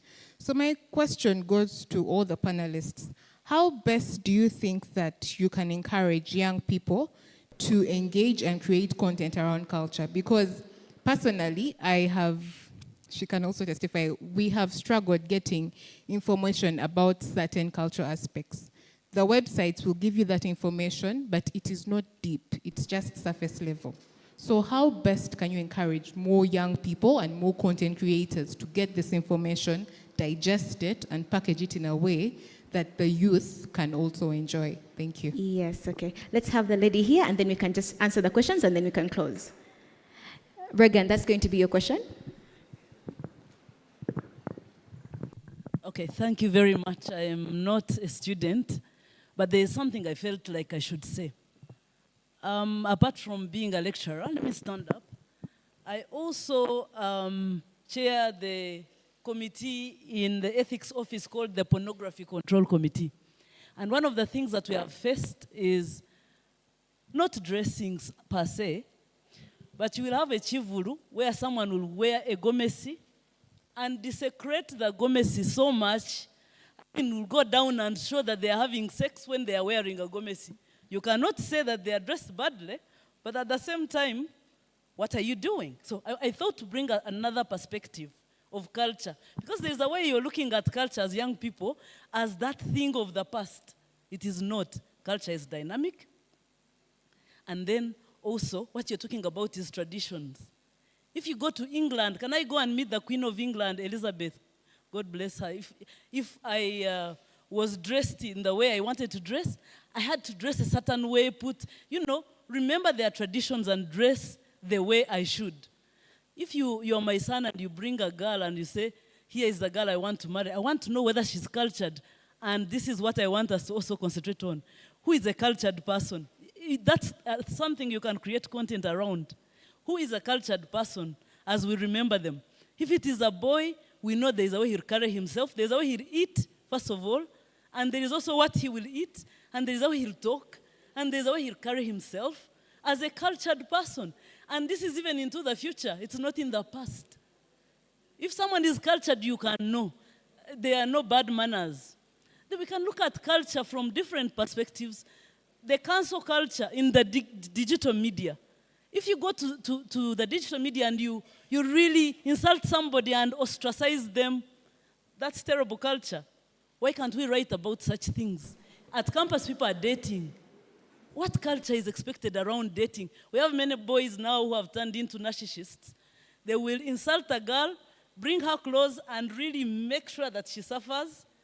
I mean, we remember those boys, those days who would woo you very well, and if things are not going well, they will leave you alone and you'll go on with your life. That's a cultured boy. Thank you. Thank you. Thank you very much. Thank you so much. I think the right word to use is courting. Regan, please do answer the question. Excuse me. Thank you. Just want to address your question. You see, when we go to report about culture, we go to condemn as journalists. We condemn what we don't understand. You go to the Bagandas and you're questioning, but also condemning why do girls visit the bush, And you're condemning that act because you're exposed to a certain culture which does not do that, but you're not seeking information to understand why are they doing it and what is the process. And the solution to that, let's start with easy things like food. I know all of us eat and we all love food. I love food. And the way the whites have made us love their culture is through food. We all know how to eat pizza. We all know how to prepare pizza. Personally, I know all the ingredients of a good pizza, but I don't know how to prepare a luombo. So you should start with something like luombo, tell me how I prepare it, make me love my culture from food, find my interest part. That will trigger me to get to your content, build credibility in the media and in the public, in that when you go to condemn, at least they know you're someone who is well informed. Thank you. Thank you. Yes, Madam Sylvia. My brother from Toro, I acknowledge that the world has become too small because digital transformation has opened the boundaries. They are not there anymore. And it has exposed us to several cultures. It is good to learn.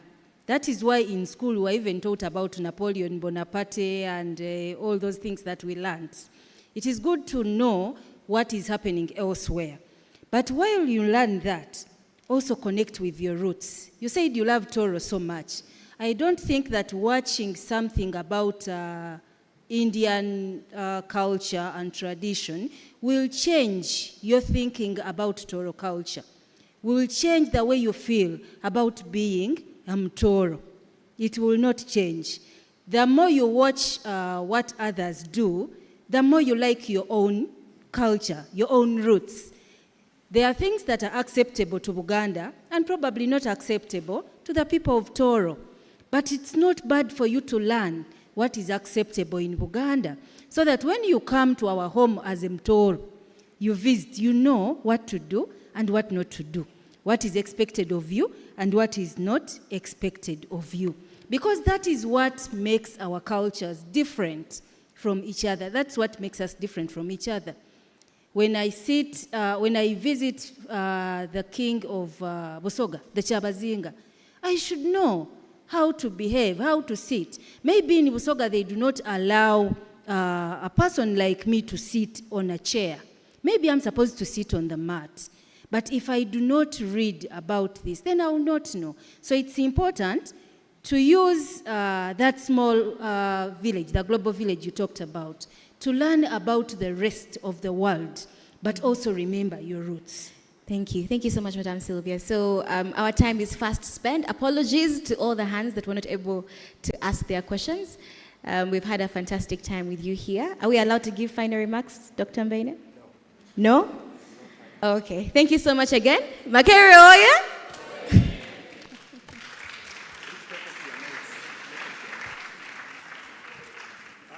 Another round of applause to the big team of 5+1. 5 very young people and one who is not so young. So thank you very much. This panel could have gone on until evening and would still be here, but we really have some other business to conduct, so time couldn't allow us to enjoy them more. So we thank you very much, Anna Arinitwe and your crew. You have done very well, and so we now beg your indulgence to move on to the last panel of the day before we go into something else.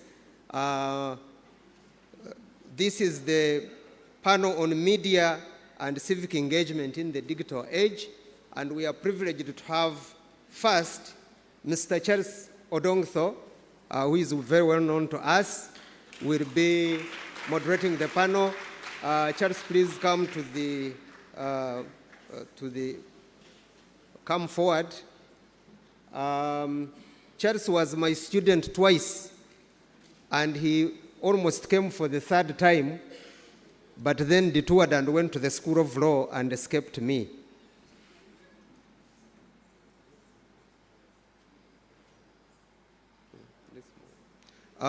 So Charles, please come forward.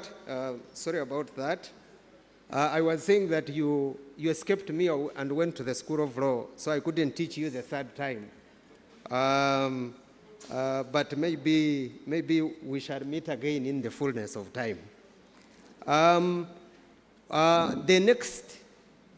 The next person I would like to invite you here is also a person well known to you, Dr. Jimmy Spire Sentongo, who needs very little introduction. He's a lecturer in the Department of Philosophy at Makerere, but he's better known for a few other things in civic space. Dr. Sentongo, are you here? I saw him sometime in the morning. I hope he will join us shortly. The next person is Mrs. Lydia Mirembe Jadwong, who is associated with the Department of Journalism and Communication historically, both as a student and as a lecturer.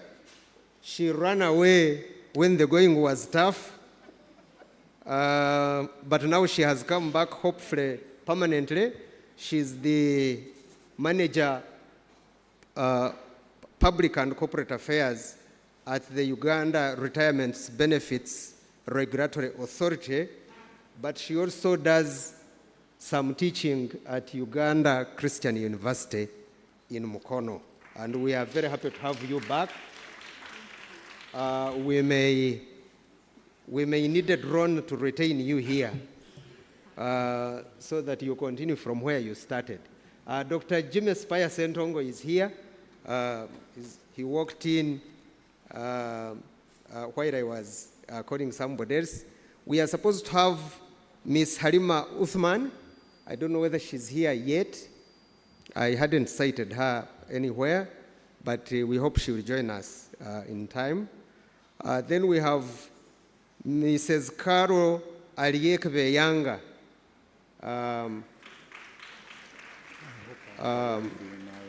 For a long time, she was associated with the Nation Media Group as a very senior editor and manager. And now it seems she retired with her benefits. She will tell us what she's doing now, but yeah, sometimes when you accumulate enough benefits, you say, okay, I'm no longer interested in working. I want to retire completely.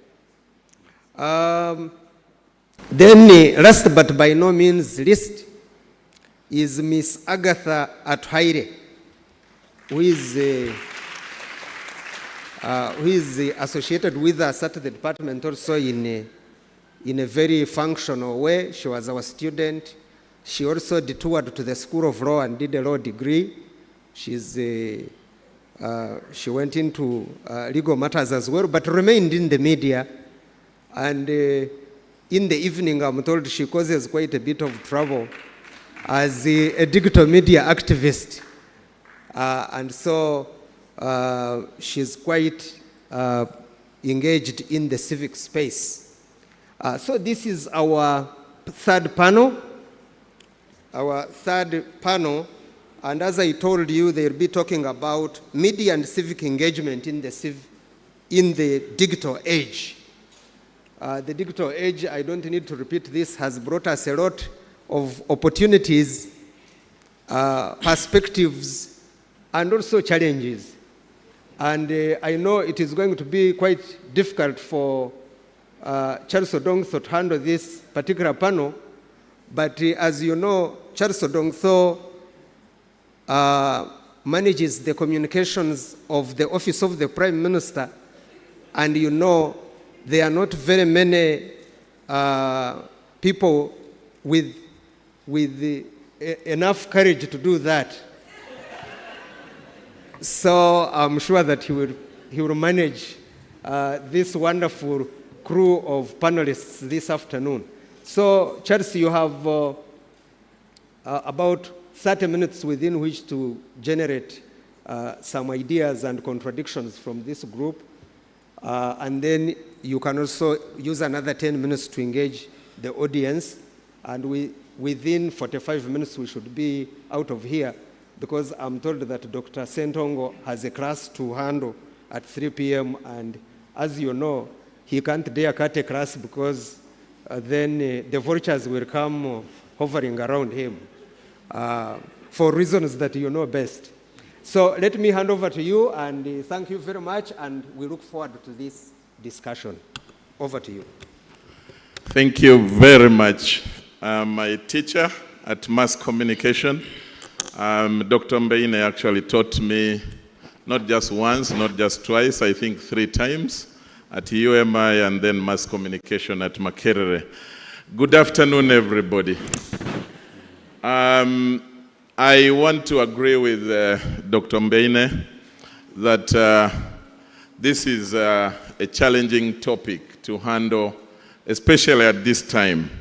And I wonder whether I am not the one going to stand in the way of your lunch, but we'll try to do the best in the 45 minutes. So we agreed we will do about 20 minutes and then to allow the panelists to give us their perspectives of what they think about this topic, grand as it is, and then we will engage more with the plenary, with you, wonderful audience.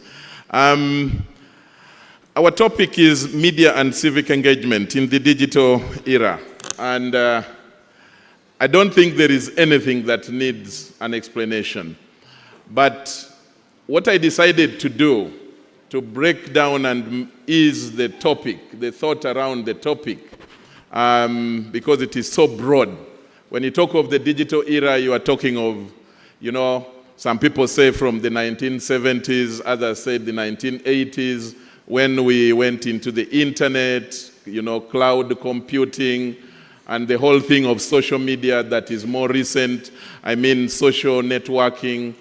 And so it is that big. Media, of course, we know its roles, what its functions are. An influencer, it's supposed to be used as a tool, to change society, to improve society. My understanding as a journalist of media and my role that I should function as, others today in the digital era may look at it different. Mine is that I am supposed to use journalism to improve society, to change positively the life of my mother, the life of your mother, and to create public space for debate, to create discussion, to create conversation that is positive. That's how I look at it, not negative. Yes, be an oversight against the excesses of authority, against government, against people who, lead us, but that I must do it in a positive manner that changes society for the better. That's how I look at my journalism. And I think that is that traditional role that journalism was supposed to play. So I decided to break, certain things. We are going to be looking at civic engagement, meaning to be looking at the digital era, of course. There is the challenge of information overload, the speed of information. We are not going to forget the people who are majority in this room, the youth, the millennials. Those are the people that we are targeting by our discussion in this particular 2023 convention. Some people, you are infamous for what you do with the digital media. We want to know from your understanding whether this topic is a good one to discuss with these young people. Spire. Yeah, thank you so much, Chaz. I don't know whether I would have to bend towards the microphone. Am I audible enough even if I stay seated like this? You have to bend I a have bit. to carry it. Yeah. Yeah, thank you so much, Chaz, and good afternoon, everyone. I don't know why Chaz would have to start with me, especially on a panel where there are so many ladies. That should be a Because you are disadvantaged as a man here, so. Okay. It's privileging the disadvantaged. Well, I look at the digital era and the role of the media, social media specifically, mostly in terms of the advantages that it comes with, especially at a time when space for expression is generally being, I would say it's generally shrinking. I think social media is democratizing expression. That we traditionally had to find a newspaper or radio or TV where to express our opinions through, whether those opinions are valid in quotes or not, whether they are opinions that are acceptable in the mainstream or not. You really had to go through an editorial sort of sieving and sometimes censorship for you to find voice.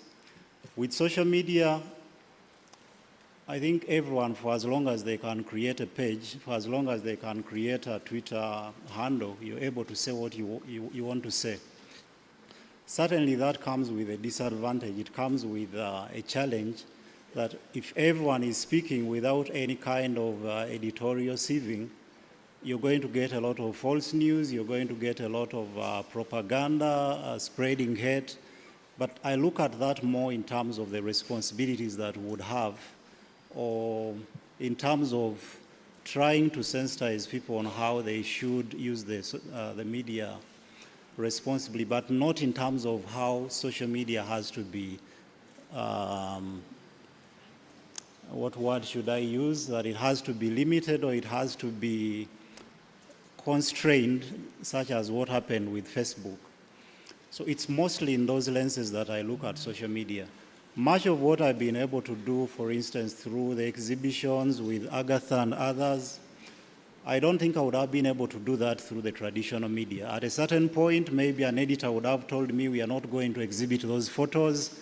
Maybe the media would have said we received a call from the state and we think this has to stop at a certain point.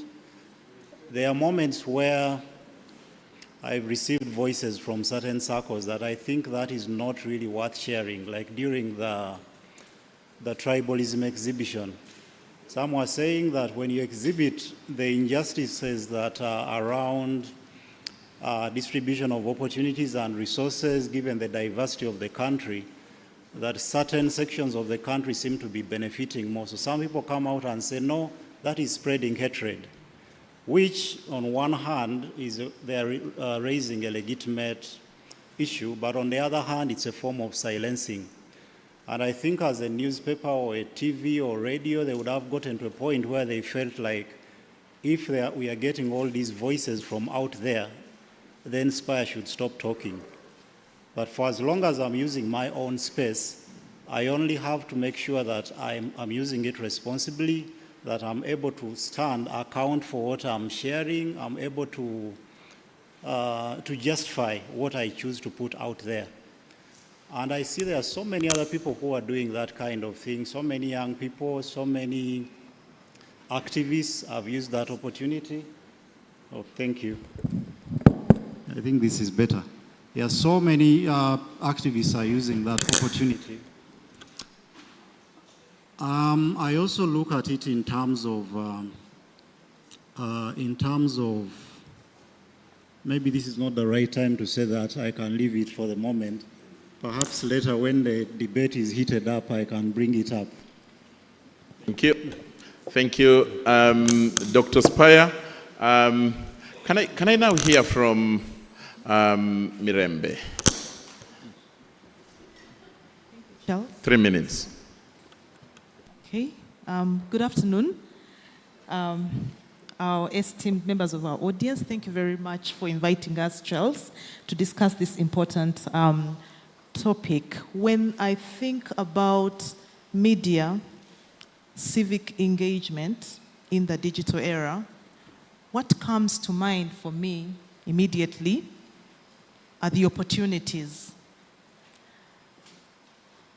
The digital era provides us with endless options as far as self-expression is concerned, as far as civic engagement is concerned. Usually when we talk about civic engagement, we immediately think about political activism. We immediately think about participation in democratic processes. But for me, I'd like to look at civic engagement more broadly.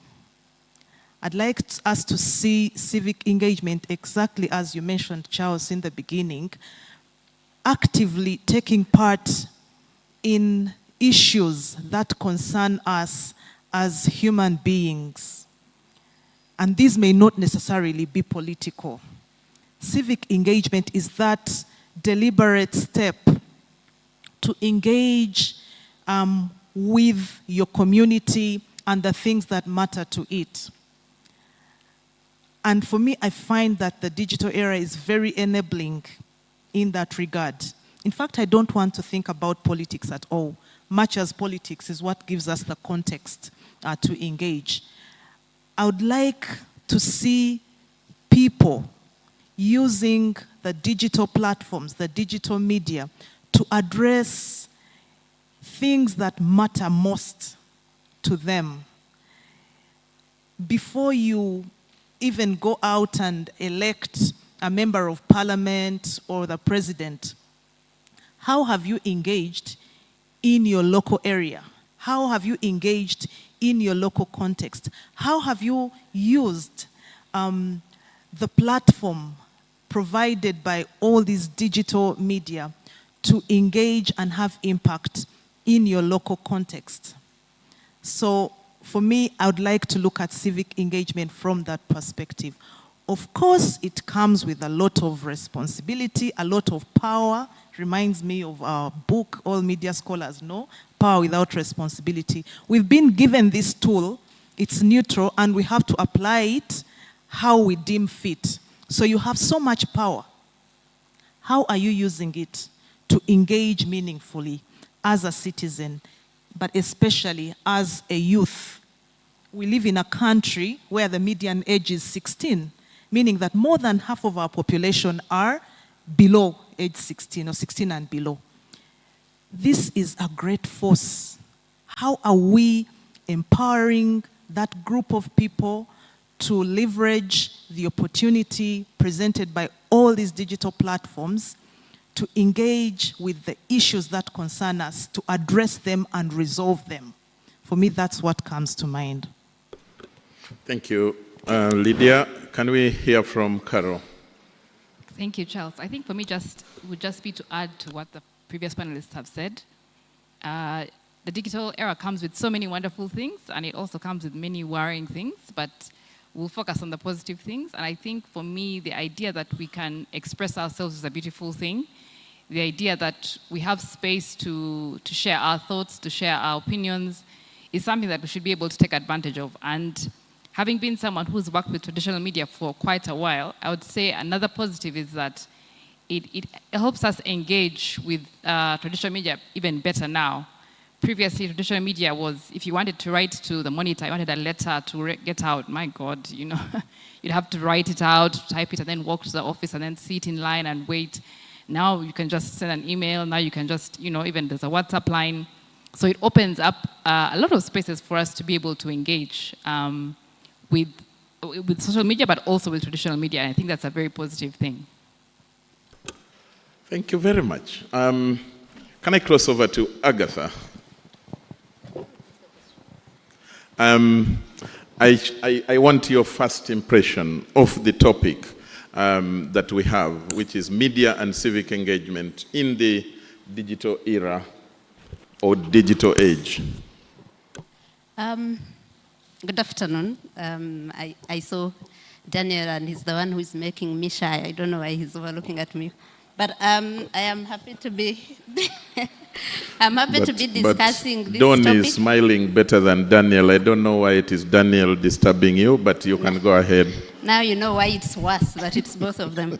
So I think it's a topic that I tell people is close to my heart. I moved from traditional media to the digital world for many reasons that and people who are in traditional media and who have been there but who also advocate for it can help us in what I struggle with, that I thought we do not gain much impact, the impact that journalism desires in traditional media. I look at the digital era as an era that has come to sort of complement traditional media, but sometimes we are struggling that it looks to be trying to wipe it away. That you find people who are saying, I no longer read the papers, I no longer watch TV because they regurgitate what has been said on Twitter all day or what has been circulated in WhatsApp groups all day. So that's both an advantage and a disadvantage. And I agree with Spire, who talks about democratizing. So traditionally, it was just a few people with a voice. It was a Carol who had a column to write or who had space in the paper. It was an Agatha or Halima. But right now, we sort of get a benefit of hearing from as many people as possible through the digital media. And I think that's a good thing. You need a country where everyone is listened to, or everyone who feels like expressing themselves. There are those who choose not to. But those who want to fail to have a platform was always going to create more problems than it solves. It comes with disadvantages. In the media that we know traditionally, we had been taught how to report responsibly. We had been taught the 5 W's and H. We had been taught things that would sort of escalate conflicts or whatever, because it goes back to what Spire said about an issue as emotive as tribalism. Where we are on social media, there are no gatekeepers. People are going to write whatever they feel like writing, and there might be consequences. But if you ask me, the advantages in the digital era surpass the disadvantages. I am all for allowing people express themselves, let them have a platform to express themselves, and then we can always deal with the disadvantages that come with that, rather than a closed sort of place where only a handful, we are 44 million people or something, where you have about 500,000, that those are the only people that have a platform, that have a voice. So I find that the digital era, if well utilized, if we could maybe have a government that sort of regulates it, not in a way that we know our government might want to regulate it, of gagging people, we would sieve out what is meaningful from the conversations, the discourse that happens there, and use it in a meaningful way, and see how to deal with the few that might come with some dangers or disadvantages. Thank you, Charles. Thank you for introducing that word regulation. Can we regulate it in a meaningful manner? I'll come back to you on that to expound more, and probably how can we do it if we are going that direction. Athman. Yes, Charles. 3 minutes. Considering the fact that you made me speak last, I will probably just summarize what everyone else has said. So for me, I think the media and civic space is basically a space that many of us go to, probably well knowing that there are advantages and disadvantages, or opportunities and risks that most of my colleagues have already talked about. But on the other hand, I think the digital media is also one of the places where we show our naivety, our ignorance, our foolishness, but also our smartness and intelligence sometimes, depending on how exactly you're doing, or how exactly you want to use this space, and what you think, and what agenda you have when you're using this space. While some of my colleagues have talked about how, the digital, people are worried that, the digital media is going to wipe out the traditional media. I'm not sure, for example, in Uganda, we are getting there. Yes, most of our traditional media houses are using this platform usefully. But then, and I think somewhere people talked about the issue of speed. I don't know if they talked about the question of speed and how, how fast information flows on digital media compared to the traditional media. But in reality, you ask yourself, this fast information that we are getting on the digital media, how accurate, how well thought, how well sourced is it compared to traditional media? So for me, it is a space that, yes, is very has its risks, has its opportunities, but I think at the end of the day, for it to benefit all of us, encourage engagement, we need to go back and ask ourselves, what is it that we are posting? What agenda do we have when we use this space? Let's start on some of the issues that you have raised. Starting with Agatha here. I'm interested in the part of the regulation, and you talked about the advantages and the disadvantages and how it can be used, the opportunities available. I know that, and no offense meant, we just want to benefit from your own experience of using the online platform, for activism, for airing out your views the way you want it, uncensored, raw as it is. And you derive satisfaction from that, which is part of media. Do you think that that is an area that can be risked for all of us, for the entire citizenry? That let's leave it to the market forces. Those who want, let them take it, those who want. And in that, if you accept that, how about the victim of our recklessness, to, for lack of a better word?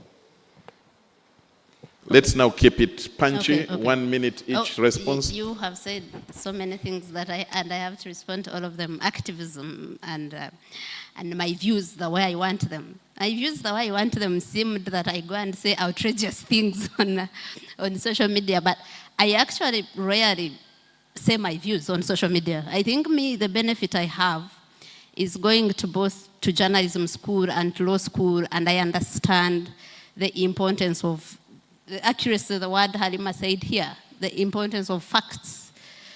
There is rarely do I go and share my view and I say, oh, I hate this and that, or I like, no. I actually put facts on Twitter. I receive information about things and verify and authenticate and then go and write about it.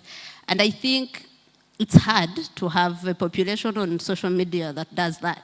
And I talked about that. But you see, we need to see what is, to sort of assess, because, the cost-benefit analysis. So we advocate for freedom of expression. It's a fundamental freedom for democracy, for development, Now, there are going to be disadvantages that come with people expressing themselves. But I will maybe refer you to a court case of Charles Onyangobo and Andrew Mwenda, where the Supreme Court said that yes, there should be limitations as stipulated in Article 43 of the Constitution. But what is our primary goal? Is our primary goal limiting these freedoms, or is it promoting them? Now, if the primary goal is to promote them, it is to allow people to speak, I think we have to learn to deal with the inconvenience that comes with those who can't use it the way we want it to be used. If there's anyone that has been a victim of bad usage of the digital era, it is me. I get attacks, I get insults, but I am not going to say that because I have been insulted, let's stop this. No, I am going to say that there are many other meaningful, beneficial things that have come from social media. And for me, they are more important than the attacks to me. So if we had a free and democratic society as envisaged under Article 43, where limitations would come in a way that still maintains a free and democratic society, I wouldn't have a problem. But where we have laws coming up, like the recently enacted Computer Misuse Amendment Act, whose really objective you can see through it, that it is to gag.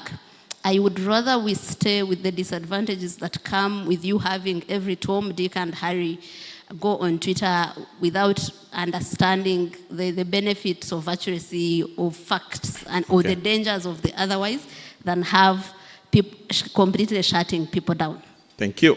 Carol, following from what the points Agatha has made, You referred earlier to, the youth bulge, this demographic, the young people, who are certainly the majority. How, in your experience, how would the issue of regulation, having it completely free, how would you deal with that in your proposal? I'm not sure I can do. I've been trying to think about how other people deal with it. I don't know if anyone has dealt with it in ways. Should we leave it undealt with? Should we leave it to the market and we say free for all? Is it possible? Is it possible? Facebook has been banned in Uganda for the last 2 years. The people on Facebook, they are there. Yeah. they are very much so doing so many things. So I think that a ban may not be possible. I think that if not a ban, regulation for some of those things is very difficult because it's open for all, it's free. So it's difficult to put regulation on things like that. People will come up with arguments for other things and saying if you're putting a regulation on this, why not the other? I think for me, the thing that would help best is education. In my view, I have seen that education, it's tiring, it's toiling, but it has lasting results. And I think if we took the time to educate people in a language they understand, the young people, a language they understand, and to show them the benefits of how to use these platforms, but to use them in a meaningful way, would always have the people, of course, who say crazy, things, but they would, if we kept at it, if we kept educating, if we keep showing the benefits of how to use these platforms, of how to get what we want from there in a manner that does not hurt people as much, then I think it's a better route to go. Into educating, informing, deliberately, constantly, in different platforms at the universities, at our homes as parents, it's a better route to go than trying to sort of regulate something that is free for all. Yeah, I think so. Okay. Lydia, I want to pick your mind on whether or not, we should join the other side. I mean, the free world which has beaten you, the lecturers. Now, I don't know to what extent you can train how someone should write on, on online medium. Agatha told us about the benefits she has. She is a trained journalist and therefore uses the digital media, in a professional manner. And I think that would apply to many of us here. But then there is that citizen who wants to use it. They are not trained, they are raw as they are. In whatever language, they will say what they want to say. And therefore, they don't even see the usefulness of Dr. Mbaine, of Dan, of whoever is training journalism. They don't see it. So we are beaten to that. So should we join them because we are beaten? Or should we pull them back and say, even when you want to be free, get some training? Which one is possible? Which one is possible? I may not be able to answer at the beginning of my presentation, but which one is necessary? I think any orderly world, any orderly community must have some regulations, must have some standards. Surely you can't give up and say, let it be, everyone as they wish. We can't. We need regulations. It's a different case if people cannot really live up to the regulations. They must be there. You'll be amazed how many people are hungry for some semblance of standards on social media, on digital media platforms. Freedom has never been absolute. You abuse the freedom you have been given, somebody will find a way of, clipping your wings. So we can't say, let it be free. There have to be some regulations and some standards. And then we get to what Carol just mentioned. Educate, sensitize, let people know that this is the harm in having unbridled freedom. But some know the harm and they want to actually cause you that hurt. Society is full of such people.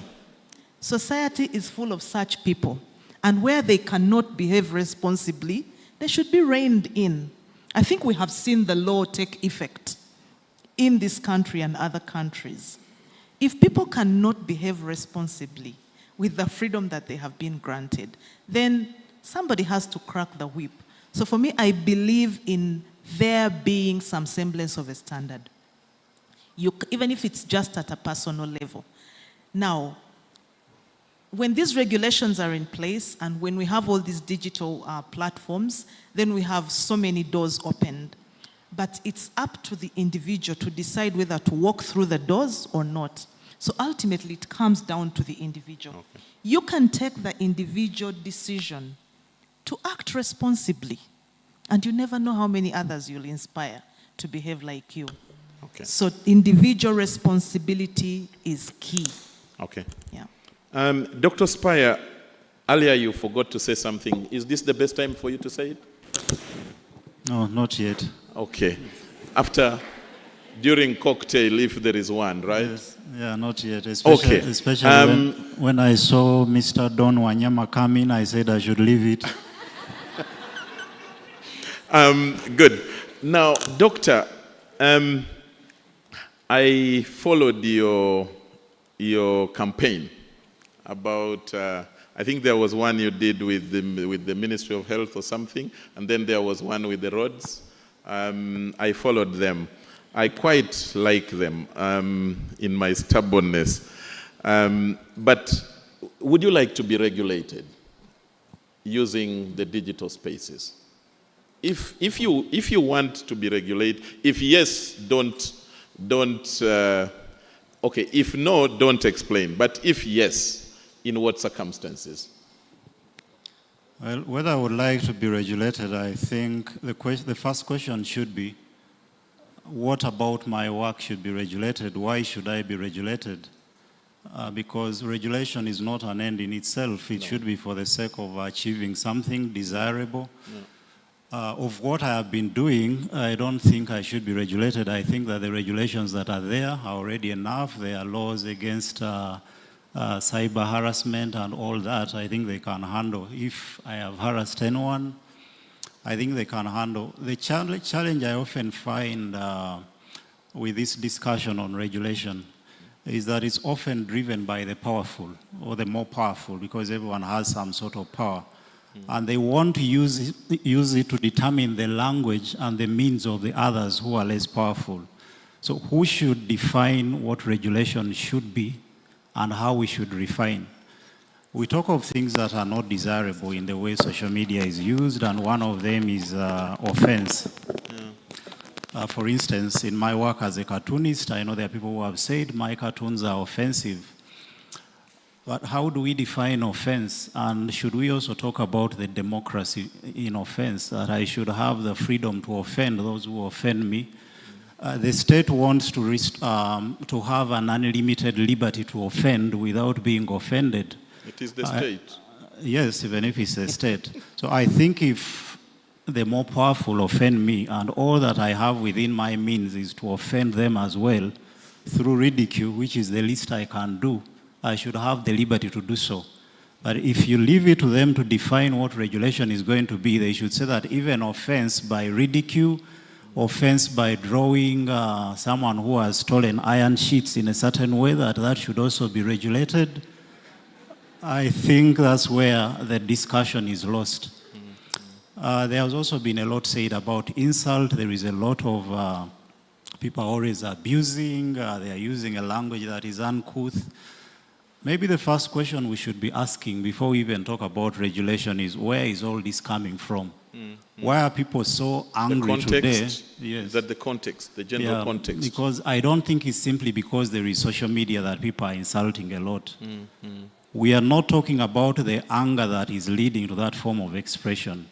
We are not talking about the blockages that are leading to that alternative means. When you block all other channels that people can use, they will ultimately use what is left, and they'll use it in means or ways that you might find undesirable. Just like someone gave an example some time back, that even if a cat is yours, if maybe you put it in a room full of smoke and you close all entrances, the only entrance is where you're standing, it will bite you. Or it will have to find a way of using that entrance. So someone has locked us within a room where we are oppressed in so many ways. And then they also want to police the way we speak about our oppression. No, that is not an ideal language. You should be more professional. How do we define professional? Yeah. When one is torturing, when one is kidnapping, when one is doing all that sort of stuff, they still want to define how you respond. They want to define the language that you use in talking about kidnaps. They want to make the more important subject how you draw a cartoon, the more important subject how Agatha speaks, the more important subject how the different people on social media are insulting, not respecting elders. I think an elder who doesn't respect themselves do not deserve respect. Okay. Good. Good. I like, there you are, you have it. You have some plaudits there. I like the context perspective that you have introduced into this.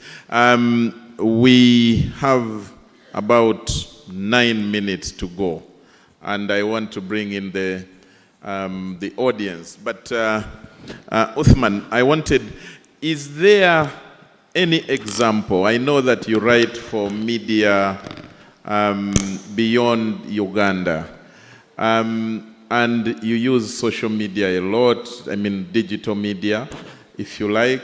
To what extent is it, easy to use for your work and for your free expression? Free expression, are we speaking Halima's free expression? Yeah. We can learn from your experience.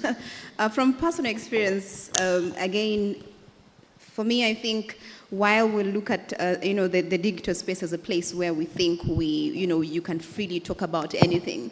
From my personal experience, I work for an organization that tells you that whatever it is that you post on social media reflects on us as the organization.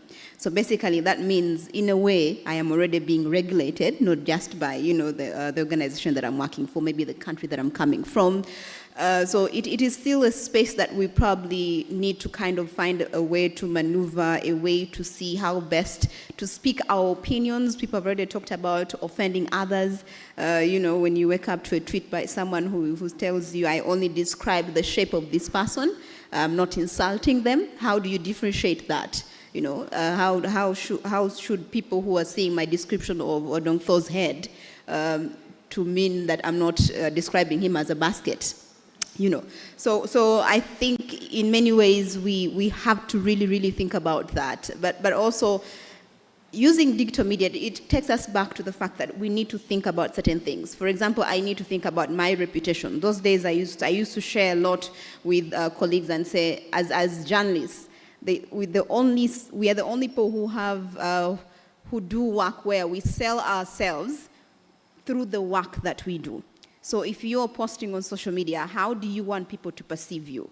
Many people, most of our audiences lately are people on these digital media spaces. That could be someone who is following you, could be your next employer. How do you want them to perceive you? How do you want them to see you? So what kind of personal reputation are you putting out there? But also, you have to think critically about the things that you're posting online. Again, like I said in the beginning, what is your agenda? What is the message that you want to send out? Brilliant. I like that. Social media does not actually forgive. It doesn't forget. And I think that message is more important to especially those who are trained in media. The person you are writing in front of might be your next employer, and that's how they will judge you. Ladies and gentlemen, we have some few minutes. I'm going to use it to pick some questions or quick comments. I've seen a hand at the back there. I am seeing only men. Can we have some ladies' hands up? Rugendo, you will be number 2. Can we have numbers so that we just rush through them? Number 1 there. Number 2, Rugendo. Number 3, doctor here. Any ladies' hand? Oh, ladies are many in the room and only represented by one hand. Number 4, number 5, now I'm happy. Number 6, number 7, those are all ladies. And can I have 10 if you're going to be, very fast? Number 7.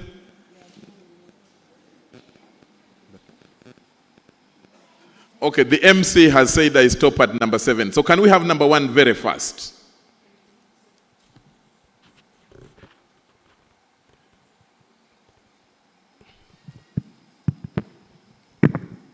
Thank you, Bwana Charles Odongtho. For me, I'm not called, but I am Musana Jafari. Musana. Yes. Go for your question quickly. It's not a question, it is a comment. Go for it. I would like to say that whenever we curtail, let me use the word curtail, the rights and fundamental freedoms of the people through torture, through kidnapping, through whatever means, like the way Dr. Spire said, there is that thing that is always burning in people's hearts and minds. They will continue using any means, more so social media, to express whatever is on their heart. Thank you so much. That is what I had.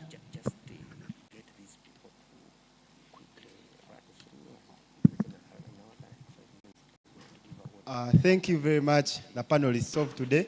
My name is Agapta Kampulira, and my question goes to one of the Sebo, someone talked about regulation and order.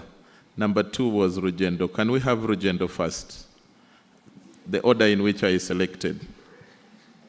There is no anarchy here because the chairman is around. Rugendo was number 2.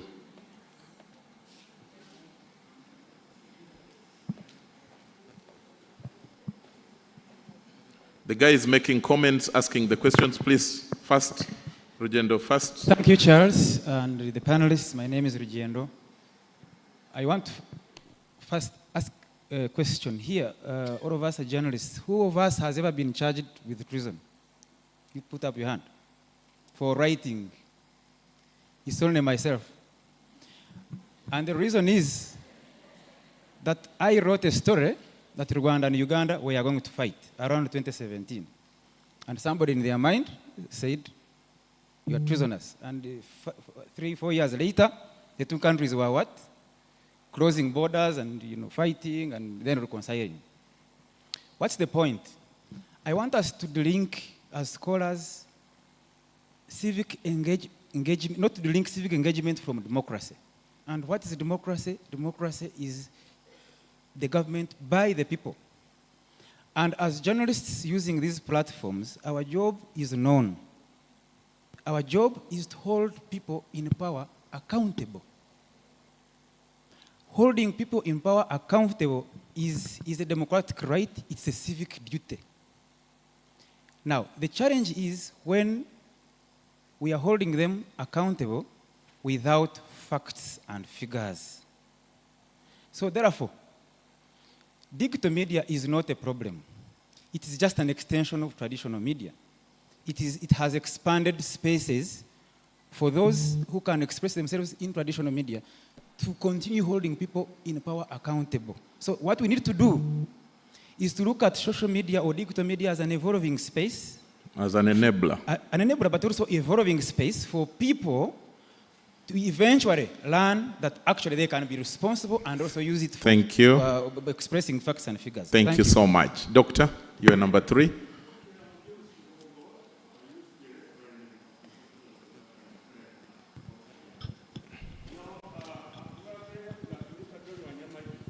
I am a reader of newspapers, and most of my newspapers monitor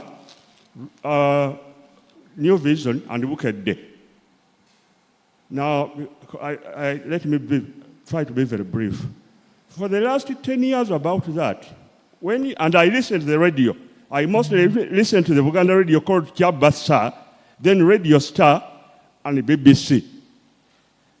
When you get involved in the media like I do, since for the last about 10 years, a lot of negative things are dominating. Corruption, land grabbing. Of course, land grabbing is part of corruption, but the corruption I'm talking about is bribery.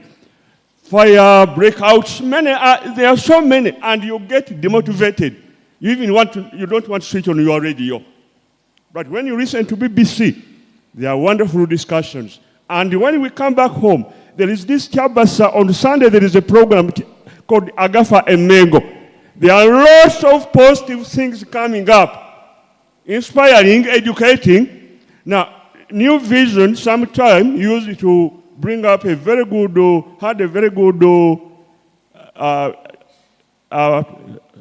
subject. Young entrepreneurs. People, those who are below 40 years of age. I don't know why it ended.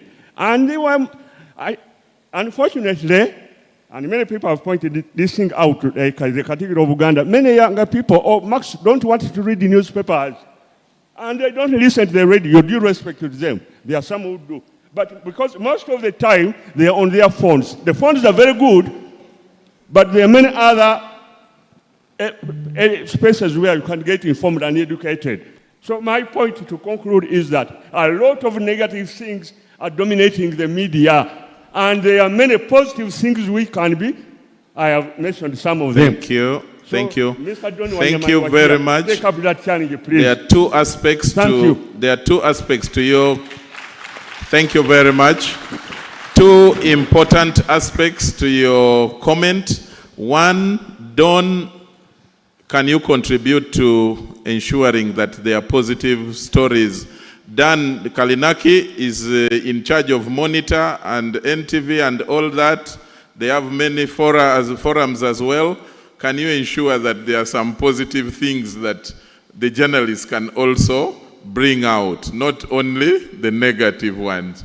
But two, which is important to all of us, that we should also focus in our reporting on some of the good. That is what the Musée is saying, not my words. Number 4, can we keep them shorter? We are short of time. Please go for it. Thank you so much. My name is Anna Komol Prosi. I want to take it from the point where Madam Agatha said that we are using the digital media, the social media platforms, as a means of engaging or a means of promoting freedom of expression for everyone.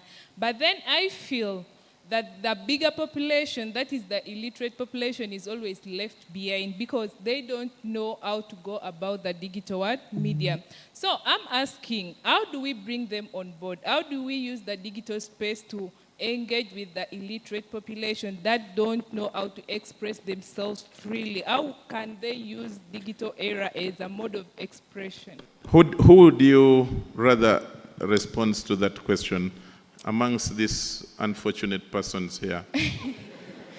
I feel maybe Madam Agatha can respond to that. Madam Agatha? Okay. She says, don't call her Madam. The next one, there was a hand here. The two ladies, and we close it so that we can respond.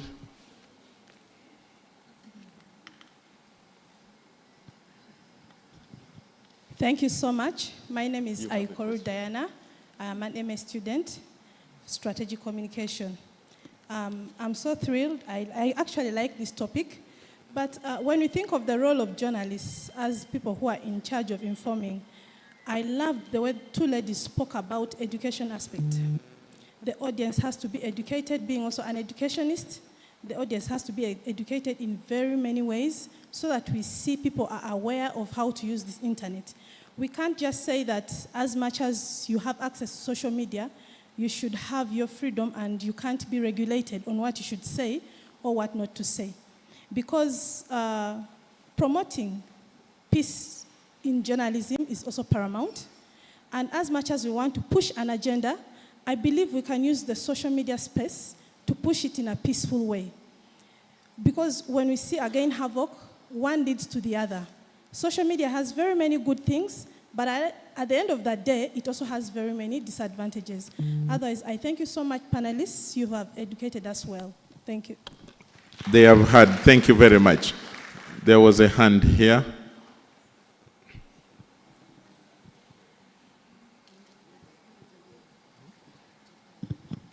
Thank you so much. I'm called Mutes Hadija, and I'm really happy to be here to hear these great minds like submitting. Myself, I'm a witness. What Madam Mariam addressed and say that you just have to let social media define you as a person. I let social media define me. I found my own niche when it came to social media. As a person, when you're on social media, how do you want them to find you? I made sure that I focus on education. I use my platform to advocate for things that I'm passionate about. And I'm really surprised on how my numbers are growing. I joined social media, I think Twitter, last year. But now I'm in 10K, like from 1, it's not I bought the account, but what are you defined of? So when I advocate for education, I advocate for what I'm passionate about, that's how people get to find me. When Spire, shows those exhibitions and all that, people know him for that. And once you cause impact in the environment, everyone is going to follow you. So just find your niche when you're on the social media, and your accounts will grow and you cause an impact in the society. Thank you very much. Number 7 was some lady here. I'm now very careful in managing public. I cannot even call someone young. I cannot call someone madam. I just have to be very careful. Yes. Okay, greetings everyone. My name is Kalenda Arita. I'm a student of journalism and communication. My question goes to Miss Agatha, and it is, how can the media navigate ethical dilemmas while covering traditional culture? Thank you. Thank you very much. Ladies and gentlemen, we have to stop it at that. And I will request Dr. Mbine to give this gentleman and ladies 1 minute each to wrap up and respond to the questions. I'll start this time from Uthman. A wrap up. Okay, as my wrap up, I think we definitely are in an era where digital media is going to last with us. How we use it, again, is going to define who we are. How we use it, is going to...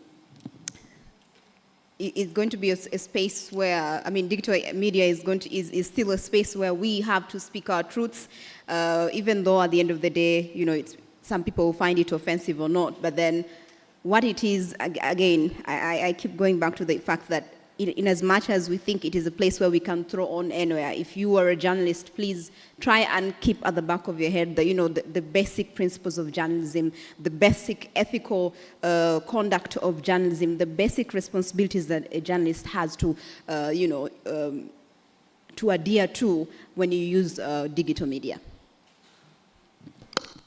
Thank you. Agatha, you had some specific questions addressed to you.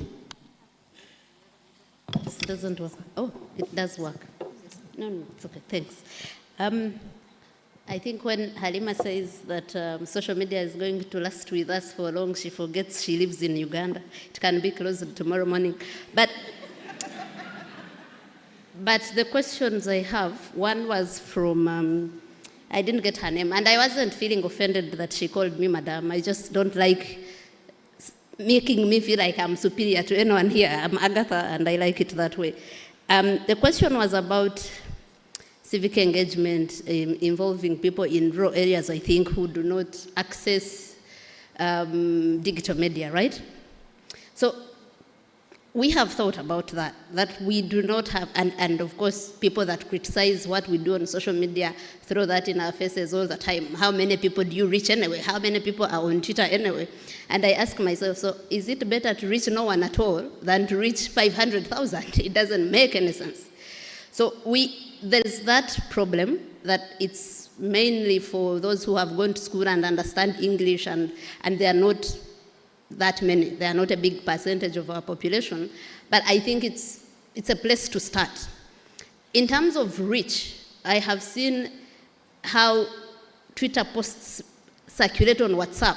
And WhatsApp, at least, even my mother has WhatsApp. She's always the last to get things. But if she has it, I am sure many people have it. So these circulate in WhatsApp groups, and you find that something that is catchy on social media is circulating on WhatsApp groups. So I think we are making progress. There's nothing we can do to make it grow faster, but I think it's better to reach that small population that is on social media for now, which is still bigger than what we were able to reach before the digital era. And then see, we can keep thinking of more creative ways of reaching more. The other question that I'll just go through briefly came from the last lady about navigating ethical dilemmas. She was specific to reporting cultural, about culture, but I think ethical dilemmas are while reporting everything. And it's what we've been talking about here, that we have the digital era that is uncensored, that has people from all walks of life. I think Carol talked about sensitization. I agree with that we try as much as possible to talk about the dangers of not having any scruples or of not filtering what you're saying and what might come with that. But I also know that we have an audience that knows how to sieve. I know that there are people right now on social media that someone reads what they have written and dismisses it. But there's someone that has built that reputation and a track record, and people see that if Agatha has written something, it is true. So we can, if you want to be that reputable, credible source of information, you can work at that and report factually, and yeah, the rest we can find ways of dealing with the rest. Thank you, Charles. Thank you, Agatha. Let's have Carol. Thank you. I think, like everyone has said, the digital media, it's a tool that we must use beneficially for everyone. And I think that the more we can't afford to, it's a beautiful tool. We can't afford to waste it. It brings so much to us, so much knowledge, so much information. So once we have it in our hands, we must be able to use it beneficially, but like Lydia said, responsibly. So my take is that it's a beautiful tool. We should use it to the best of our abilities. And also to remember that I find that in many of these discussions, it's focused around politics and things like that, which is good. But there's many things out there. There's culture, like we've been talking about. There's entertainment, there's art, there's sport. This tool can be used to educate, to show us different perspectives. And I think we should be able to recognize that we can use it for all these aspects. Yeah. Okay, thank you very much. I must admit you're a very good timekeeper. I wish I can have you always on my talk shows. Lydia. Okay, for me, civic engagement on digital platforms should as much as possible be inclusive. I'm very passionate about inclusiveness. I don't want people left behind. So if we can bring as many people on board as possible, let's do so. Secondly, these digital platforms are just a tool. They are neutral. You have the power to decide how to use them. So choose the better way. Choose the way that's going to benefit you and your community. So let's be responsible. Let's make a better choice when it comes to the digital choices. Thank you very much, Lydia. Very good timekeeper as well. Dr. Spire, you will do the last bidding. Yes, and I want to be a good timekeeper. Please. No, anyway, just kidding. Yeah, I think this is a very complex subject. And maybe partly the problem is that we are just dealing with the symptoms. Coming from a background of philosophy, in philosophy we always look for the ultimate reasons for things, the ultimate causes. We should be asking where much of the behavior that we see on social media is coming from, the anger, as I said earlier, but also the mistrust. Certainly, we shouldn't even be asking the question whether there should be regulation or not. Yes, there is need for regulation. I know there are people who just abuse for no reason or they misuse social media. But we should be asking, why is it that many people are resistant to regulation? There is a lot of mistrust in those who are in charge, who should be handling the regulation. Why is there that mistrust? We have seen that when we have been having a number of otherwise good initiatives being introduced, people are suspicious. You're talking about seatbelts, they're asking now who has come in with a deal. You're talking about during COVID when they were announcing SOPs, they're saying, okay, now which minister has a deal in this? So even with this, you talk about regulation, people think there is something sinister behind it. So we should focus so much, we should emphasize the importance of trust, building trust, and you can only build trust by doing what you're supposed to do. There is that saying that what you are is shouting so much that I cannot hear what you're saying. I think what our leaders are is shouting so much that we cannot hear what they are saying. Tebaina cheva tugamba, that's what the youth say. So let them work on their reputations so that they can be trusted, and then we can have a healthy conversation. Are you the one who brought the drummers to thank you? Thank you very much. Ladies and gentlemen, let's clap for the entire panel. I like the way Dr. Spire has finished it, and I think, medical doctors say when you have a headache, it doesn't necessarily mean that the head is the one paining. It is possible there is a transferred pain. Those of us who suffer from ulcers, sometimes the ulcers, of course it is in the stomach, but sometimes it pains you from the back. That is what he's saying, that we have to find out why the challenges of digital media are pervasive. I think that's a good thing, and I hope that we didn't make you sleep. It was a bad time to have a discussion like this, but thank you very much for being a good audience, and thanks to the panel. Thank you very much. Good afternoon. A round of applause for our distinguished panelists.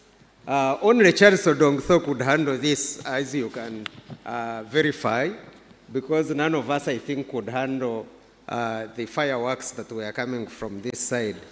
But we thank you very much, Charles, and the panelists, Dr. Sentongo, Lydia Mirembe Jadwong, Karobe Yanga, Agatha Tfire, and Halima Uthman. Thank you so much for coming to the annual media convention and bringing us very, very interesting and educative and memorable perspectives to our discussions today. We are very, very grateful. We are moving on fairly quickly. We are about to finish. But while we were here, two distinguished persons entered. The first one, in that particular order, was Mr. Daniel Karnachi, who is the General Manager, Editorial at the Nation Media Group. I hope I got the description right. Daniel Karnachi is many things, but what I know is that he was our student. He also came back and taught here for some time before I think he got slightly bored. And we liked him to stay permanently. He was a good teacher, I think, but he had a different vocation, and that is where he is now. But we thank you for finding time to come here. This is probably your first annual media convention to attend as a non-student. Okay. Thank you very much for coming. We don't take your presence for granted, and we are happy that you came, and of course, we are getting into the business in which you'll be able to say something. Next, we also are privileged to have Mr. Don Innocent Wanyama, the CEO and Managing Director of Vision Group. Don was our student not long ago. He completed his master's degree about 4 years ago and graduated. And we are happy to see him progress exactly in what he studied as the CEO of what is one of our biggest, probably even the biggest media house in the country. So you are welcome, and you'll have an opportunity to speak to the audience. I'm sure a lot of people have never heard Don Wanyama speak here, so you'll get the opportunity. So stay behind. He speaks very well, to the best of my recollection, and he's not a politician. So he will not say a few things that will scratch your heads. So we are getting into the third and last part of our business today, which is very important. It is brief. We won't hold you much longer. We are very squeezed for time. And I would like to invite Marion Alina here. We've been doing we are really continuity announcers, but they call us MCs. To make us look bigger. You know, things now are very interesting. So what used to be a receptionist in the years gone by is now front desk manager or something like that. Eh? And so on. We love these titles. But what we have been doing here basically is continuity announcement. Now somebody will speak, now somebody will speak, and so on. But in the wisdom of the department, Marion is more photogenic than myself. And so it was agreed that she would handle this last piece of business so that the images can come out more clearly. And I agree that they were right, because me, as you can see, the visuals may not come out very sharp. They will still come out all right, but Marion will give us a much better image. By the way, she used to work with WABS TV back in the day, and she was very good at what she did, and so on. Then, of course, we grabbed her, and now she's at the department. So Marion will take us through the presentation of our Students' Excellence Awards. We have 3 awards, and she will give us the details as soon as I leave here. So Marion, you are welcome, and I wish you good luck. Thank you very much, Adolphe. You forgot to mention that your dress code alone is very eye-catching. It's like front page. All right, ladies and gentlemen, again, you're most welcome to this last part, and the students are very excited because I know that they are picking inspiration. And we have the drummers are here to give the students, the winners, a feel. So the first presentation is of the Cranmer Mugera Photojournalism Award. And may I call upon Mr. Don Wanyama, the CEO of Vision Group, to come forward before I announce who the lucky student or the winner is.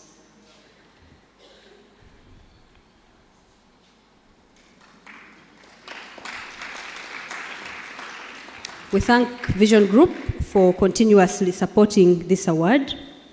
And this award goes to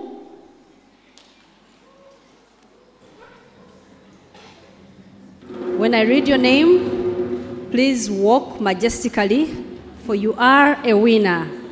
Atwine Ronette.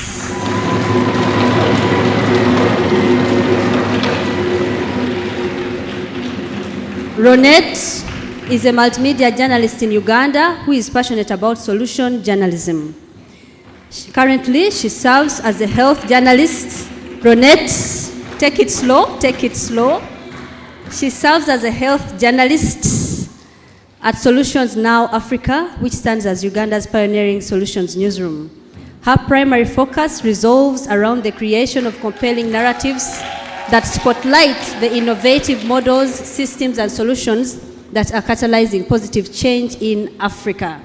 Atwine has so far covered topics such as health access in a low-resource setting, SRHR issues, e-learning, congenital abnormalities, mental health, innovations, climate change, and neonatal health.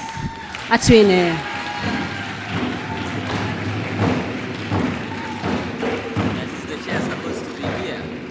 May I request the head of department to please come forward and join this group. I need a portable microphone because we expect Vision Group to...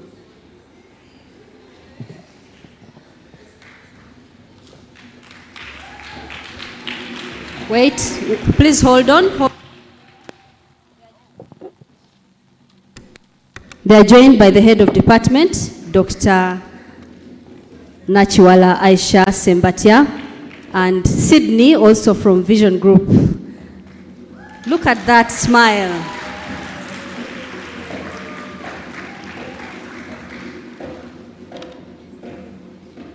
So I'm going to, wow.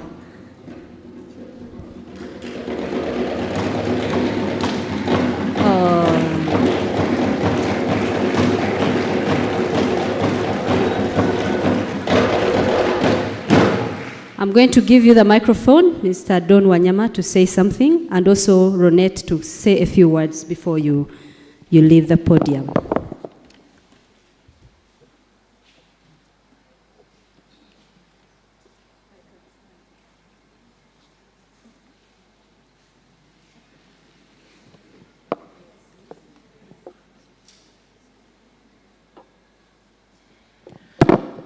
You know, when Dr.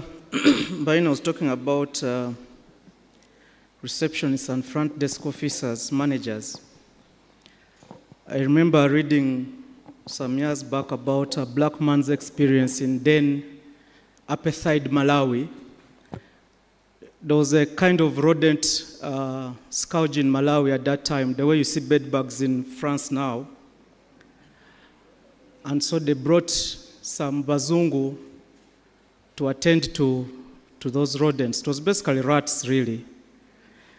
But the black men who were tasked with catching the rats were outrightly called rat catchers. But when the whites were brought in, they were called rodent specialists, and they were paid expatriate money. So that is what happens. I'm going to say a few words, but also before I say that, I wanted to thank the panel that spoke before. I just thought I should be clear. Dr. Spire must have left the impression that I'm an agent of I'm anti-free speech or something like that. I'm not. To the contrary, I was actually a satirist at one time. My brother Kalnaki here used to give me space in the Sunday Monitor, where I used to write a column called Letters from Chireka. And no one would appreciate satire better than me, so I understand the mind of satirists. I would never be a problem to them. So Spire, I hope I should just clarify that. But about the business why we're here today, first of all, I want to use this opportunity to thank Makerere University, and more specifically the Department of Journalism and Communication, for inviting us here to be able to hand over this award, which for us is very important. It has been a practice for us now for about 2 decades, where we come here and recognize the best performing journalism students through the Kranima Mugerwa Award. I know for many of you might not know who Kranima was, and it's important that when we are handing over this award, we take time to reflect about him. Kranima Mugerwa was a photojournalist with a New Vision, who died on March 26, 2001 at Nsambya Hospital after a short illness. He was known for his exceptional talent in capturing powerful and evocative images that told very compelling stories. He was a very brave war correspondent who fearlessly ventured into the war-torn regions, risking his own safety to document the harsh realities of conflict. His photographs from the front lines captured the raw emotions and devastation experienced by both soldiers and civilians. His work that really stands out was his coverage of the Rwanda genocide, 1994. It was a testament to his unwavering commitment to shedding light on the darkest corners of humanity. In the face of unimaginable violence and unspeakable atrocities, he fearlessly captured the haunting images of mass killings, displacement, and the indescribable grief of the survivors. His photographs served as a stark reminder of the consequences of hatred and intolerance, motivating the international community to take action and prevent such atrocities from happening. Mugerwa's indomitable spirit and determination to expose the truth will forever echo through his powerful images, especially for those victims of Rwanda genocide, that they are never forgotten. But beyond the genocide, he soldiered into the conflict-ridden regions of the DRC and northern Uganda at the time, fearlessly again capturing and documenting the despair of families torn apart, the anguish of children forced into soldiering, and the destruction of entire communities. So through his photographs, he shed light on the silent suffering endured by those caught in the crossfire, giving a voice to the voiceless. His unwavering commitment to exposing the truth and advocating for the vulnerable cemented his legacy as a fearless photojournalist and a beacon of hope in what was really some dark times. Through these powerful images, he brought the horrors of war to the attention of the country and by extension the world, urging for peace and justice. His courage and dedication will always be remembered in the annals of photojournalism. Mugerwa's untimely death was a great loss to the field of photojournalism, leaving behind a void. Actually, when he died in 2001, he was just 37 years old. So at Vision Group, we believe in recognizing and celebrating journalists who go above and beyond the normal call of duty in their pursuit for truth and accuracy. We are therefore privileged and we are grateful to Makerere University Department of Journalism for working with us to keep his legacy alive and to be able to celebrate him whenever we can. Of course, it's also a moment for us to reflect, not just about Kranima, but a lot of our colleagues who have left us. And of course, coming to mind, you remember the nasty accident that took colleagues like Ken Matovu, Simon Ekarot, and others, and so many others who have fallen. So it's always good to reflect and remember and celebrate their legacy. Thank you. As you've seen, the winner, we've given her 1 million shillings as a cash prize. We've also given her a plaque, but as part of the offer, we are going to give her an internship opportunity at the Vision Group. And unlike a lot of the interns who come in and we do not really remunerate them because we are giving you a chance to learn, she's certain that every month she'll be able to pick 500,000 shillings as net pay, beyond and above what else she'll be able to make through her work. So congratulations, Ronette, and you're most welcome to the Vision Group. Thank you.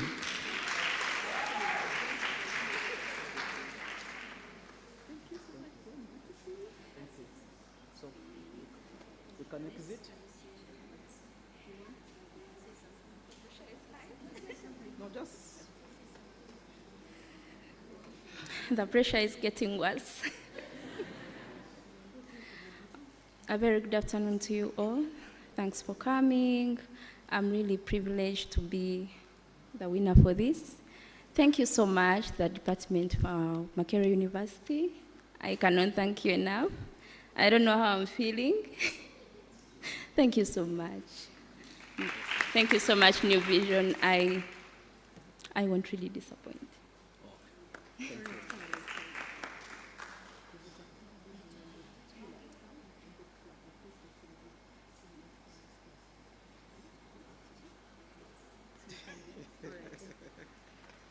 Thank you. Ronette's parents were unable to make it, but I'm sure they at least they are aware.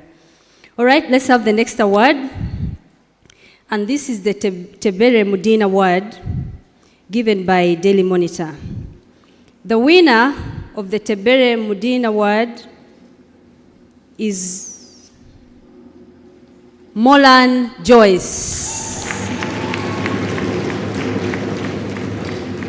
Where is Molan? If your parents are here or any siblings or whoever you came with, please come forward. Joyce, this award goes to the best journalism. Joyce, take it slow. Students. Joyce is a freelance photographer, passionate about freezing moments in time. A journey she began in 2019 during the COVID-19 lockdown in Uganda.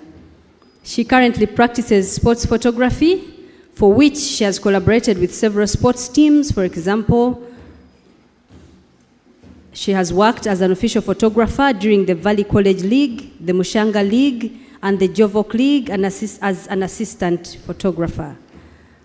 She has also served as official photographer for the Duncan Africa Society. I see, it's like what she does suits photography, but she is for the Tebere Mudin Award.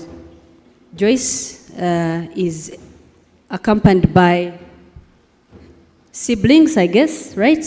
All right. May I invite Daniel Kalinachi, who is the General Manager, Editorial of Nation Media Group, to come forward and award, present this award. Thank you.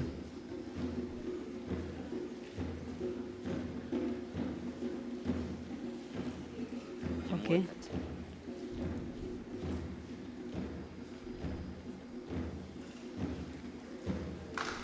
Wow.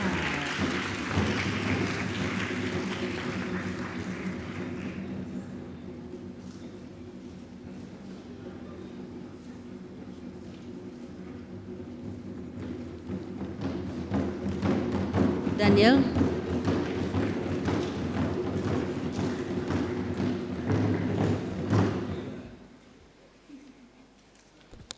Good afternoon. Thank you very much to the department for inviting us here today. And congratulations, Joyce and Rona. I am very privileged to represent the Nation Media Group here today. This award is given in honor of Rashid Mudin and Richard Tebere. Richard Tebere was one of the founders of the Monitor newspaper in 1992, and Rashid was on the sports desk, and they were killed in a freak rally accident on June 8th, 1998. They were involved in the Great Karamoja Run, and they were swept away in a dry riverbed by a flash flood. We give this award out, and I think we have pretty consistently over the last 20 years, to the best journalist in the department. It's personal to me because I think, if I'm not mistaken, that I was the winner of the first award. So I also used to be smart. On top of the award, the cash prize and the plaque, we give a paid internship as well. So I noticed that Joyce is already working, she's already crossed over to the other side. I'll tell you that it helps to get some newsroom experience. And I think, Rona, when you're done with a new vision and you actually want to work in a place close to your heart, please come, let's talk. I just want to use the opportunity to say something to the students that, who are going out into the world and those who are probably still here. You probably have heard there's a lot of turmoil or disruption in the media industry, and many of you will probably be tempted to focus on following the money and go into communications and public relations. And I think there is room for communications, and I think the world needs good communicators.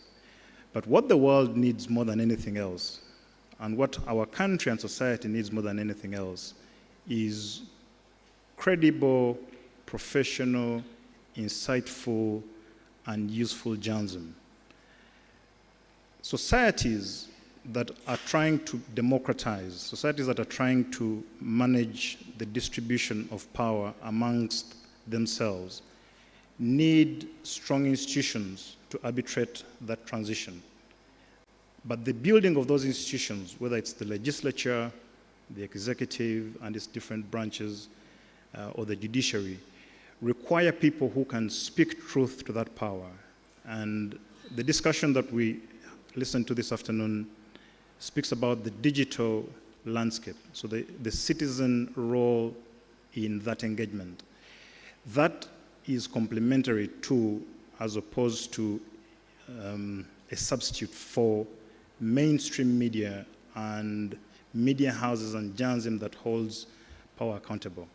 So I invite you all to, wherever you end up, whether it's in mainstream journalism, whether it's in communication, not to lose the agency that you have to speak truth to power, to be professional, to hold people accountable, especially those that you've given your power, to be citizens who work for the country that they want to live in, rather than expect someone else to build it for them. So thank you very much for having us.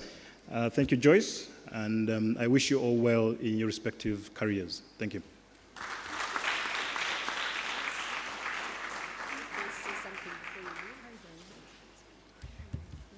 Yes, good afternoon, everyone.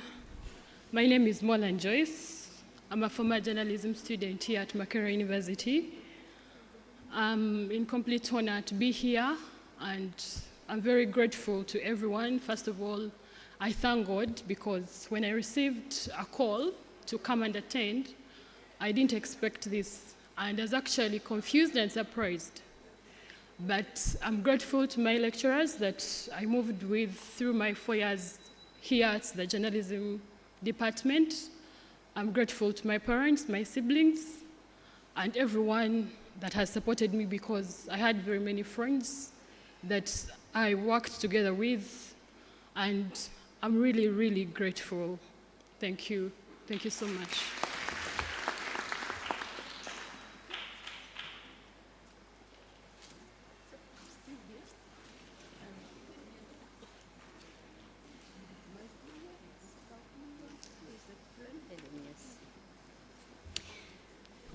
All right, and the last award is a new entrant.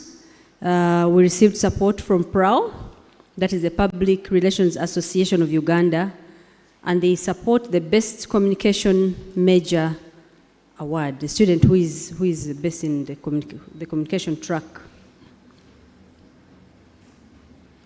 So to represent PRAO, we have Helen Kawesa, who is an advisor governing council.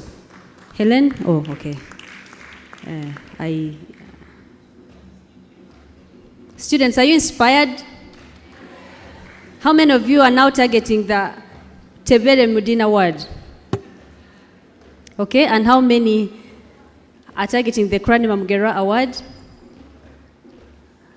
And the rest? PRAO. Oh, is it? Why? How so? How many are for PRAO? Helen, you may have to give more than one award. Looks like we have more hands in the room.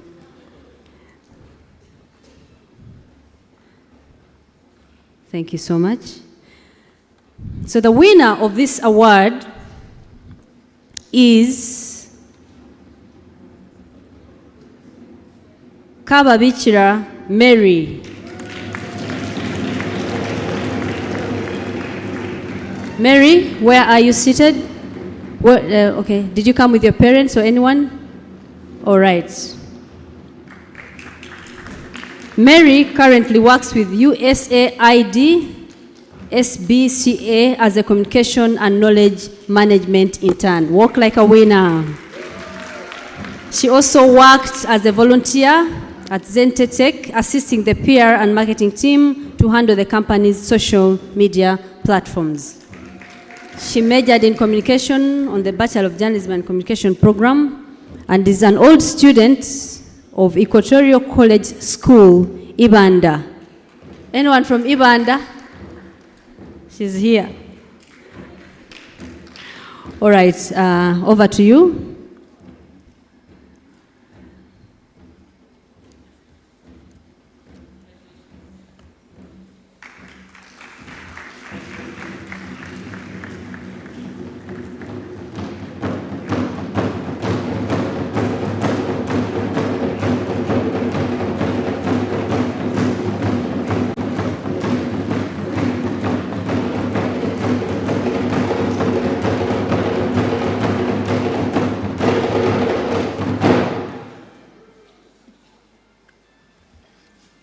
Thank you. PR is about visibility and exposure. That's why we had to dance a bit. There was too much serious talk up here before. No offense meant, Daniel. I want to thank the Makerere University for inviting us to be part of this annual media convention. And I want to thank everybody who is here, the organizers, my colleagues from media houses, and all the students who are here today. My name is Helen Nanteza Kawesa. I work in the Parliament of Uganda. I've been working there in PR for the last so many years. I had a short stint in the department, I don't know whether it was a department of literature, and you were Mascom, and I went away, not because I ran away, but because I felt it was a bit, reading books, they read too many books, and I wanted to be a bit more relaxed. But I always associate with them, and I was very happy to be received here. I'm here to represent the president of the PR Public Relations Association of Uganda, Tina Wamala, who cannot make it, and, but she sends her regards. And just to tell you that we have a partnership with the school. I think now it's a school. Soon to be, first we believe in, school. And we have a partnership, and every year we award the best communication student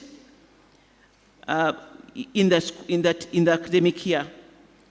That's why today we are here and very happy to award the best communication student in the Department of Journalism at Makerere University. So congratulations to me. Yes. Ladies, communication is our field. So let's thrive and take it away from these gentlemen in a good way.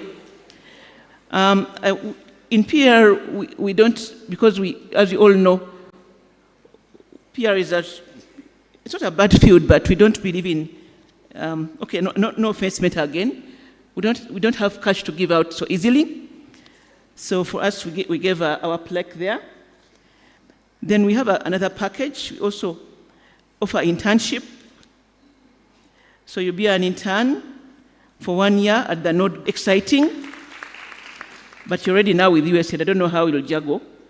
USAID seems to be more juicier, but you're welcome to Node Group. We give you membership in the PR Association of Uganda for 1 year. So starting January next year, you have free membership in that association, which is a very good one because we partner with cities like this. And then we also have, next month, we have an East African PR Week. We are hosting a very big conference where all the East African countries are coming together. Practitioners are coming together from East Africa for a week in a conference which will be in Jinja. The cost of that attendance is 1.6 million. So we're giving you free attendance to that conference, courtesy of PRAO. You'll be able to hobnob with the high and mighty in the PR field, not only in Uganda, but in East Africa. And I'm sure from there, we'll only hear about you flying high. So congratulations to you, Mary. Wish you the best. And I encourage, as Daniel said, let's emphasize on professionalism in whatever field we are doing in communications. It's not easy, but if we are professional, we'll take it further and we'll do bigger. Thank you for listening to me, and I wish you all the best. I invite you, Mary, to come and accept your awards.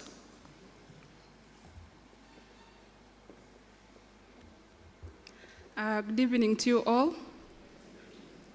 My name is Mary Kababichira, and I want to say that I'm super grateful and very proud to have received this award. Thank you, PRAO, for recognizing me and my efforts, and also thank you, Department of Journalism and Communication, and all the teachers for the hard work done. Thank you.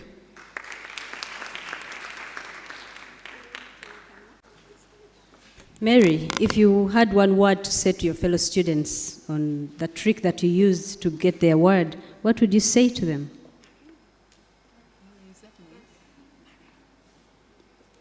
I'll say to you, read hard, because reading pays. You have to read, you have to consult.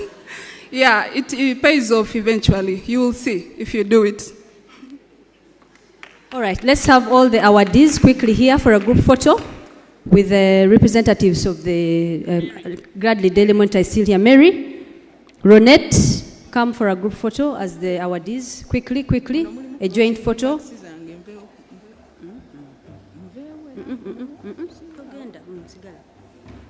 Ronette, Molan, quickly. Yeah, come take a group photo. Anyone from Vision Group still around? Nope.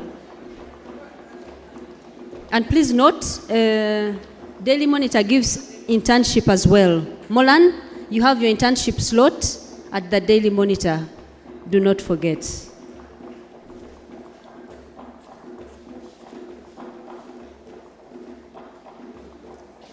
Come up here quickly. Where's your award? Come with your award. You can't leave it here. Come on, you can't leave it behind. What if it breaks? Aren't you afraid? I see how your brother is running to give it to you.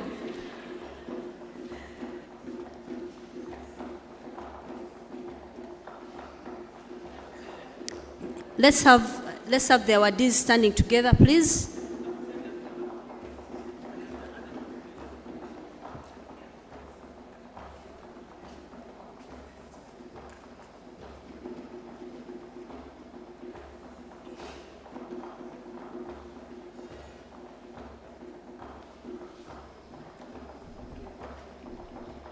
Where is the other dummy check? Where is your other dummy check? Helen told us it's about publicity. Where is the other dummy check? Don't went with it. Don't bring our check back. Don't.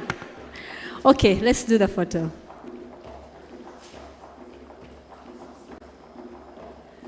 All right, thank you very much. Let me request the head of department to close this convention and invite you for lunch thereafter. You've been a wonderful audience. Oh, yeah. So, thank you. Ladies and gentlemen, I do not want to stand between you and lunch, so my remarks are going to be very, very quick. I want to start by appreciating all our speakers and panelists for this day, and say that the discussions that we have had since morning have contributed a lot to our understanding of the interaction and intersection between media, young people, and culture. I also want to say we are very, very grateful to all of you who have attended this year's convention.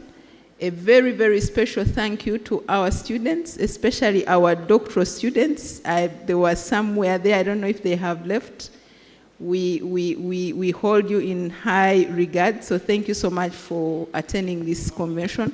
To our undergraduate students, we organized this event, this year's event, especially for you. That is why we decided for the theme to be the way it was. So we hope and pray that whatever has been discussed this morning and through the afternoon has been insightful to you, that it is going to inform your understanding and analysis of the media and communication as you do your work through the classes, but as you also move into the field as young practicing journalists and communication practitioners. For us, the staff, we want to say that the deliberations and discussions of the day have been very instructive. Like I said in the morning, whatever we have discussed today feeds directly into our training and curriculum. So we are very grateful to all the contributions that have come in from the panelists and the speakers and the audience as you ask your questions. and contributed to the debate that was going on up here. I also want to once again appreciate our sponsors, the Uganda Tourism Board. We are very grateful. The Uganda Civil Aviation Authority, the Nation Media Group that is represented by my friend Daniel Karnaki. I used to sit on the same desk with Daniel Karnaki when we were doing our undergraduate. So I think he's very happy to continue associating with me. He's nodding, so I'm very sure he's approving of that. We are also very grateful to the Nation Media Group. I don't know if Don has worked out. And we are also grateful to the Public Relations Association of Uganda. Without all these partners, we would never have been able to organize this imposing event, as you have all seen. I want to end these remarks once again by thanking our convener this year, Dr. Charlotte Ntulme. I think she deserves a big hand clap. And then to that entire team at the Department of Journalism and Communication, I cannot thank you a lot. I mean, enough. I can only say you guys make me proud. So thank you, ladies and gentlemen, and welcome to lunch.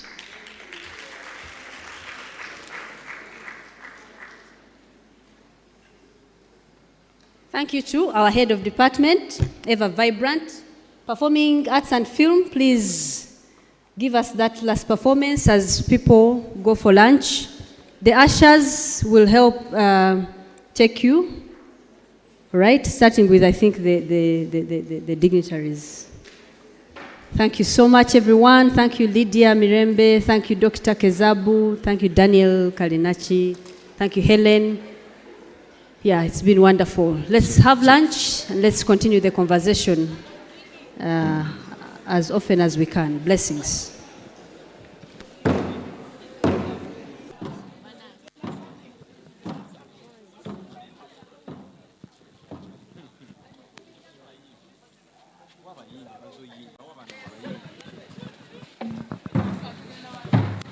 Aye mondo hiye, aye monde kazana,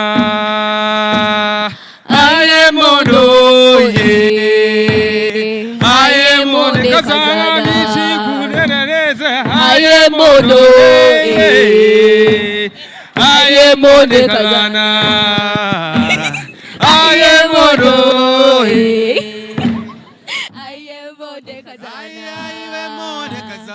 Aye mondo kazana bakanyanye nzetizane ayo ayo yaro yarare ayo yarare na yarara ayo tiba tiba be wawo aye mondo ayo tiba be mesho yanje aye monde kazana ayo buko sane wawe aye mondo ayo sane bakanyanye bande aye monde kazana ayo ruko tiba be wawe aye mondo Yei wa kuruko ya we mawe, ai we mone kazana.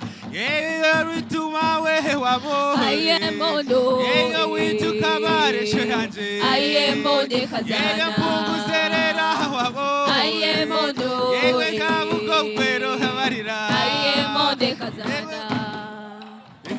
Aye mondo ye. Aye monde kazana. Aye mondo wabo. Aye mondo. Yego aye monde kazana. Aye monde kazana. Yego yaro yarare wabo. Aye mondo. Yego yaro yarare kayanje. Aye monde kazana. Yego buko chima ibabo. Aye mondo. Yego tiba biwe shehanje. Aye monde kazana. Aye ngoma zizane wabo. Aye mondo.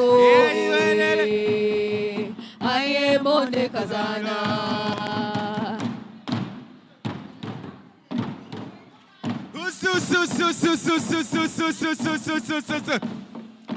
Hati kasha kama kanga myambe itabantu kagwana rukonda konda gwa maweseri gameje na kisarakshana kataga usakiri moko twotamisha po kutumeshana bigaga yibure ese ryabirenge nakitera kishana katagata kirima katwatamisha pa gutemeshera bigaga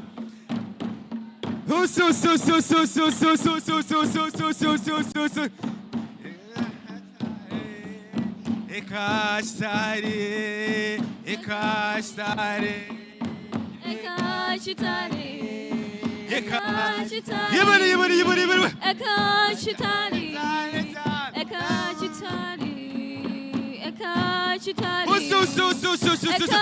Yibari. Ekashtari, ekashtari, ekashtari. Ekashtari.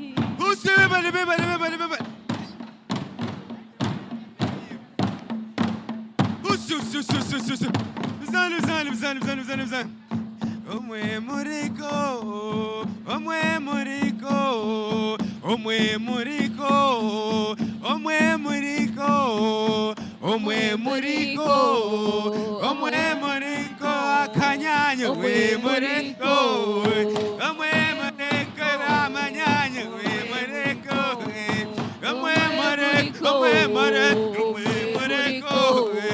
omwe muriko, omwe muriko,